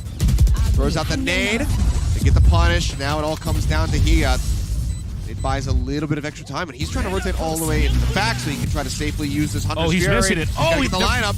They tag at the half. He's got to get the shot. He doesn't manage to get the kill. They can just hold this for the defuse now. Didn't buy enough time. He will finish off Selig, but Pods with 6 HP survives to the end, and Goma, 10 rounds now. It was a very impressive play by Goma, and that's exactly how you want to handle that last Sova hanging back. The Sova wants to get as far away from the spike site as possible, use the Hunter's Fury. I don't know the facts on if you can shock bolt from there to stop that. You can, right? There's lineups for that. Okay, so you can actually interrupt that in that moment. But if the other player comes down there and hunts that Sova down and denies it, then the defuse becomes very easy. I think he might have used both of his shock bolts on the entry, but I wasn't quite tracking that, to be honest. Either way, because typically you would want to do shock bolts into Hunter's Fury, because if you hit him once with the shock bolt on the Hunter's Fury, you kill. But either way, it's a very solid round win from Goma, who continue to hold on to this. 3-round lead, 3 more to go to close this out. Nade into showers. Just forcing him back for now. Doesn't find any damage. It's good awareness from Selig. Yeah, Selig's got a pretty good angle set up over here. If this is in fact going to be an attack into A, using their Cypher to just confirm that nobody's going to come around from behind into B here. Well, never mind. He threw it right, like, under their feet and slightly behind, so they actually couldn't just instantly get that shot onto the dart, so it spots them. Forces their position for a second, but they start re-aggressing. Teleporter. Used. Babo, so good with that gunplay. Felix does get the kill there onto Babo, but now Persia takes Felix out. 3 versus 3 here with Nez still low on HP. 30초 남았습니다. A little confused as to what angle's Aqua actually did. pretty good here for Risk. Okay. Hot hands. We'll zone him back for a second. Doesn't force him back into U-Haul, though. Risk finding Pods. 2 members left. Nez pushing forward, checking down short. Aqua one spotting him. Nez is screwed here. Oh! Whoa, nice kill. Manages to get it. But now it's just him all alone with 5 HP in a dream. So you can see now it's going to be Persia backing away and gets the kill there to close that out. The 8th win. Tuple catching up.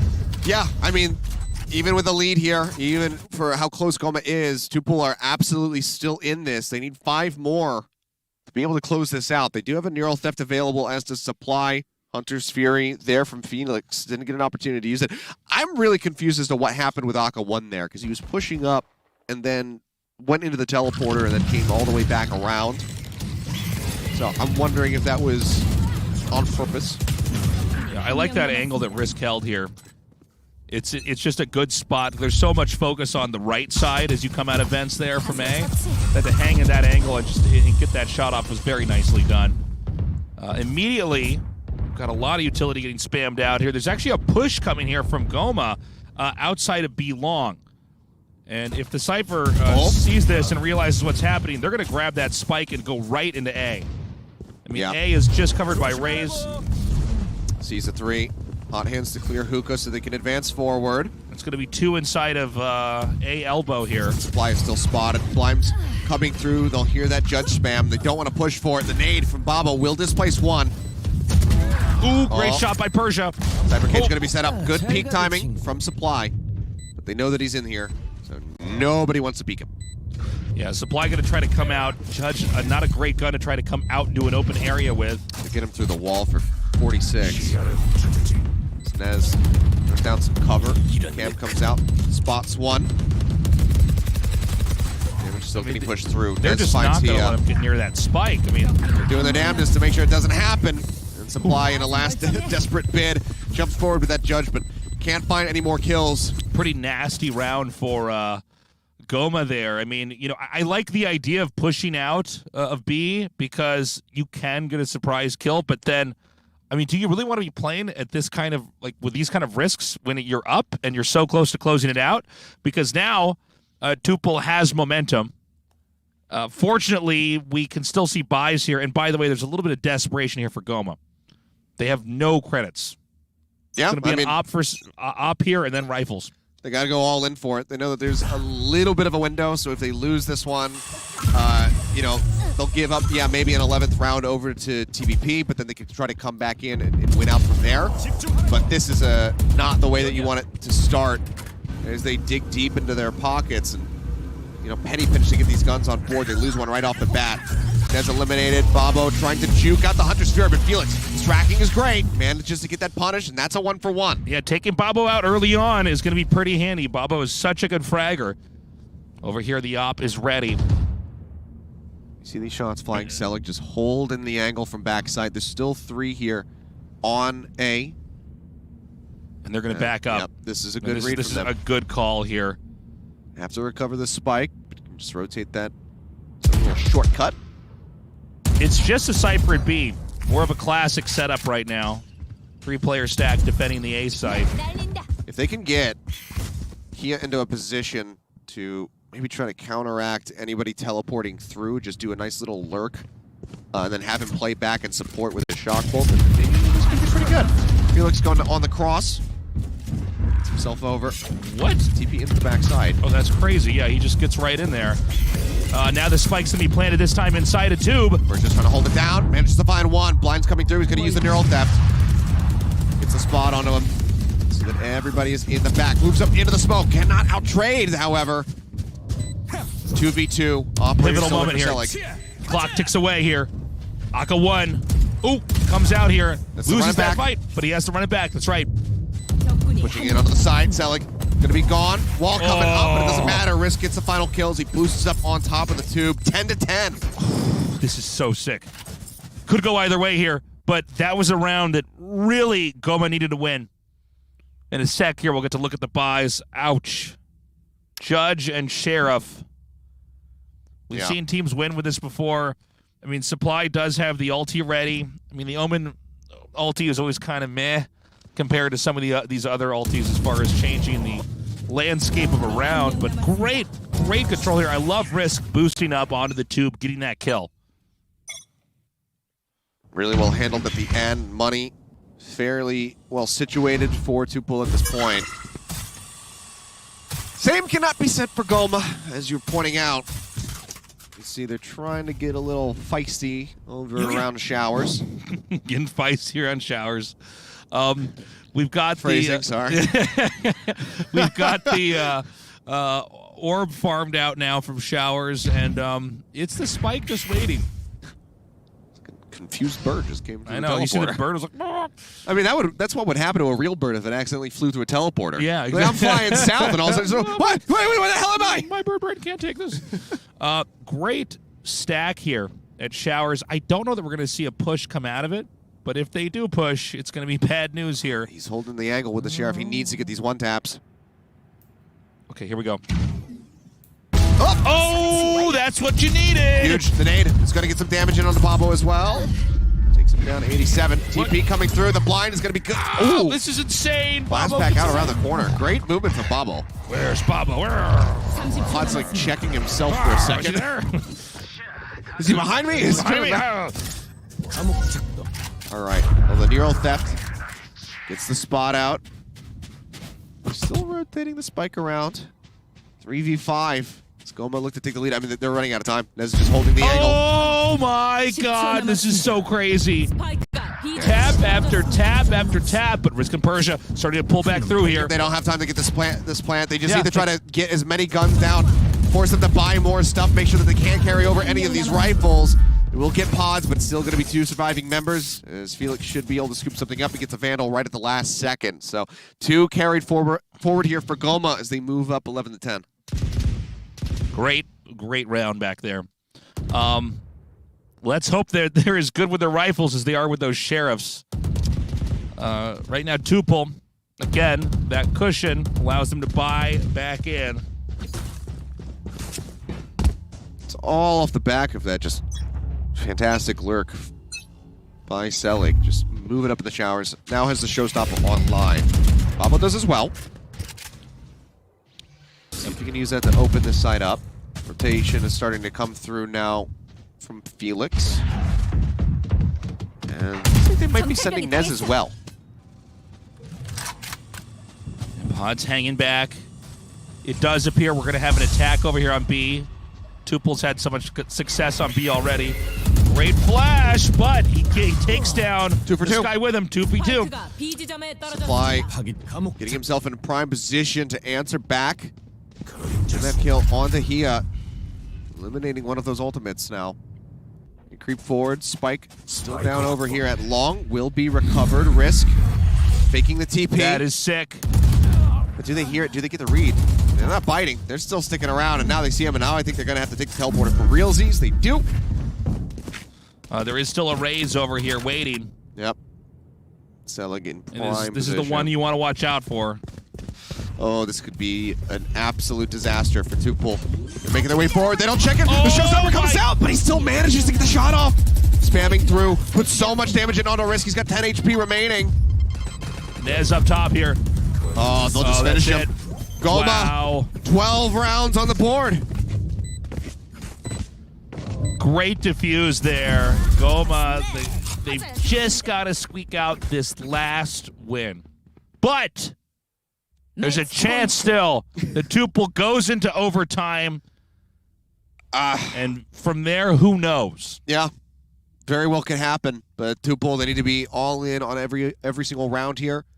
They need to make this work if they want to just close this out. Otherwise, we are going to be getting pretty close to burning the midnight oil.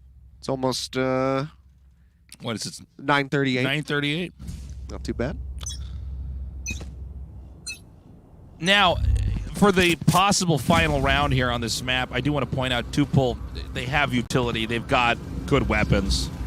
And so, you know, it's going to be about, you know, how they play this out and not so much the circumstances you know, that led them here, right?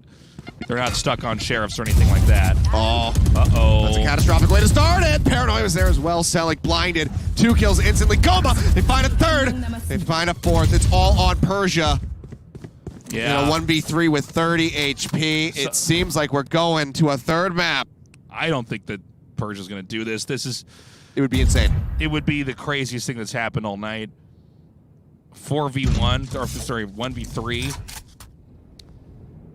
Full armor, full HP. Persia at 30 hit points. It just seems impossible. So he's going to run the clock here for a little bit. Cypher's got pretty good cover on B, though. I mean, look, maybe he kills the Omen, then he kills the Sky, and then it comes down to the Spike plant. It's not impossible. Okay, he sees the Omen, whiffs the shot. Needs to nail that, sees the jiggle. And there's Supply. He's prepped and ready for it. That was sick. Gets the bang right there. Through the wall. And Goma, they will keep their hopes alive. They will keep Tupel waiting one more map. Now separating either of these teams from advancing into the round of 8. We have Split coming up. That's right. Going to an extremely different map. As it's turning out, this is going to be pretty close. Whatever Goma was unable to do in that first map when they were on the defender's side and got completely wrecked, they pulled it back together here now, winning that 13-10. Really well recovered from them. It shows, you know, a level of mental fortitude. As a lot of teams, especially, you know, young and up-and-coming ones like Goma, might not be able to recover and bounce back from, you know, losing that heavily. But they get their map picked. They look way more comfortable. And it just, yeah, the cohesion was not there nearly as much for the side of Tupel. It seemed like they had the momentum, but really I think this goes back to that Sheriff round where they just weren't ready. The headshots connected, and Goma pulled through. One of the most difficult moments, I think, of this match so far. I'll tell you what, I'm not buying stock in the Phoenix train right now. I'm not a believer. I think that you should dump your shares if you still got them, because you're not going to get a payoff. Yeah, Phoenix has been a little bit popular the last week or so here. No surprise here to see Persia the MVP, and Selig has been so strong throughout. He's just such a good fighter. Yeah, really, really good map from him. 25 kills on the board. Persia doing his damnedest, but I mean, put into basically an impossible situation at the end. Right. Tell somebody, oh yeah, just get 3 kills while you have 30 HP. It's just very unfortunate for Persia that he cannot make it happen, but Goma, they are persevering. They are staying alive. Split will decide it all. That's going to be coming up in just a little bit, so do not go anywhere, guys. The series will continue. We have to determine. There must be a winner. We have to figure out who is the last team in the top 8. So we're going to go to a break. We'll be right back.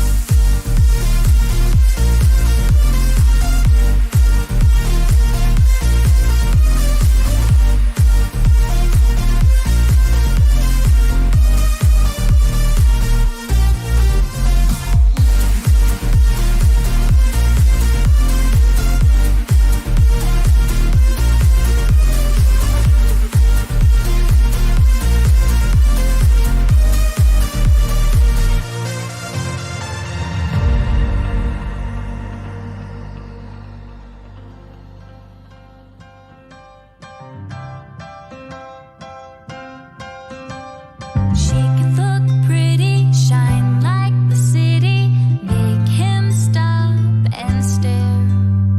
She can cross his path, hope he does the math, that 1 + 1 is 2. But he's gotta be the one to reach out and take her hand, play his part and protect her heart. That's what makes a man. He's gotta woo her. He's gotta woo her. He's gotta woo her into love. She was patient, though it was blatant. They were quite the match. After a while, he made the move, dial 7 keys to get her on the phone. Then he wooed her. Then he wooed her. Then he wooed her into love. He was clear with his intentions, didn't waver with indecision. Knew he just couldn't live without her. To marry her would be the cure. Then he wooed her. Then he wooed her. Then he wooed her. Someday you'll know.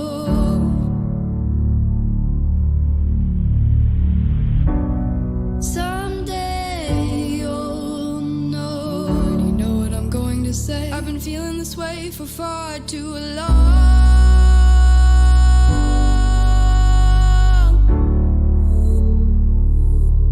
And now you're gone.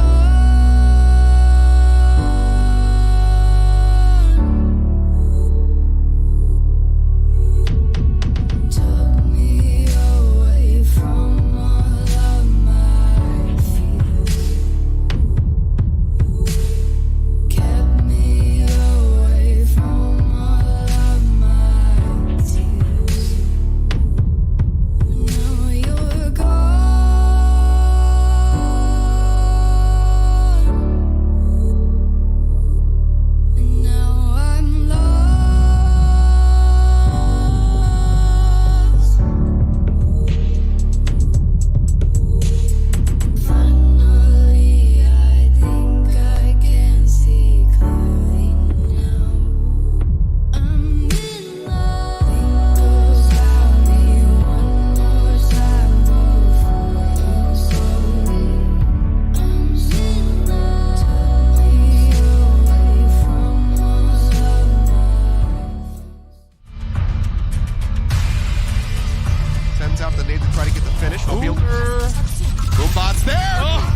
nade should give them the indication that this is going to be a push.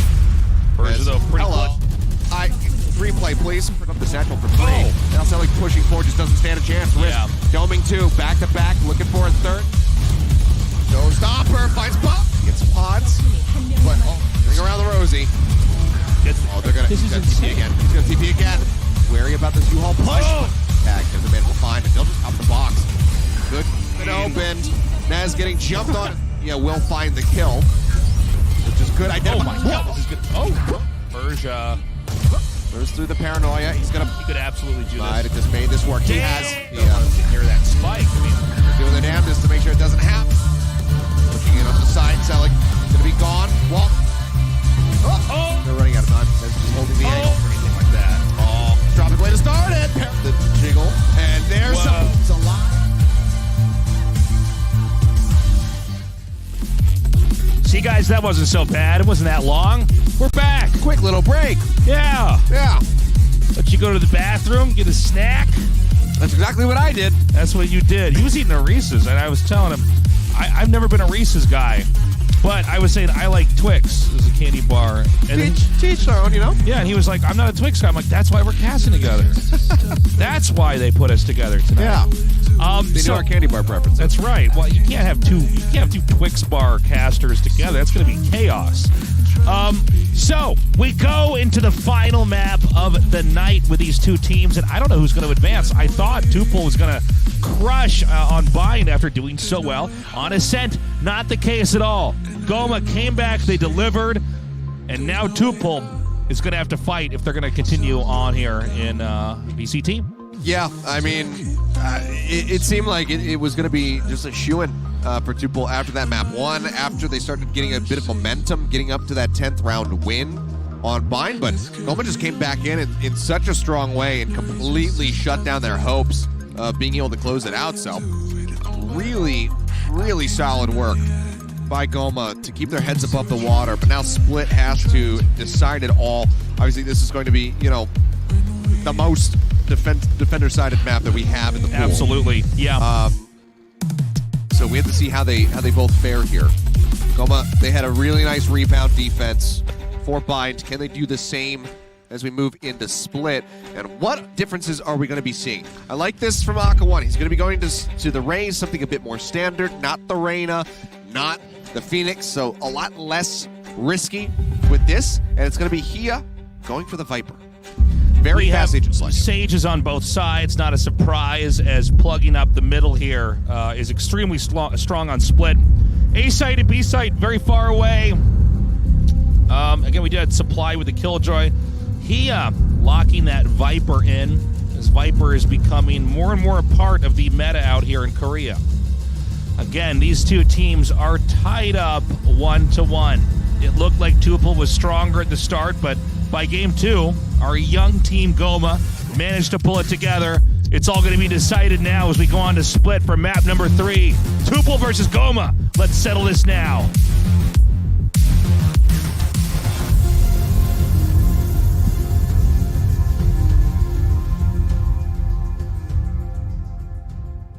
All right, well, obviously changes across both of these lineups. Sova, never seen on this map.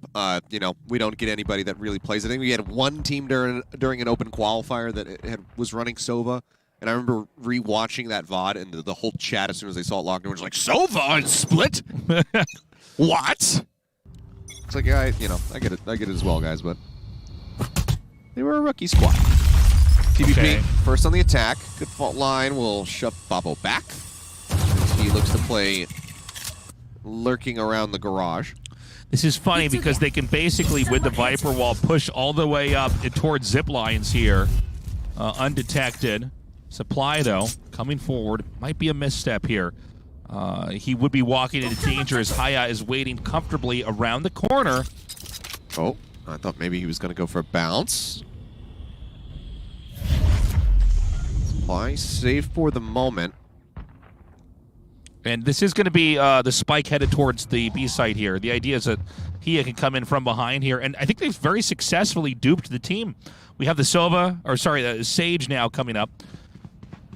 Oh, no, I stand corrected again. Oh. The spike is now going to go back to A, and what I feel is a bit of a mismanaged situation here. So now they're going to try to bait them back over to B side, maybe, Yeah. as the Sage Wall comes up, but I mean, they have Nez in the back of this site. He's watching down garage, so this wall just kind of gets burned for nothing. Now they don't have this to block off some like screens like main or even just heaven access if they can even get onto the site to begin with. The climb up top is Supply. As they all push through, they will manage to take him down. Felix finds 2. Will be traded out, but it's still going to be a man advantage. And Selig is here on the site. They do not check that back corner. Bobble finds 1. Pods has the finish, and Goma, they kick off Split with another pistol round win. Yeah, big victory there. And what I would say is kind of I think the ideas were there, but the execution of it is not that good. I mean, the Sage Wall, it takes too long to travel through main. I mean, they're going to know pretty quickly. Just like your review of Kong versus Godzilla. The ideas were there, but the execution was far. No, Kong versus Godzilla was actually the worst thing I've ever seen. It was the worst thing that's ever happened. It was 2 hours of my life I will never have back. I feel that way about like The Last Jedi. Last Jedi? Yeah, it's also pretty bad. But all right, so the slow from the Sage cast out here. Bobo creeping forward. Nez doing a shoulder peek up here. Going to continue to Omen smoke the entry to B here, making it an uncomfortable push. But it really is just the Omen holding B for now. We do have the slow push coming up into mid, so they're probably going to try to spring an attack on mid and B here. The Sage Wall plugs that up. Does give them access up into A, but there's Killjoy utility there as well. Just taking some shots. It's 1 through the wall onto Nez. You know exactly where he's at, given that dark cover flying through. Pod's looking for some blinds. Throws up these flash points, pushes the corner, but Bobo is ready. Up close and personal. Gets that headshot in, but Felix coming out from heaven manages to trade it out. Nez still holding it down here, but outnumbered and outgunned. Risk cuts him down and gets that spike planted. Yeah, good takeaway. Risk just scooping that Spectre off the ground, puts it to good use. Persia down to 19 HP, but even without him in the picture here, it would still be a man advantage for Tupool. So this looks like a fantastic turnaround for them. Oh! With the right click onto the dome, Supply is out of the picture, and this is going to be the first win on the board here. A thrifty for Tupool. That is such a momentum swing for Tupool, and a big just punch in the gut for Goma to lose out like that in the second round. Not even, not a force coming through, just a straight up 1 round by Tupool. That is catastrophic for Goma. Yeah, quite the reversal here. It's going to be a heavy Spectre buy now. For Tupool, as the roles have been switched now. We have Selig with the Sheriff here, but it's going to be tough to hold these sites here with just pistols. And, with Split, the travel time is extremely long. So if you lose that spike site, it's such an easy plant, and then it's such an easy defense. Selig gets a tap in. Aka pushing around the corner, does manage to mow him down. Likely scoop that Sheriff for himself as well. Spike going to be planted at default. And everybody else looking like they're going to be pulling back and look to play this potentially around main. So much utility here. Oh, it's like, how many years will it take to finally break through this ice wall? Okay, so they finally get it knocked down. There we go. Now it's opened up. And now there's a poison orb. Yeah, but there's, not that much time in this round here. This is where things become so scary, because if you get that Viper set up on the site, you have the wall, you have these poison orbs emitting, they have to push through them at some point. And it's just that instant decay damage that you take can really tear you apart.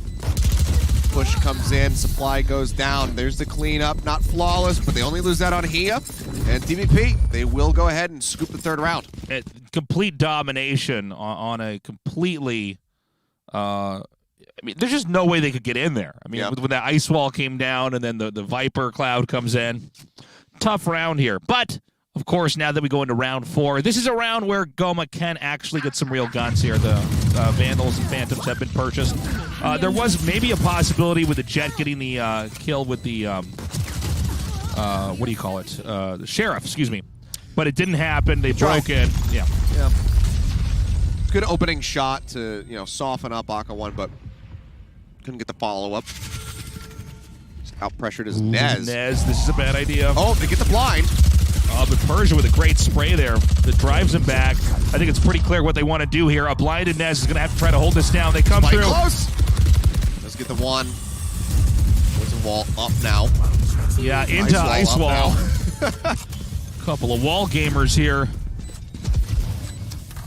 Did they buy their strats at Walmart? Oh. Am I doing this right? I get it. Now, it's 3-4 right now. Goma's still got a shot at maybe coming in here and taking this out. Poison wall comes up again. Bobble gets the kill on Selig.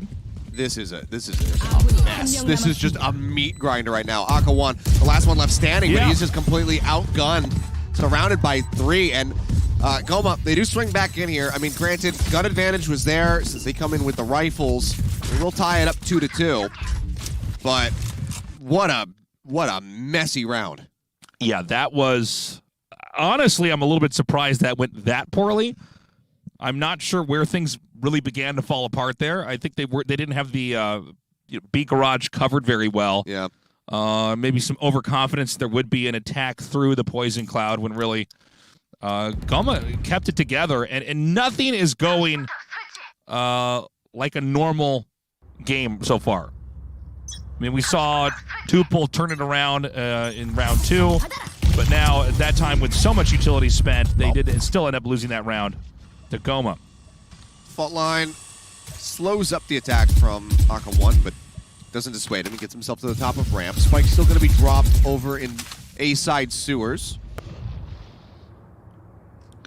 Yeah, it does seem like they are very ready for an attack over here onto A. The Omen is going to be controlling by mail with the Sage down here actually at B. Pons gets himself in behind the box. Risk. Trying to peek out over the top. It just... You cannot see this head, so that's going to make a little bit of noise, so he wants to pull back. He just gives up on that spot here. Viper is going to courier the spike right through mid here. It's, again, just a Sage waiting over here. Yep. The wall has now dissipated. He does have slow orb, so if they start to push the issue, Sloppy is out, so he'll pull back. Wall comes up. As spotting one for a moment, almost gets a kill into Hia. Now Babo will fall. Push comes through, and they get these kills, but they're taking so much damage in response. Yeah, they are going to get that spike planted here. Rolling Great thunder. shot by Aka. It interrupts, but yeah, Aka with this great timing pushes through, and Selig is creeping up. Poison, Decayed coming through. They get the kill. He is still standing. I mean, HP bars are in shambles for everybody for the most part, other than Risk and Aka 1, so half the team very low. Supply looking for anything, not going to happen. Instead, we'll run back. Uh-oh, that's annoying. Are they going to hunt him down? Doesn't look like it. If Persia had rushed into Ramen there, he might have been able to get the kill before he cleared the corner into sewer. Yeah. But he wanted to play it safe. They are going to go try to hunt him down here. Yeah, they're rotating around. I mean, even post-spike detonation, there's still 6 seconds. This is enough time to find him. He's in a decent defensive spot, though. So Depends on if that Viper's going to push out. I think it might be a bit too haunting if he goes all the way over here. Poison wall. Here we go, here we go, here we go. We're watching the mini-map. Oh! Yep. Nice try. And he gets the punish, so one less gun retained for TVP. They didn't have to do that, but because they did, they're paying for it, even though they did win that round. This is already such a weird start to Yeah, to it's been a funny back and forth, hasn't it? Yeah, it's if like normal Vision Strikers split is like a Spielberg film, this is like a John Waters film. I don't know, like I don't really know what's going on. There's some weird undertones happening, and it's just kind of chaotic. This time around, Goma is actually going with the pretty heavy save here, and already dropping a player before I can even figure out what's going on. It's Selig with a Blade Storm. Yep. Selig, stop using those knives. The guns are better when you play. I mean, everyone likes to, give Rosa crap about, like, the Rosa ult. This is the Selig ult. Yeah. Rosa Rocket, Selig Blade Storm. Persia coming around, gets the kill there onto Felix. Oh, and now it's just going to be their lone killjoy supply. How many players can he hold off? The answer is none. Yeah, Babo. Right where it's due. Spike plants in this 4v2. Again, another kind of impossible situation here for Goma. We've got Pods with the Sheriff up at top in heaven. Going to try to creep in. Nez down below in hell. But high on risk with some pretty good crossfire set up here. Okay. Good shot onto Aka 1 all the same. Gonna be crap even if he gets the kill there. Cypher, not gonna happen. Persia executing Nez, getting the 4th win as we go to round 6. We need a team that has the abbreviation of AIR. I don't know what it would stand for, and then Pods needs to join that squad. Oh, nice. Yeah, that would be. We could definitely meme off of that. Look at the money that Persia has right now. He's loaded. Yeah. Yeah, they're all. They're all pretty rich. rich. To buy an op and just throw it on the ground and be like, I can't buy 5. I can buy 5 He's apartments like, in Gotham right now. I'm out of touch right now. I don't know how much milk costs. I have so many credits. It's like, You're like, how much does milk cost? He's like, I don't know, like $40? I have no idea. I'm so rich. Was it Jessica Walter? May she rest in peace from Arrested Development. How much could a banana cost? $10?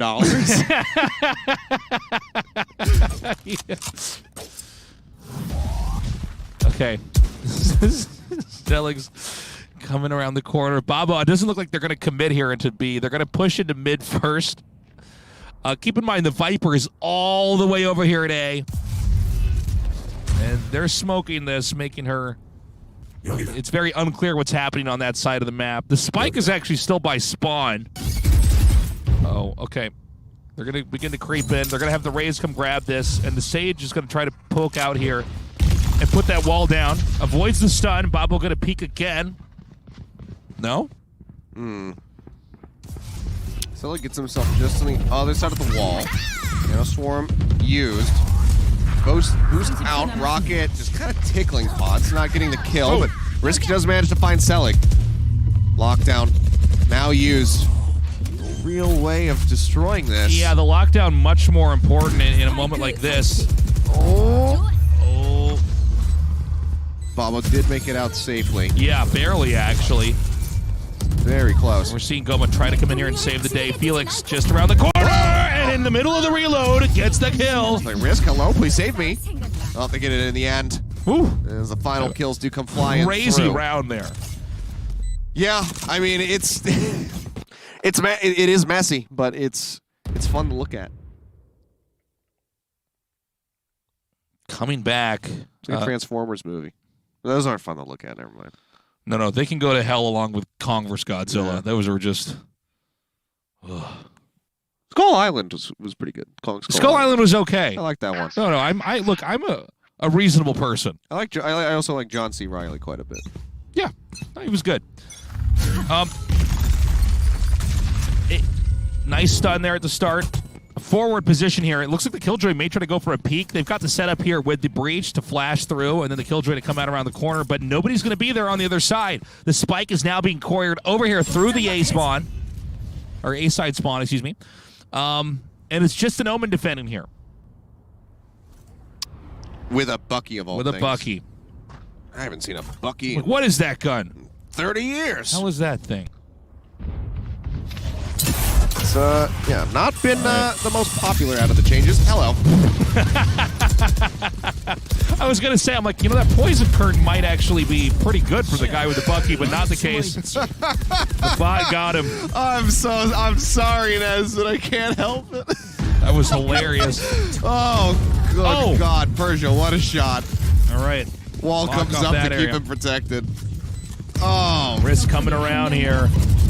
Yeah. You're trapped in here with me. Risk finds reward. Flawless round. And this is not to hammer this, too hard for Goma, but this is a really bad split for them. Yeah. 2 rounds on the defender side is pretty tragic right now. Yeah. Okay. Funny start. Sad ending here. This is going to be a good buy round, though, here for Goma. But, we've seen when Tuple is really on point on the offense, they're very hard to stop. Boombot going to be sent out here. It'll have to be shot down by the Omen. This planet's little bit slower. A little bit of creeping mid going on. Ooh, Selig. Very nice shot. Okay, solid start to the round. Wall going to be broken down a little bit here in mid. Slow orb will come out in response. Persia gets the reload. Still waiting here. Again, you know, Sage walls in mid are so strong. You don't have that much time in a round, and, you know, even to invest that much to try to kill it off. But they're going to be going back over to A. The Cypher maneuvering through sewers here. The rest already almost to ramps. Dark cover to block off screen. Selig, yeah, I was going to say, he's got to get himself onto the side very quickly. They'll just check with that from the shadows. They spot the killjoy here on the side. He charging right through the nanoswarm. Tries to go in for some utility, but let's get cut down.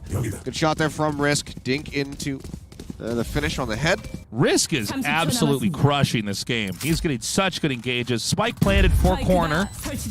Sage wall comes down. She'll prop herself up on that. Get some headshots from above. We've got two coming through screens, one through heaven here. The breach up above. Flash comes in.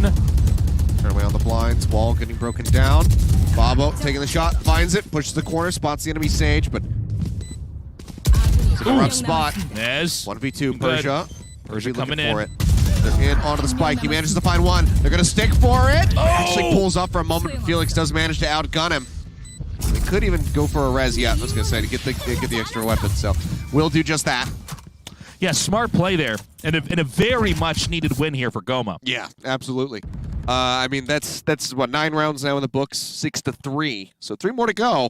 If they can run with a little bit of momentum here off the back of that, then maybe they could tie this up. Given that they do have that defender's advantage. Weapons slightly not going to be favored for them. Half armor for Nez, a Spectre for Pods, but does have that rolling thunder. So if we see TVP storm onto a site, they definitely can delay for a considerable amount of time. Okay, Aka 1 pushing up through mid. Sage wall not set up just yet. Just going to hang on to it for a little bit longer.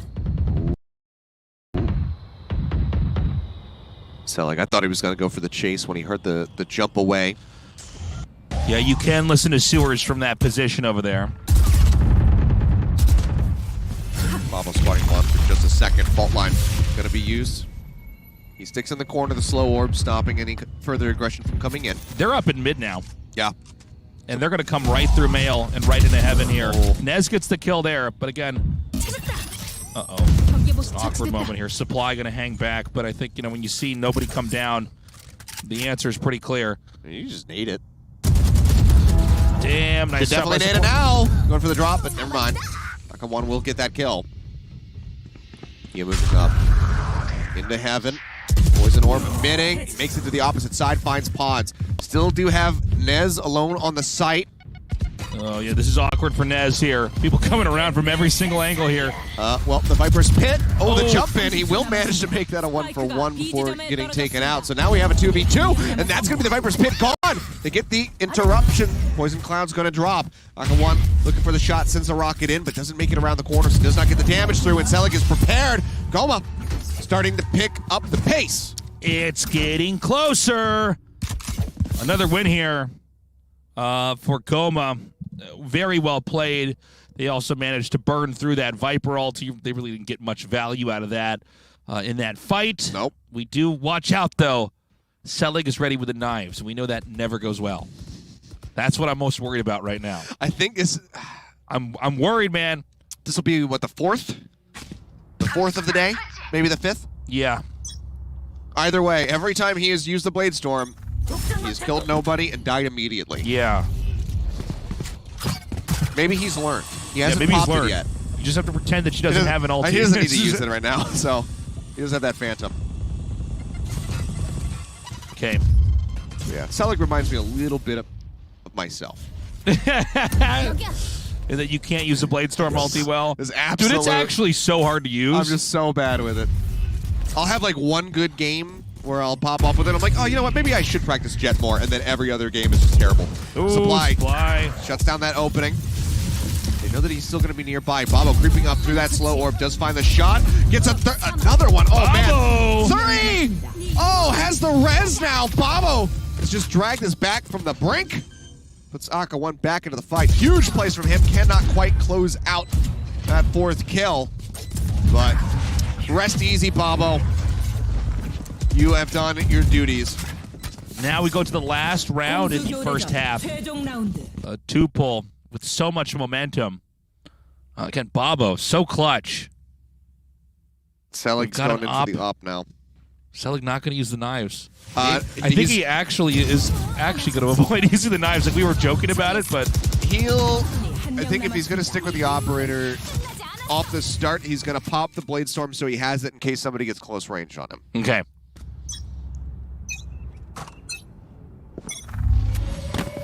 Here we go. Okay, first he wants to get set up for this. He's just eating damage. I don't think anybody's going to peek here. Okay, he knows that that's not going to spot him. Yeah, that'll bounce around. Uh-oh, here we go! Selig gets the kill on Aka 1. Feed it into the op snipe. Okay. And there you go. It's been popped. He's making his way into mid. Oh, the knives are out. Does he get a kill after using the Blade Storm? Is this a big a question here, story ladies and gentlemen. of redemption? You can do it, Selig. He's ready. The spike is going up towards A. Cypher quietly maneuvering through sewers. Back at A. Killjoy and her utility wait. We have an Omen and a Breach pushing out into B garage. I think pretty quickly they're going to have to be ready for a attack sprung. Okay. That should sound the alarms here. Yep, slow orb out onto screens. And that'll be a little bit of poison. Felix. So there's a lockdown. Now, you can get into A and plant and really not be punished by the lockdown if you can hug that corner. There's 2 corners for this specific lockdown. Can you get there in time? Sage is over there. If you manage to make it in. Shots coming in. Nice. Oh, that was nasty. Does find risk. Sage dive. He got it. He did it. He got the kill on the Bobo. Final one of the round. It's a sign. Well, 7-5. Very close. Still concerning, given that we now have TBP moving over to the defender side with a round lead. But Goma, they've had some moments here. They have. They certainly have. 5 of them, to be precise. Yes. To be exact about it, they've had 5 moments. But what they need is 13 total. Yes. Or maybe some extra moments in overtime. We'll see.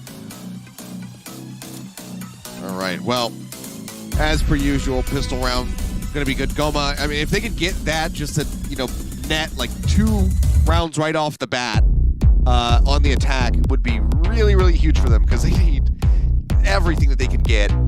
If they get an advantage, they should be able to really just snowball this out of control into their favor as the defenders. As soon as you start seeing things like, maybe Bobo with an op or, if Aka 1's going to be picking it up given that he's playing the Rays. Yeah. That's when you know that things have really taken a turn and do not look good. All right. The second half in the last match is starting now. A very soft lead here for Tupul. Could have been much stronger, but Goma fought back and fought back well. The pistol the pistol round is so important here. It's going to be Goma here with the spike, and they've had success in the past when they're on the spike side here. Tupul will be defending.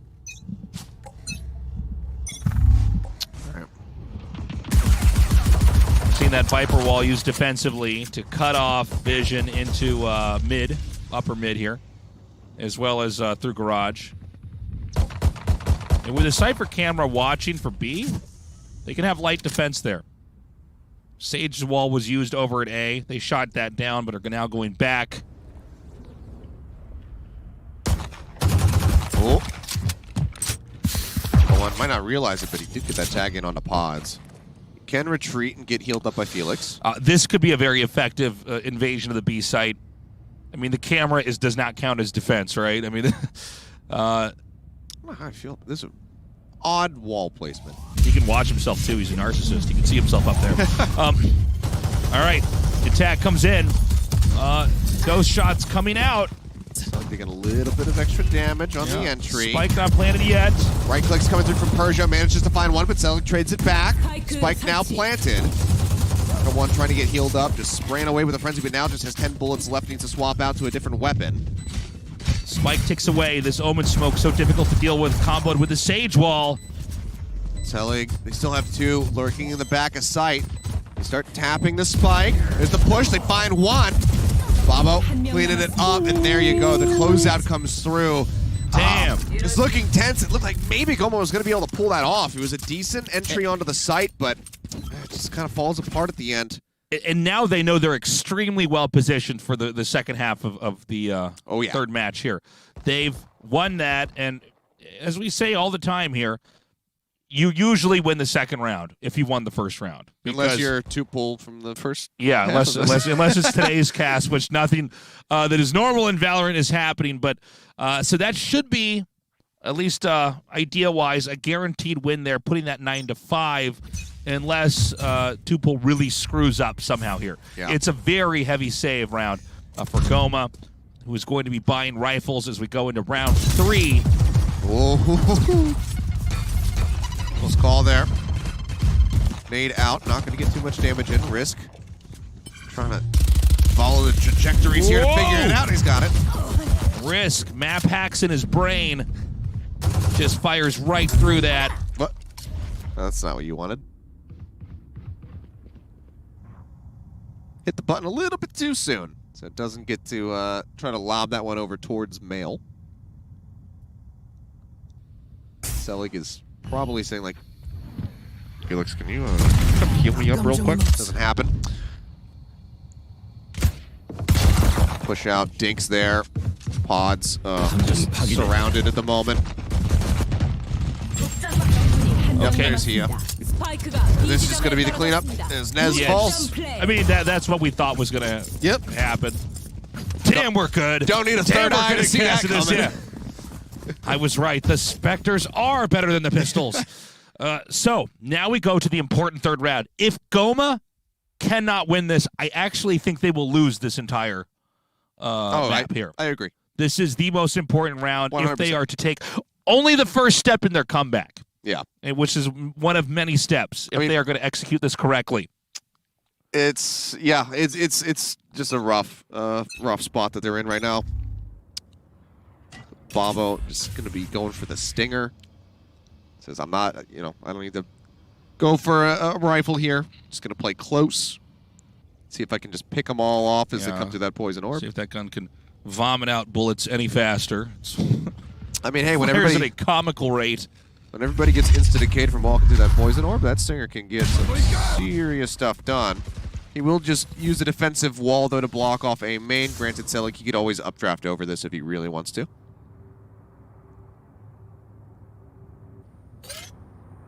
He's out of audio range. He actually could do it. Yeah, I think you're right. The Sage is running now with the Spike here towards A. So they don't want to kill the wall until they have to. So the Babo's doing peeks over and over here. And this is going to be really strong if she fires, or if he fires us out. I hate with that when I cast. It's like the gender of the agent versus the gender of the player. Okay, here we go. Very important moment, because that's going to give the defending team 2 pull some time to try to come in here and cover. I mean, they just say, like, you know what, we can't push through this. We can't push through the smoke right now. He immediately kills pods there and zip lines. Okay, they do go for it. I mean, they don't even know what they're running into right now. Mostly bullets. Aka1 going to peek around here. On the opposite side of the pillar is Selig. Gets the kill on this onto Sage. Selig returns the favor. Supply picks up Risk. 3v3 as the Spike starts to get planted, and Babo, he's just got the stinger. It's not going to be the best at range, so needs to be scouting in, going for the burst fire. He finds one, but Selig comes around the corner, gets him. Persia now here, just looking to finish off. Damn! He's got the headshot. He'll get the defuse after scooping the Vandal for himself. And I mean, yeah, this feels like it's over. 10 rounds now to 5 on split. Yeah. Goma not able to close out the rifle round. It just seems like TVP should be able to just scoop this one up. Such a painful moment there, too, because that could have gone either way. I mean, that's a 1v1, plenty of time on the clock there for the Spike. So it's going to be a real moral blow here to 2 pull. Well, by the way, guys, we do have the bracket draw after the game 3 tonight. As a reminder, so we do you are have that. actually not allowed to turn the stream off just yet. We'll have the close out of this interview with whoever is the is our MVP, and then of course we'll have that bracket draw. Right now, looking like Persia with how well he's playing. Has been great. That's going to be the Blade Storm coming through from Selig again. Oh no! All right, Selig. He got a kill last time. He did. Hopefully, it's the start of something great. He won the round. Just uses him to try to break down the ice wall. You're like, no, Selig, why? Everybody going to be rotating, looking for the hit onto A yet again. Babo situated up top on ramp this time with a vastly superior weapon for the range that he's playing with. They're just going to wait for this wall to break down. Or they're going to boost over. Oh, I love that. Oh, he jumps in. He gets the kill. That's Babo gone. Selig asserting some dominance. He's 1 HP. He follows up for a second one. Oh, man, are you joking? Huge play from Selig. Oh, whiffs that one. Picked off. I mean, that's still going to be fine. That gives him the advantage now. Blind coming through. They do spot him out with that neural theft, but the punish comes in onto Akawan instantly. Pod slowing him up with the fault line. As they push out, they dance around. 2 approaching from the ramp. Risk gets a kill over there. Gonna try to take a fight here. A double kill now by Risk. Not much time left on the clock, though. Yep, he has opened up screens. Still a bit to be concerned about. The Nanoswarm going to be lobbed in by Supply to try to buy some extra time. TP across, Nez up top, waiting to hear the tap on the spike. Hears it now, throws out that paranoia, and tries to go for the spray, but Risk is playing so well defensively, and they don't know where he's at. They finally get the tap onto him, and then he needs to stick in for this defuse. He cannot do it, and the clutch will come through. Goma will stay alive for a little bit longer, but unfortunately Supply can't hold on to his weapon. That was crazy. It looked like the crosshairs weren't going to line up with the agent defusing, but in the last second, gets the shot, kills the Omen off. Not enough time on the clock to get that defuse. 6th win here. Can Goma keep it going, though? That's the question. A save round now for Tuple. Yeah, they need to keep it going. This is definitely their chance to bring it a little bit closer. Great start from Selig. I mean, falls so low. Goes down to 1 HP because of the decay. Nails the right click. Does end up whiffing the next one, but it's already so much damage done. If he doesn't get one of those 2 kills that he got, then we're looking at Tuple winning the round. For sure. Right. Lockdown off the bat going to be used. This is not a fake. They're actually going to be committing in onto the B side. Just nobody clear this. And Persia, he's still just chilling here. This is a wild moment. Okay. Oh, it works. He gets detained, but he takes down 2 with him. Sick. Oh my God, do we actually see a thrifty turnaround win? So smart.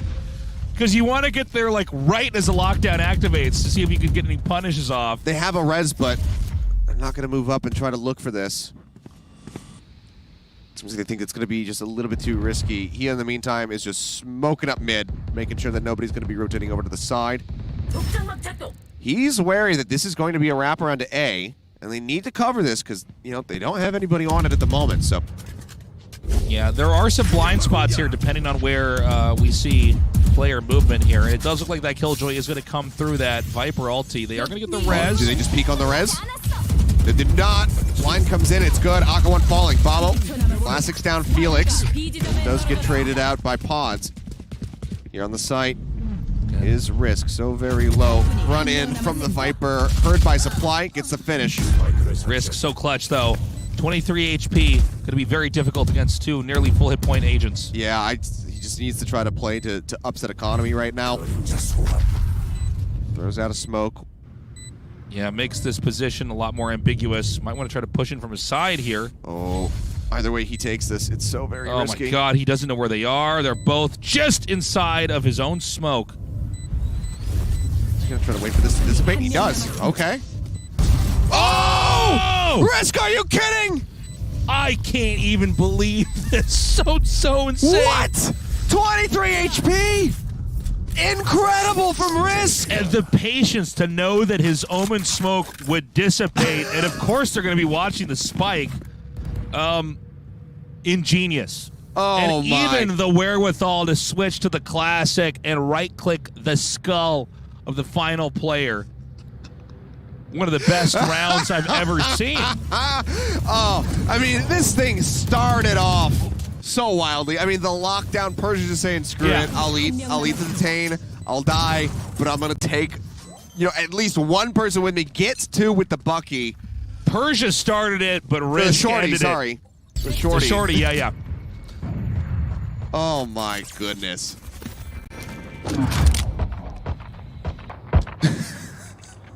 We've got Sage right now with the op. That's just a kick in the gut. Oh, it's brutal. Supply with the whiff there. He whiffs, but Selig does not. Ooh, one dead. Blinded here and an easy kill from Risk. They caught both of them too, so Persia gets the free peek to finish off Supply. Right now, Goma's got to pick a spike site and just hope that Risk and Persia are not there. You've been in complete control so far. We have Selig here with 10 hit points. No more armor. Yep. Spamming around. Gonna find some stray shots. Risk is actually pushing out now and could end up catching Nez. Well, no, he's gonna just move through that. I was gonna say, probably not very grateful for that wall timing if somebody was camping it, but they've rotated fully off the B site. They're gonna get on a around B. from behind. Yeah, There's a blind spot here. They did not predict this correctly, and this is gonna be bad here for Tuple. Shots coming in. It's not undoable, but I mean, this is a kind of an ideal situation. They went right in between the agent movement, and now they can set up a pretty solid defense. Oh, well, that's going to be the res used by Bobo. So 5v3 with Selig on 10 health. Spot pods in the back site. Can smoke him off if they want to. Selig now gone, but yeah, Aqua just gets up close and personal, finishes him off. Yeah, there's the closeout. That's 12 rounds now for TVP. One more to go as they look to close out yet another map 13-6. Yeah. This has been such an impressive showing here from Tuple. I mean, I don't think that Goma's going to win the next 6 games. I know I'm very brave for saving that. I mean, I know, you need a guy like me to come out and just try to speak the truth here. So but it looks like, controversial yet so brave. Yes. But Tuple should just walk out with a victory here. Goma looked so strong on the second map there on Bind, but they are not delivering here on Split. Oh, Aqua, he's going in. He lets a rocket loose. Doesn't get a kill. I know I spotted somebody. Turns around and does get his head taken off there by Pods. They see Risk dip into the corner, but Nez gets the finish. As he had already TP'd in onto the side, Hia is dead. And, it's the start of a long and winding road, but this is looking like Goma should be able to take this to move up to 7 rounds. Persia. Spot supply. Goma could do this. It could be the start of something incredible, something historic. Rolling Thunder is up. Felix gone. Oh my God. Persia, are you keeps joking? Doing this. He's just insane. Oh, the neural theft, Persia! How are you gonna do him like this? I can't believe this. They'll use the wall. They can't peek from that side. They know that Nez has to be in this back cubby. He's gonna TP up top.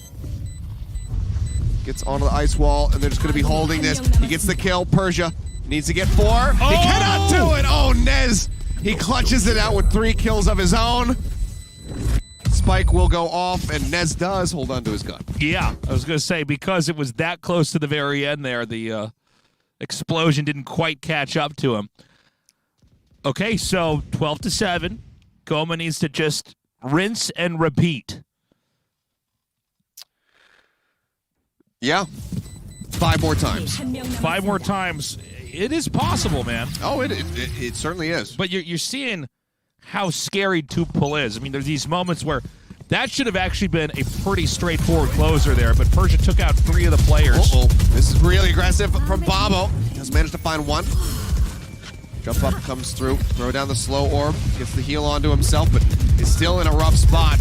Hia finds supply, then Selig gets dropped, so Bobo does manage to survive, gets himself relocated to a safer location. Aqua 1 screws up that move there, but gets the kill there. They're hungry for it. They want the finish. Yeah, they're closing out.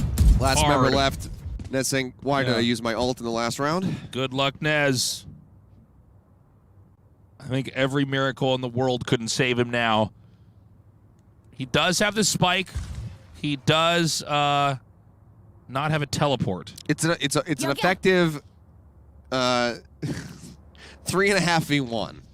You put Babo and he has HP bars together, but Akawan, he's got it. A flawless finish for 13-7. And Tupul, they had some struggles. They lost on Bind, but they do manage to win here on Split. They advance into the top 8. Great stuff. I really enjoyed casting this. You can see how much stronger the Korea scene has become as they are eager to compete on the global stage. I cannot wait to see more of Tupul. Goma put up a good fight, though. Maybe one of our weakest teams, but when you see how they play, they have some smart moves. They really put their heart into it, and I look forward to casting them again in the future. I mean, I think this was a solid improvement throughout this leg of the tournament, throughout the round of 16 here from Goma. I mean, just they came in with actually zero expectations based on their previous performances and their inabilities to pick up maps. They were able to get a win finally. They got a 2-0 to qualify forward to here. Then they pick up a map win against Tupul. So there's still a long ways to go as far as improvement is concerned, but we've already seen a bit of that. They have a long time now to try to get ready for stage 3 whenever that's going to be rolling around after the Reykjavik event. And if they just stay on the grind, then who knows? Maybe they'll come back and we will see a very supercharged Goma. But we do get to see more of Tupul here in the round of 8. The show is not done yet, guys. We have an interview. And then our group draw. Then the group draw. And I am who's so playing excited. against who. Yeah, I'm very excited to see what this group draw is going to look like because, I mean, look, last season kicked ass, but this season is looking way better. The quality of the games have improved a lot. Yeah. The scene out here in Korea is building, and time is our ally out here for the Korea scene. The more competitive Valorant matches there are, the more people that get on board, the better the games get. Well, 3.3 KDA from Risk. Just incredible from him. 26 nuts. kills and a 332 here on Split. So would not be shocked if he is who we're talking to in just a few minutes for our interview. Supply, a bit better on Split, but for the most part, he was our highlighted player for this team coming into the day. And it felt like on Bind as well as on Ascent that it was very much Selig who was the MVP for that squad. Impressive from Risk. I was just blown away by how many times he just handled everything perfectly. I think my favorite part of the third round was definitely the clutch play with the spike ticking away on the other, what was it, the B site. Yeah. Well, it will be Persia, who is our MVP for today, comes in with an average combat score of 280. He kind of looks like Cypher. You know what I'm saying? Just got to give him the hat. You give him the hat and give him some, some blue spectacles. I think this guy could, he's got the shirt already. Look, the white shirt. That's Cypher's clothes. Got to give him a high collar. No wonder he's so good. He is Cypher. Just get this man a collar and find his hat. We're getting some gloves, too. We need some gloves. Yeah. Wait, Cypher has gloves on, right? Probably, yes. Not fingerless gloves. No. See, I know a lot about Valorant.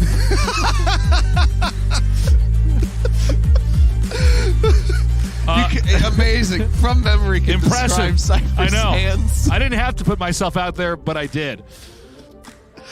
Oh, good God. Well, we are yet again joined by Ending Life. We'll be translating our MVP interviews, so take it away.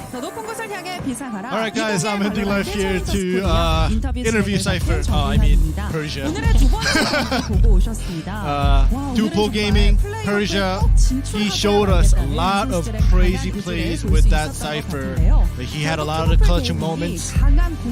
We had to go through map number 3 to see who will take the last seed for the playoffs, and Tupul Gaming came out on top. Let's talk with Persia. Hello, Persia. Congratulations for the win. How do you feel? I'm still getting used to this victory. 오늘 승리를 예감하지 못하셨던 건가요? 예상 못하셨어요? Did you not expect to win? Yeah, we came in here today obviously to try our best, but we didn't, come in here thinking that we're going to win no matter what. 했습니다만 공격 진영으로 바뀌자 또 So 압도적인 모습을 in 보여주는데요. map number 1 Ascent, 있었던 이유가 you had a hard time 뭘까요? in the first half, but then when you guys switched sides, you guys all of a sudden just started winning and just took the map. What was the biggest reason? 전반적으로 팀원들이 다 잘해줬다. I think on Ascent, our entry fraggers did a great job in the second half. They were able to open up our entries for us to take the sites, and it was actually fairly easy because of our entry fraggers just doing such a great job. 애들이 던졌어요. 네? 애들이 던졌어요. So in Bind, you actually have a 86% win rate, but then you gave up that map. What was the biggest reason for that one? My teammates threw in many of the rounds, and it was very hard to recover from that. 애들이 던진 게 제일 아쉬워요. There you go. And once again, my teammates had many rounds where they threw a lot of the rounds where we should have gone, where we should have won. So I think that is the biggest reason. On Split, Viper and Sage being picked at the same time. It's actually the first time in Challengers 2. First ever Split Viper Sage combo. Is there a specific reason you picked that? We were actually testing it. We practiced it a little bit and we wanted to test it if it worked, and it worked. 10점 만점.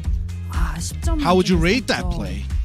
다소 좀 낫지 않나라는 생각이 3 out of 10. 그럼 다음에는 어떤 So apparently it 부분에서 did not go exactly the way they wanted. Even with the victory, he would only rate that play as a 3 out of 10. 생각을 해본 적이 없네요. 네, 인터뷰 We had 이후에 13 0 them, so it's clearly 하겠습니다. awful. Clearly, 네, 그리고 big 오늘 disappointment. 페르시아 선수도 너무 잘해줬지만 팀원들 So today, you Persia definitely got the MVP, played well. However, 가장 높은 점수를 주고 싶은 선수는 누구인가요? who would you rate as the secondary MVP? 네, Do I 뭐 have to 여러 pick 명 one? 뽑아도 됩니다. You can pick more than one. 리스크 선수랑 바보 선수. I would pick Risk and Babo. 네, 리스크 I thought he didn't want to pick any. 또 후반으로 가면 갈수록 좋은 모습을 보여줬던 것 같습니다. No, he wanted to pick multiple, and he 오늘 picks 튜브 Risk and 게임이 Babo 승리하셔서 너무나도 좋을 것 같은데요. for his, 네, upcoming 플레이 MVPs that he would 각오 choose 한마디 from his 다시 한번 teammates. 들어볼게요. And last words before you guys go for your practice for that playoff.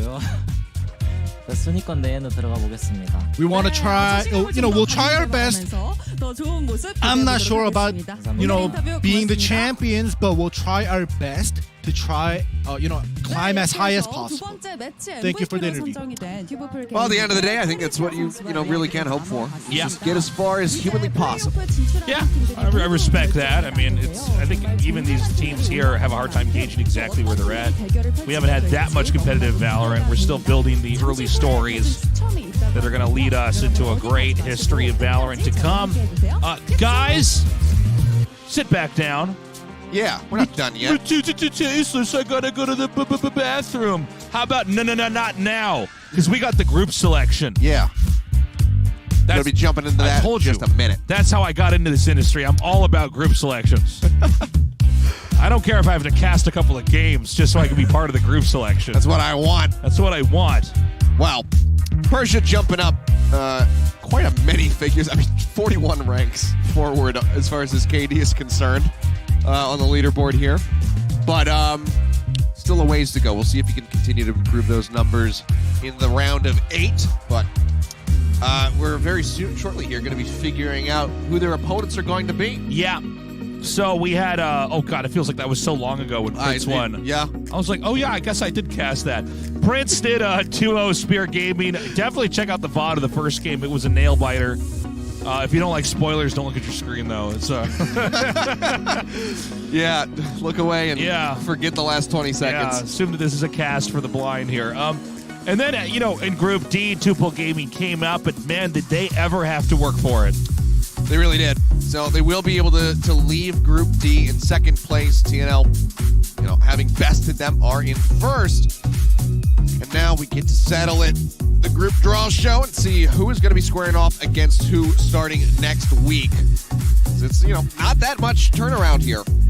You know, in the last few weeks, getting ready for Stage 2, the teams knew which teams that they were in after the qualifiers had happened. They've been prepping for those 3 other teams. Now they got to prep for somebody completely differently. We get to see who ends up with F4Q, who ends up with Vision Strikers, Neutron, etc. So I think it's obvious Vision Strikers is the strongest here, but who's the weakest out of these teams? Probably Tuple. Yeah, I think you're right. I think you're right. Yeah, I think it's probably Tuple. Tuple, Prince. Maybe Prince as well. I don't know. I can do a whole power ranking later on and maybe post it or whatever as we once we have the group draw show ready to go and get some predictions out early. But yeah, we're just getting everything set up on stage. We got to get the balls and everything out there for the Korean commentators so they can get the balls out there. So they can draw. That's what I like to say. I mean, you know, you got to get it and open Balls it. It's out. got the little slip of paper in it. That's You read right. it off like it's a fortune cookie. I know what you're talking about. Yeah. Just making sure that they know what I'm talking about. Yeah, they know what you're talking about. We're gonna get the. Is that what you call it? I guess. Yeah. We have these. We put the team names in these little. Yeah, they're like little like almost like Pokeballs or something. Gotcha balls, whatever. Yeah. Yeah. And then we pull the names out, and that's how esports brackets are made. Whoa. Yeah, it'll be if you exit a group in second place, you have to play against somebody who exited a different group in first place. No 2 teams that are in the same group can fight versus each other. So you cannot have a first round rematch of F4Q versus Vision Strikers. You know, because they were in the same group. Haven't you been paying attention? You should have known this. Will we have another finals like we had before? There will be a finals. There will. That much I do know. I do know how these brackets There will work. indeed be one. There has to be one team remaining in order for the whole season to be done. Yeah. But we did have New Turn versus Vision Strikers, which was insane. Yeah. I had a lot of fun. And they just look even better than before. New Turn, it's just massacred everybody. Yeah, it's a cool thing to watch when everybody's improving at the same time and how much better the quality of the games become. And, you know, I do say it a lot, but it's true. We're in the infancy of competitive Valorant. Yeah. This game still has many more agents to come, many more maps, I'm sure, to be released. Yeah. And we're still getting a breakdown of how these agents can interact with each other and how their utility can be used and taken advantage of fully. And we're getting a whole new generation of tactical shooter players. Yes. It's one of the fun things about this genre and this game specifically is the long history of Counter-Strike, and in Asia there's been tons of tactical shooters like Crossfire, like Special Force, that people grew up on. Now we're all coming together to find out who's actually the best here. Oh, I didn't even realize we're doing this. Oh, yeah. We're diving straight into it. He matches the balls with his jacket. Dinkception's cracking open the first one. I believe these will be the second I'm nervous place for him. teams Oh, it's upside first. down. Oh, God. Keep it together. No. Other way. Okay. 2 pull. 2 pull. Just qualified. They're going to be the first one selected. All right, and now we get that classic group selection music going. Rock and roll and group selection. I'm in heaven right now. All right. So So we'll go through and determine the second place teams for all of the matches and then their opponents. Here we go. Group selection drums are playing. One Gaming Kia. Down. Is that how we do this? Do we have drums and then the guitars come in when they pick it up? Whoa, down one gaming Kia. Go against 2 pull gaming. Oh, boy. All right, hold on. Now, get the drums back on. The rules say if the guitars are playing, we get the third ball, we have to start over. Okay, there it is. Build up the tension. That's not a drum. That's my heart beating right now. I have arrhythmia. Oh, Gongo Prince! Okay. Get Gongo Prince in the group selection. Okay, so that means that Vision Strikers is the last one to be seated, so they will be in our 4th match. Whoa. We don't need to play the drums It's not for this a surprise. We already if know. You know how group selection works. Come on, guys. You know the words. Yeah. Sing along. Vision Strikers. right. Oh, now let's see if the other caster can be anywhere near as good as our first caster. All right, so okay. In home, getting ready. He's got his own way of doing the group selection, which is why we changed the guitars. He's like, I'm not lifting up the box. I've got stuff to say. I'm gonna hold the mic. Oh, you get violins. He does violins. These are the first place teams. That's right. They're above percussion. Rio. So Rio versus Tupul. That is a tough series for Tupul. All right, now this guy's a pro. He can talk into the mic and do the group selection. I understand there's a DDR pad where his feet are, and he's dancing and he's hitting all of the marks. Yeah, that's actually, he's controlling the graphics. Yeah, with the he's DDR that's pad. right. That's right. He's actually producing the show with his feet. That's why he never casts wearing shoes. All right. All right. This Cracking one, it open. I do want to point out, I'm a little bit disappointed he does not match the balls on this one. Uh-oh. Oh, no. Where did he... New turn. So we're not going to see New Turn versus Vision Strikers. Thank God. Which, I mean, that just means that this is locked in. That's right. Look, he's feeling the pressure. Oh, wait. You can do this. You can do this. Wait. Or am I wrong? No, I think you're right. No, it's New Turn with New Turn and Damwon Gaming Kia in the same group. I can't remember. Sold the notebook. I should know this. Yes. F4Q. Yes, they were. Okay. So now it's F4Q versus Damwon. Wow. Boom. There it is.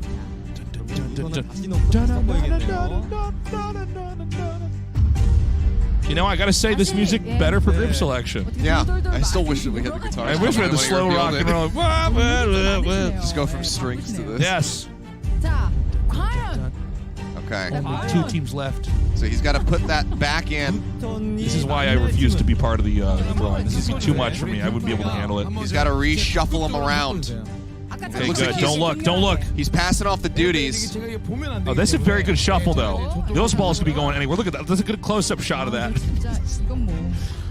Okay, so the New Turn Dream versus Vision Strikers is still alive. Okay. They're either playing against their greatest rival in the region or their former sister team, our Vision Strikers. Goes in. 맞습니다. We're going to get to see which team it is. My heart can't take it. The violence play on. The drama of the group selection is real. All right. It is. Has he drawn New Turn yet again? It's like, there's a wedding ring in here. Oh my God. What a surprise that would be. He's drawn it again. So yet again, Inho has drawn New Turn Gaming. They will play against Prince, and TNL have to take down their former sister team of Vision Strikers. Wow. I mean, these 2 teams that have clashed so many times, and TNL has never been able to best them. They've not been able to take maps off of them. This is such a rough draw for TNL. Probably sitting at home saying, damn you, Inho. So I think Rio favored here against Tupul. F4Q and Kia, I don't know, man. New Turn should dumpster Prince, right? They call it an usurper team. And then TNL is going to, you know, they're going to try against Vision Strikers, but... Honestly, I think you could ride the left side of this until you get to Vision Strikers. That would be that's going to be my predictions for this. I can go, later on more in depth as far as like number of maps played and all that kind of stuff, but these are some really tough matches that the second place quads have to try to come out on top of. Like Damwon Kia, they have been struggling a lot this year. From where they started as on Dark Horse and First Strike, looking like they were, maybe the second best team at the time. Right. To coming in here and then almost getting edged out of the top 5. It's been really rough, but obviously there's time to prepare. They know exactly who they're getting ready to play against. It's a very tough opponent, but maybe they can get done. Now, I do want to point out, even though some of these matches to start look a little bit one-sided, the truth is it's going to make a much more exciting later half of the tournament here. Oh, for sure. Because we don't have anything like a New Turn Vision Strikers match right now. Mm-hmm. Exciting. Yeah. I'm looking forward to the future. Yeah, as am I. I mean, there's always that potential for some wild upsets. I mean, no one predicted that F4Q was going to beat Vision Strikers, so who the hell knows? Maybe TNL could do it. Maybe Prince can prepare well enough to best New Turn. There's always that opportunity for some wild upsets, but, I mean, you take a look at it right now, and it's looking like the Vision Strikers New Turn rematch is going to be the semi this time around. Yeah. which is almost heartbreaking, but New Turn, they might be able to get it done there. Maybe they will be finalists yet again. Going to be quite the semifinals. Rio, I mean, they've been on the up and up. They're looking good. I think the upper part of the bracket, tricky to call. Rio versus whoever comes out of match 2, not sure. I'm going to anticipate F4Q, but then Rio versus F4Q, that I don't know. That's a tough one. Yeah, and I think it's pretty obvious we're going to have New Turn versus Vision Strikers. That's going to be great. Unless TNL can really dig deep and start getting prep. But, yeah, I mean, the round of 8, it's going to be kicking off just not even a week from today. I mean, 4 days? Yeah, Thursday. Thursday here in Korea. So Wednesday evening if you're Wednesday night, late night, or Thursday morning, I guess, the really early hours if you're in the States. Yeah. So mark it down on your calendar. Yeah, I mean, especially that F4Q versus Damwon Kia series, I'm going to have my eyes glued to that because that could be absolutely wild. It is going to be a lot of fun to see Rio versus Tuple Gaming. I don't know if the Tuple can win, but they could put up a good fight. Rio seems to be extremely strong, and I think they're just going to get stronger. Yeah, if Tuple can get in a nice groove and get some solid practice in ahead of that, then they definitely could make that a bit of a closer series. So we'll see. Like Rio, they do have weaknesses. You can exploit them. If they drop the map to Prince, and I wouldn't put that much distance between Golden Prince and Tuple overall. Sure. So if they look back at that tape, I think they could study it. They could figure out what exactly they need to do to offset. I agree. Rio, and then potentially walk away with an upset win. Yeah. It was fun casting with you today. Yeah, yet again. Another great cast with Achilleos. Always pleasant. Guys, do join us.